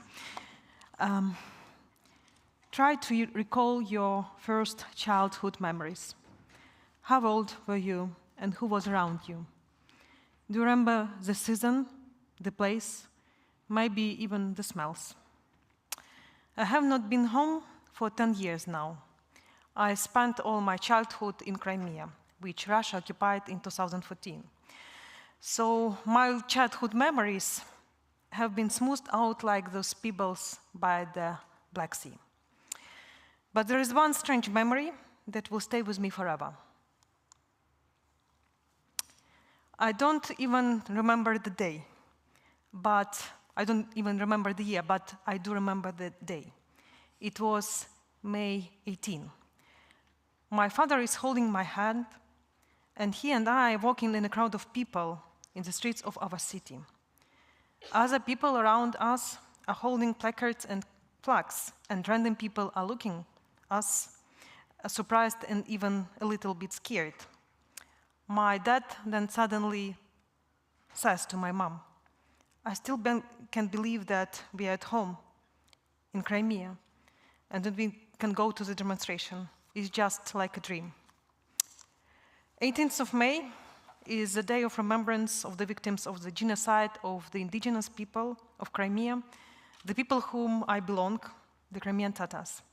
In 1944, the Soviet authorities deported all Crimean Tatars from Crimea to Central Asia. Because of this crime, 50% of Crimean Tatars died in a few years. And then the Soviet authorities tried to erase us from history. It was as we had never existed and could never exist. We were not allowed to live in Crimea.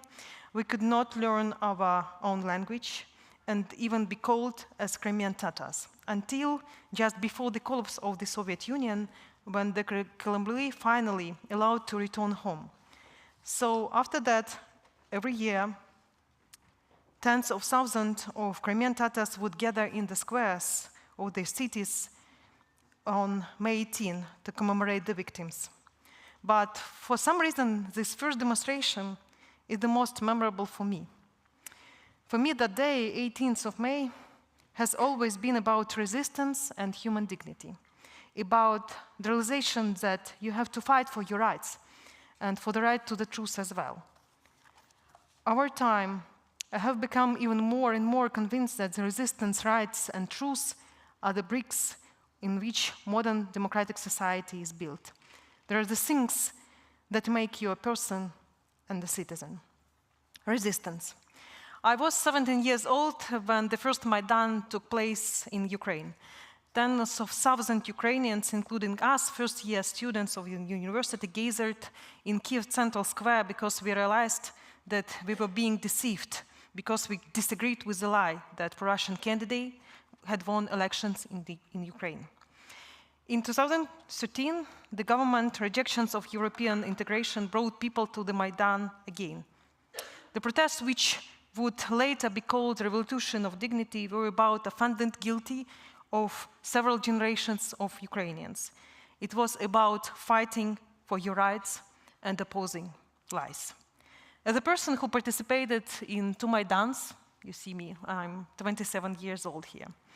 And as a Ukrainian journalist, I know exactly how lies destroy human dignity, how lies turns a citizen into a figurehead at best and an accomplice in the crimes of the authorities at worst. My words could be confirmed by modern Russia, where the majority of the population, poisoned by state propaganda, is destroying my country, killing my people, or is unable to say not to the largest war after the Second World War II in Europe. Truth. That is why, when I'm asked what is war in Ukraine about, I usually answer that for me as a journalist, this is war between lies and truth.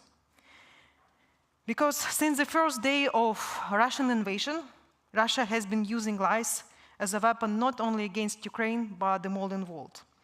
Both in 2014, when it began the occupation of Crimea under the slogans of defense against the Nazis, and in 2022, when it cynically lied about not committing war crimes in a lot of Ukrainian cities. You remember these pictures from Bucha, Mariupol, and others. But people learned the truth thanks to the work of journalists, and thanks to the work of journalists, world, having learned about the crimes of the Ukrainians, began to support more and more Ukrainians.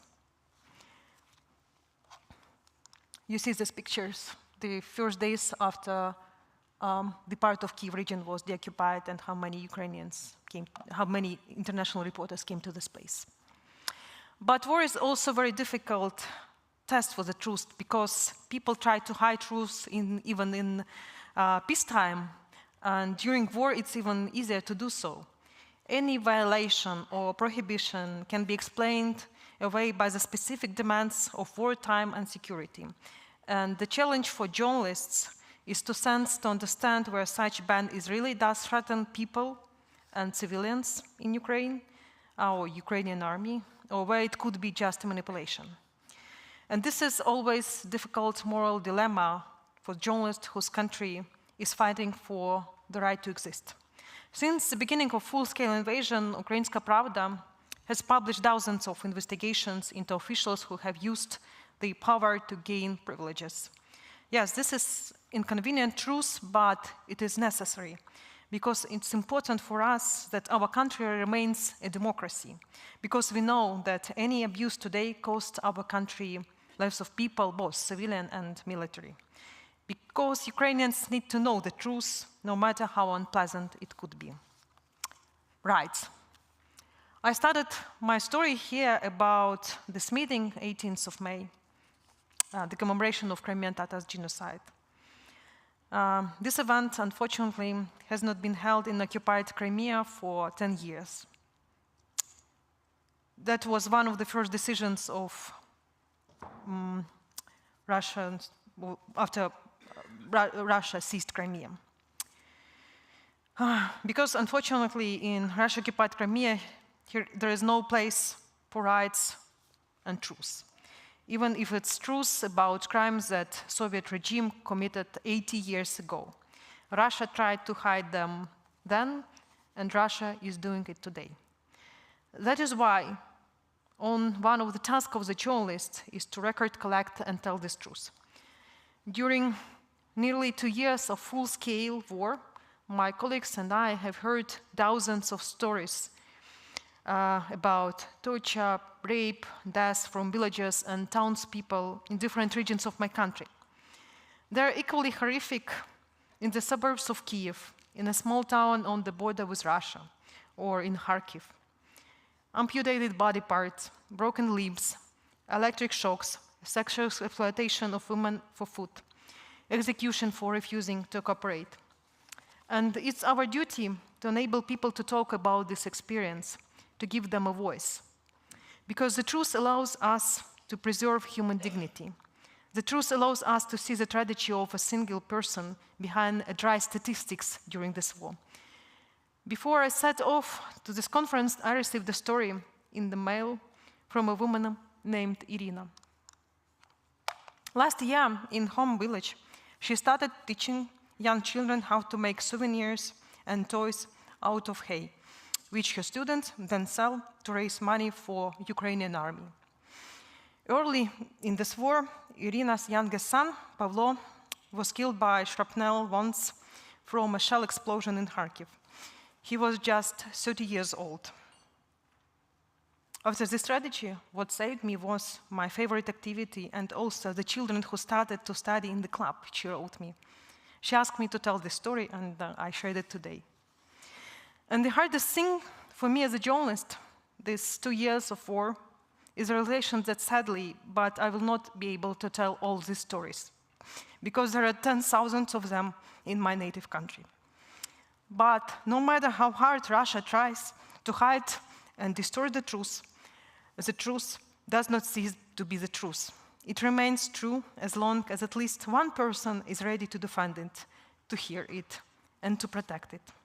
As long as there are people who are ready to resist, to fight for the rights of others, and to defend the truth.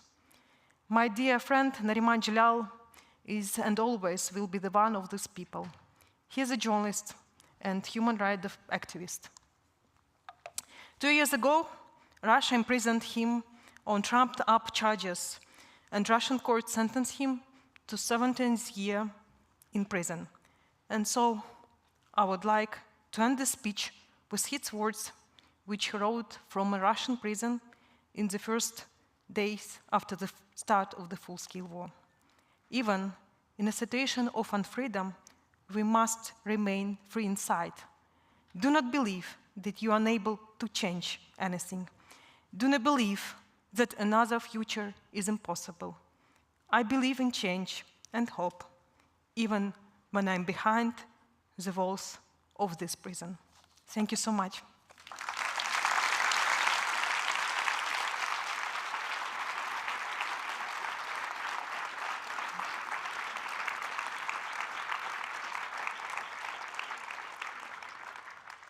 Thank you very much, Sevgil. We will stay on this topic, and you may remain on stage, as you've kindly agreed to have a conversation with NORAD's director about the independent press and information warfare in Ukraine. So I will therefore invite Bård Vegar back and leave the stage to the two of you. Welcome.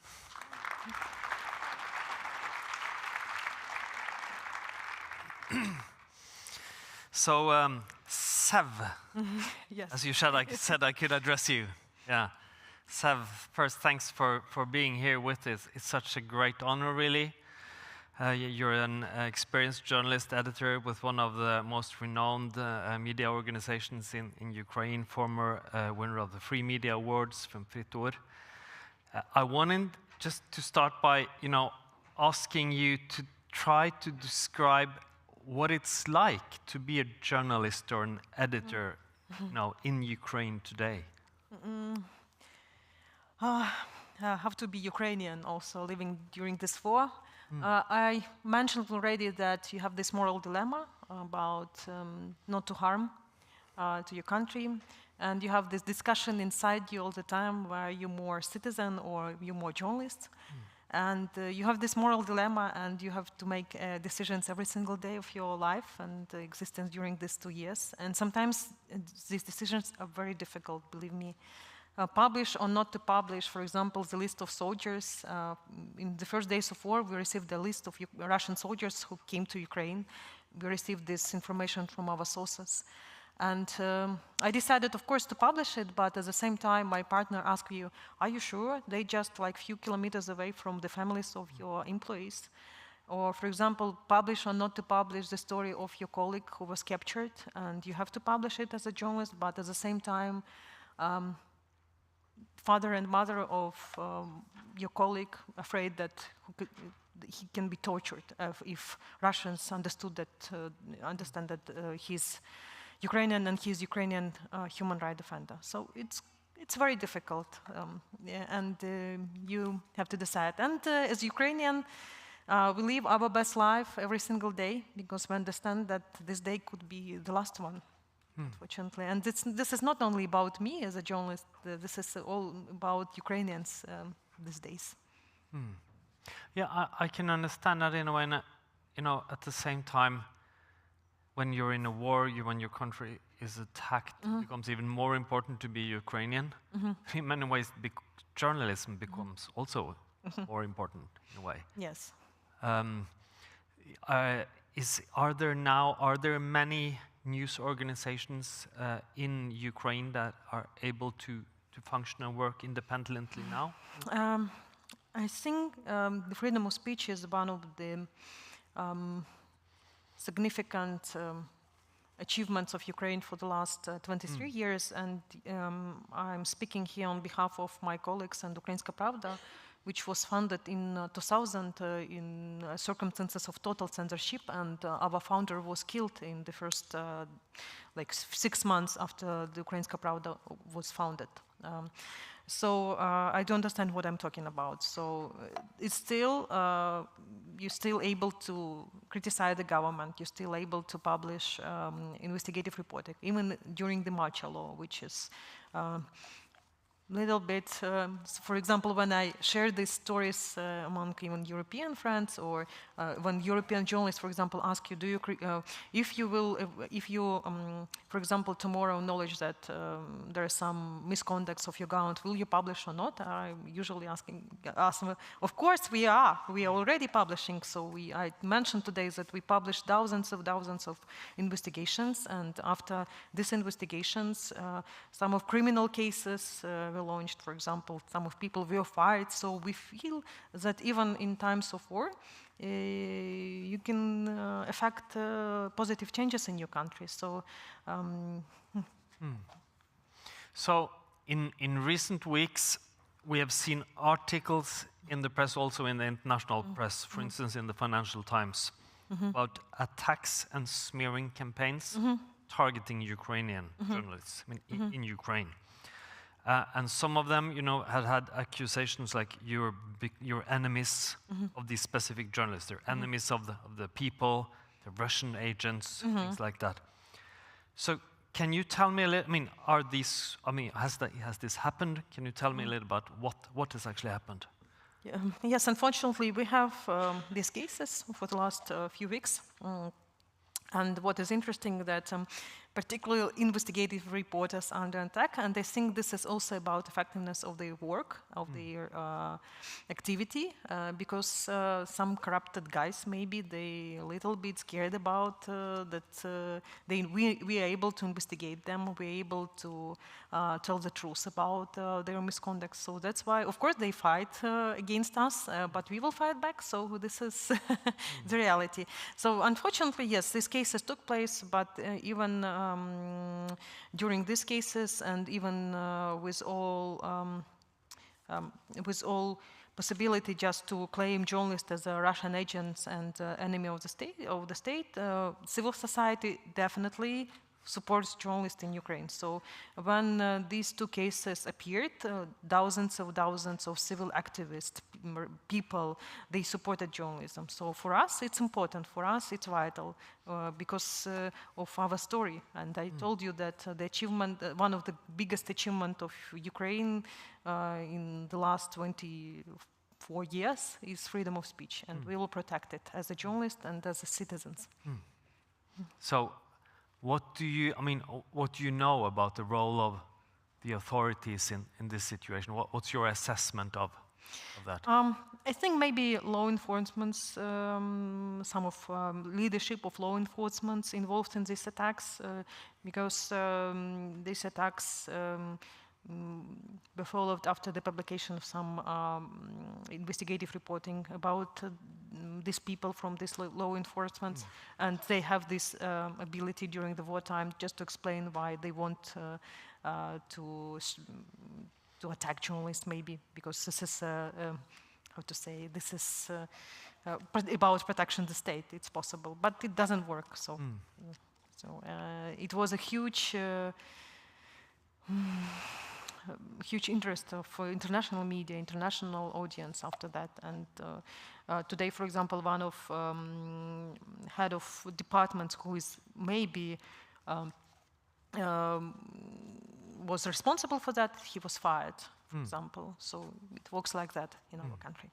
So I think, you know, what you said, that the achievement, how freedom of speech is one of the most important achievements of the country for the last few decades, and how you're kind of protecting that, and the civil societies put behind you on that is great for us to hear, and also a relief in many ways, because of course I think we all know how that can come under attack during wartime. Could I, you know, switch a little bit to a different topic? We talked backstage, and you told me you've been able to travel a bit around the countries, you know, yes. been to Odessa and Kharkiv, and Kherson, Mykolaiv, other big cities, and also seen kind of how they how they are changing with the war. Tell me a little bit about what you have seen in these places here, and especially, of course, closer to the front, and the role of investigative journalism in general in covering that. I will say that, for example, I told you that I went to Mykolaiv, the city very close to Ukrainian front line, and it was interesting because I remember the city just 1 year ago when the front line was closer to Mykolaiv, and how things could change differently after the front line a little bit moved from this place. So last year, there are so many people, restaurants didn't work, for example. That year it was just a very big surprise when I saw a lot of people in the streets. And I remember, for example, when Kherson was occupied, of course it was about constant shelling the Mykolaiv region. And now when I went to Kherson, of course Kherson is struggling under constant shelling from Russian side. But 30 minutes away from Kherson is another life, which is a little bit strange. That's why for us it's important to deoccupy these territories and to move front line, and because life is coming back to these places. Yeah, I like I told you, I was in Kiev and the surroundings myself a few months ago, and it was interesting to see the areas that had been occupied but were freed, how life was coming back, but also in Kiev, how you could, when you first came there, it could seem like things were quite normal until they suddenly weren't normal. Because there was an alarm, or you went to the train station, and then all the ambulances came to to pick up. It was the soldiers who were wounded in the front line. So. Yes, and when you meet, for example, amputated soldier in the streets, it's also possible. A lot of people came from the front line, unfortunately wounded, and some of them lost hands. And this is a reality my country lives now. But at the same time, I told you in the beginning that as Ukrainians, we want to live our best life every single day. And every single day you ask yourself what you can do for the victory of your country. And it's about mobilization, the whole society. So all society, of course, when people ask me, so we have kind of this Ukraine's fatigue, war's fatigue, I answer, you can imagine how Ukrainian people are tired because they live in these circumstances every single day. So, because believe me, the most tired nations from the war in Ukraine is Ukrainian nation, because we struggle this. And, but at the same time, we understand that we have to fight. We don't have a chance not to fight, because for us it means occupation. And when the Russian occupation comes to the cities, you see mass graves, you see tortured people, you see people could be prosecuted. Yes. What do you feel is the most important thing you can do for your country to win?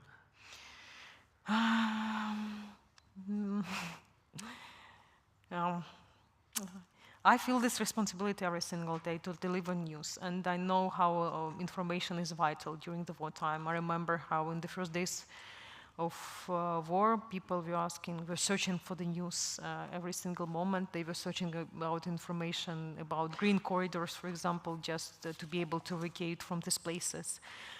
So the role of independent journalism is vital, and in different ways. Also, I told you today that it's important to follow Russian war crimes. At the same time, it's important to follow your own government. And it's important to follow, for example, Russian sanctions. It's important to follow international support. You have a lot of things to do. So I think that, but at the same time, what I want to say, even in my newsroom, some of our colleagues decided that they could be more useful in the front line. And some of our colleagues decided to join an army. Because you have to decide what will be your impact for the future victory. And for example, our brilliant videographer Eldar, he joined an army last year, and he said, it's about dignity of Ukrainians, and I don't have another country, and I will never have another one. So I wanted to also touch upon a few more issues before we wrap up and to change to something else, but where journalism plays a key role, which is corruption. Ukraine is a country where corruption has been and is widespread. At the outset of the war, it was the second most corrupt country in Europe after Russia, actually, on Transparency International statistics. But at the same time, it's improved its rating with the same index every year from quite a few years now, up to a decade. And just a few days ago, the last edition came out, and it was a substantial improvement. Being in journalism and one, that has written about the government authorities with an outlet that has, been quite critical at times. What are you seeing in terms of corruption in Ukraine? How would you describe the picture? You saw here my picture from 2013, 2014, and I was investigative reporter at that time. And I investigated actually corruption in oil and gas sphere and corruption in Yanukovych family, our former president who escaped the country. And it was my own protest why I decided to join Maidan in 2013. Quite the same it was in 2004 actually. So believe me, Ukrainians are dreaming about to defeat corruption. Like first of all, I'm talking about civil society activists, journalists, and we do understand our issues. But at the same time, when I compare, for example, 2013, when I was an investigative reporter, and 2024, of course, I see the progress. Of course, there's still an issue. And that's why we actually investigate a lot of officials, and we published our investigations. So we have a work to do. But I see this progress after launching a lot of anti-corruption infrastructure, for example, enforcements. I mean, we, for the last 10 years, Ukraine built strong anti-corruption institutions. We fight against it. But of course, the war is also a good time for just some misconducts as well, because it's easy. And it was quite the same in other countries too, you see. And my role as a journalist and the role of my colleagues is to spotlight all these issues, and we do. So I will say that, of course, I feel the difference between 2013 or 14 and 2024, even 5 years ago. Of course, I want to do it faster, but I hope that with the support of Ukrainian people, with the support of civil society, we are able. Just a quick example from the latest events. When the war started, our government decided to close all e-declarations about your assets for high officials in terms of security, because it's dangerous to spread this information during wartime. And then in a year and a half, our civil society started, okay, this is not the right thing. We think that this is absolutely inappropriate for us as a country. And we started to publish stories about, yeah, you have to return e-declaration, you have to return e-declarations, you have to return e-declarations. Then one of the soldiers registered even this poll. He received thousands of signatures, like 100,000 signatures in 2 hours. Just people voted for the returning to return these e-declarations to Ukraine. And finally, our parliament approved that. So our parliament decided to return e-declarations. It's about fighting for the rights in Ukraine. It was completely the victory of civil society and investigative reporters. So, yes. That's impressive. We're a big donor. There are many other international donors now, supporting Ukraine. A lot of money coming in, actually. Which role could we play? How could that affect Ukraine's journey towards fighting corruption? There are so many issues in Ukraine now, and the most critical, of course, just to survive for us as a country, and I'm literally about it. So it's still, I think that it is still a threat for our existence, and we already pay a very high price. So we pay the price of our citizens, civilians, thousands of people, and every single day we pay. What I will say that, of course, it's important to support in different ways, and I think that Norway also could show leadership in this situation with a different support of Ukraine. I mean, it could be like weapons and other things. It's crucial to support also civil society, I think, because civil society plays a very important role, vital role in the future, in the last 10 years, like maybe 20 years in Ukraine's history. So, and continue to support and continue to understand that the war is here in Europe, unfortunately, and in few weeks, like 2 weeks, it will be 2 years of full-scale invasion. And no one understands how long it should be, but it's all about security, not only of Ukraine and even Baltic states, for example, but I think the whole Europe, and yes. So, Seb, thank you so much for being here. Journalist, former journalist and editor of Ukrainska Pravda, citizen, like you said, but also journalist. Thanks for coming. Give her a big round of applause. Thank you. Thank you.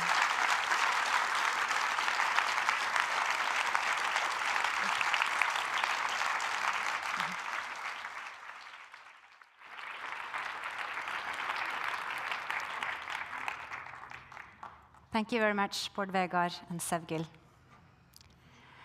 The NORAD Conference 2024 has come to an end. We sincerely hope this day has been insightful, thought-provoking, and inspirational. We hope you leave here today with a renewed sense of hope and also courage to keep up the fight for democracy and human rights for all. I would like to extend a warm thank you to all the impressive speakers and the important work that they're doing every day. I would also like to thank you in the audience for either having been here in person or joined us online throughout the day. And then I also need to thank our wonderful colleagues in NORAD for all the effort put into this event. As I said in the morning, it is really a team effort. And also a thank you to the team who've been helping us behind the scenes. So now the only thing remaining is to wish you all a wonderful rest of the day and welcome you back to the NORAD Conference 2025. Thank you very much.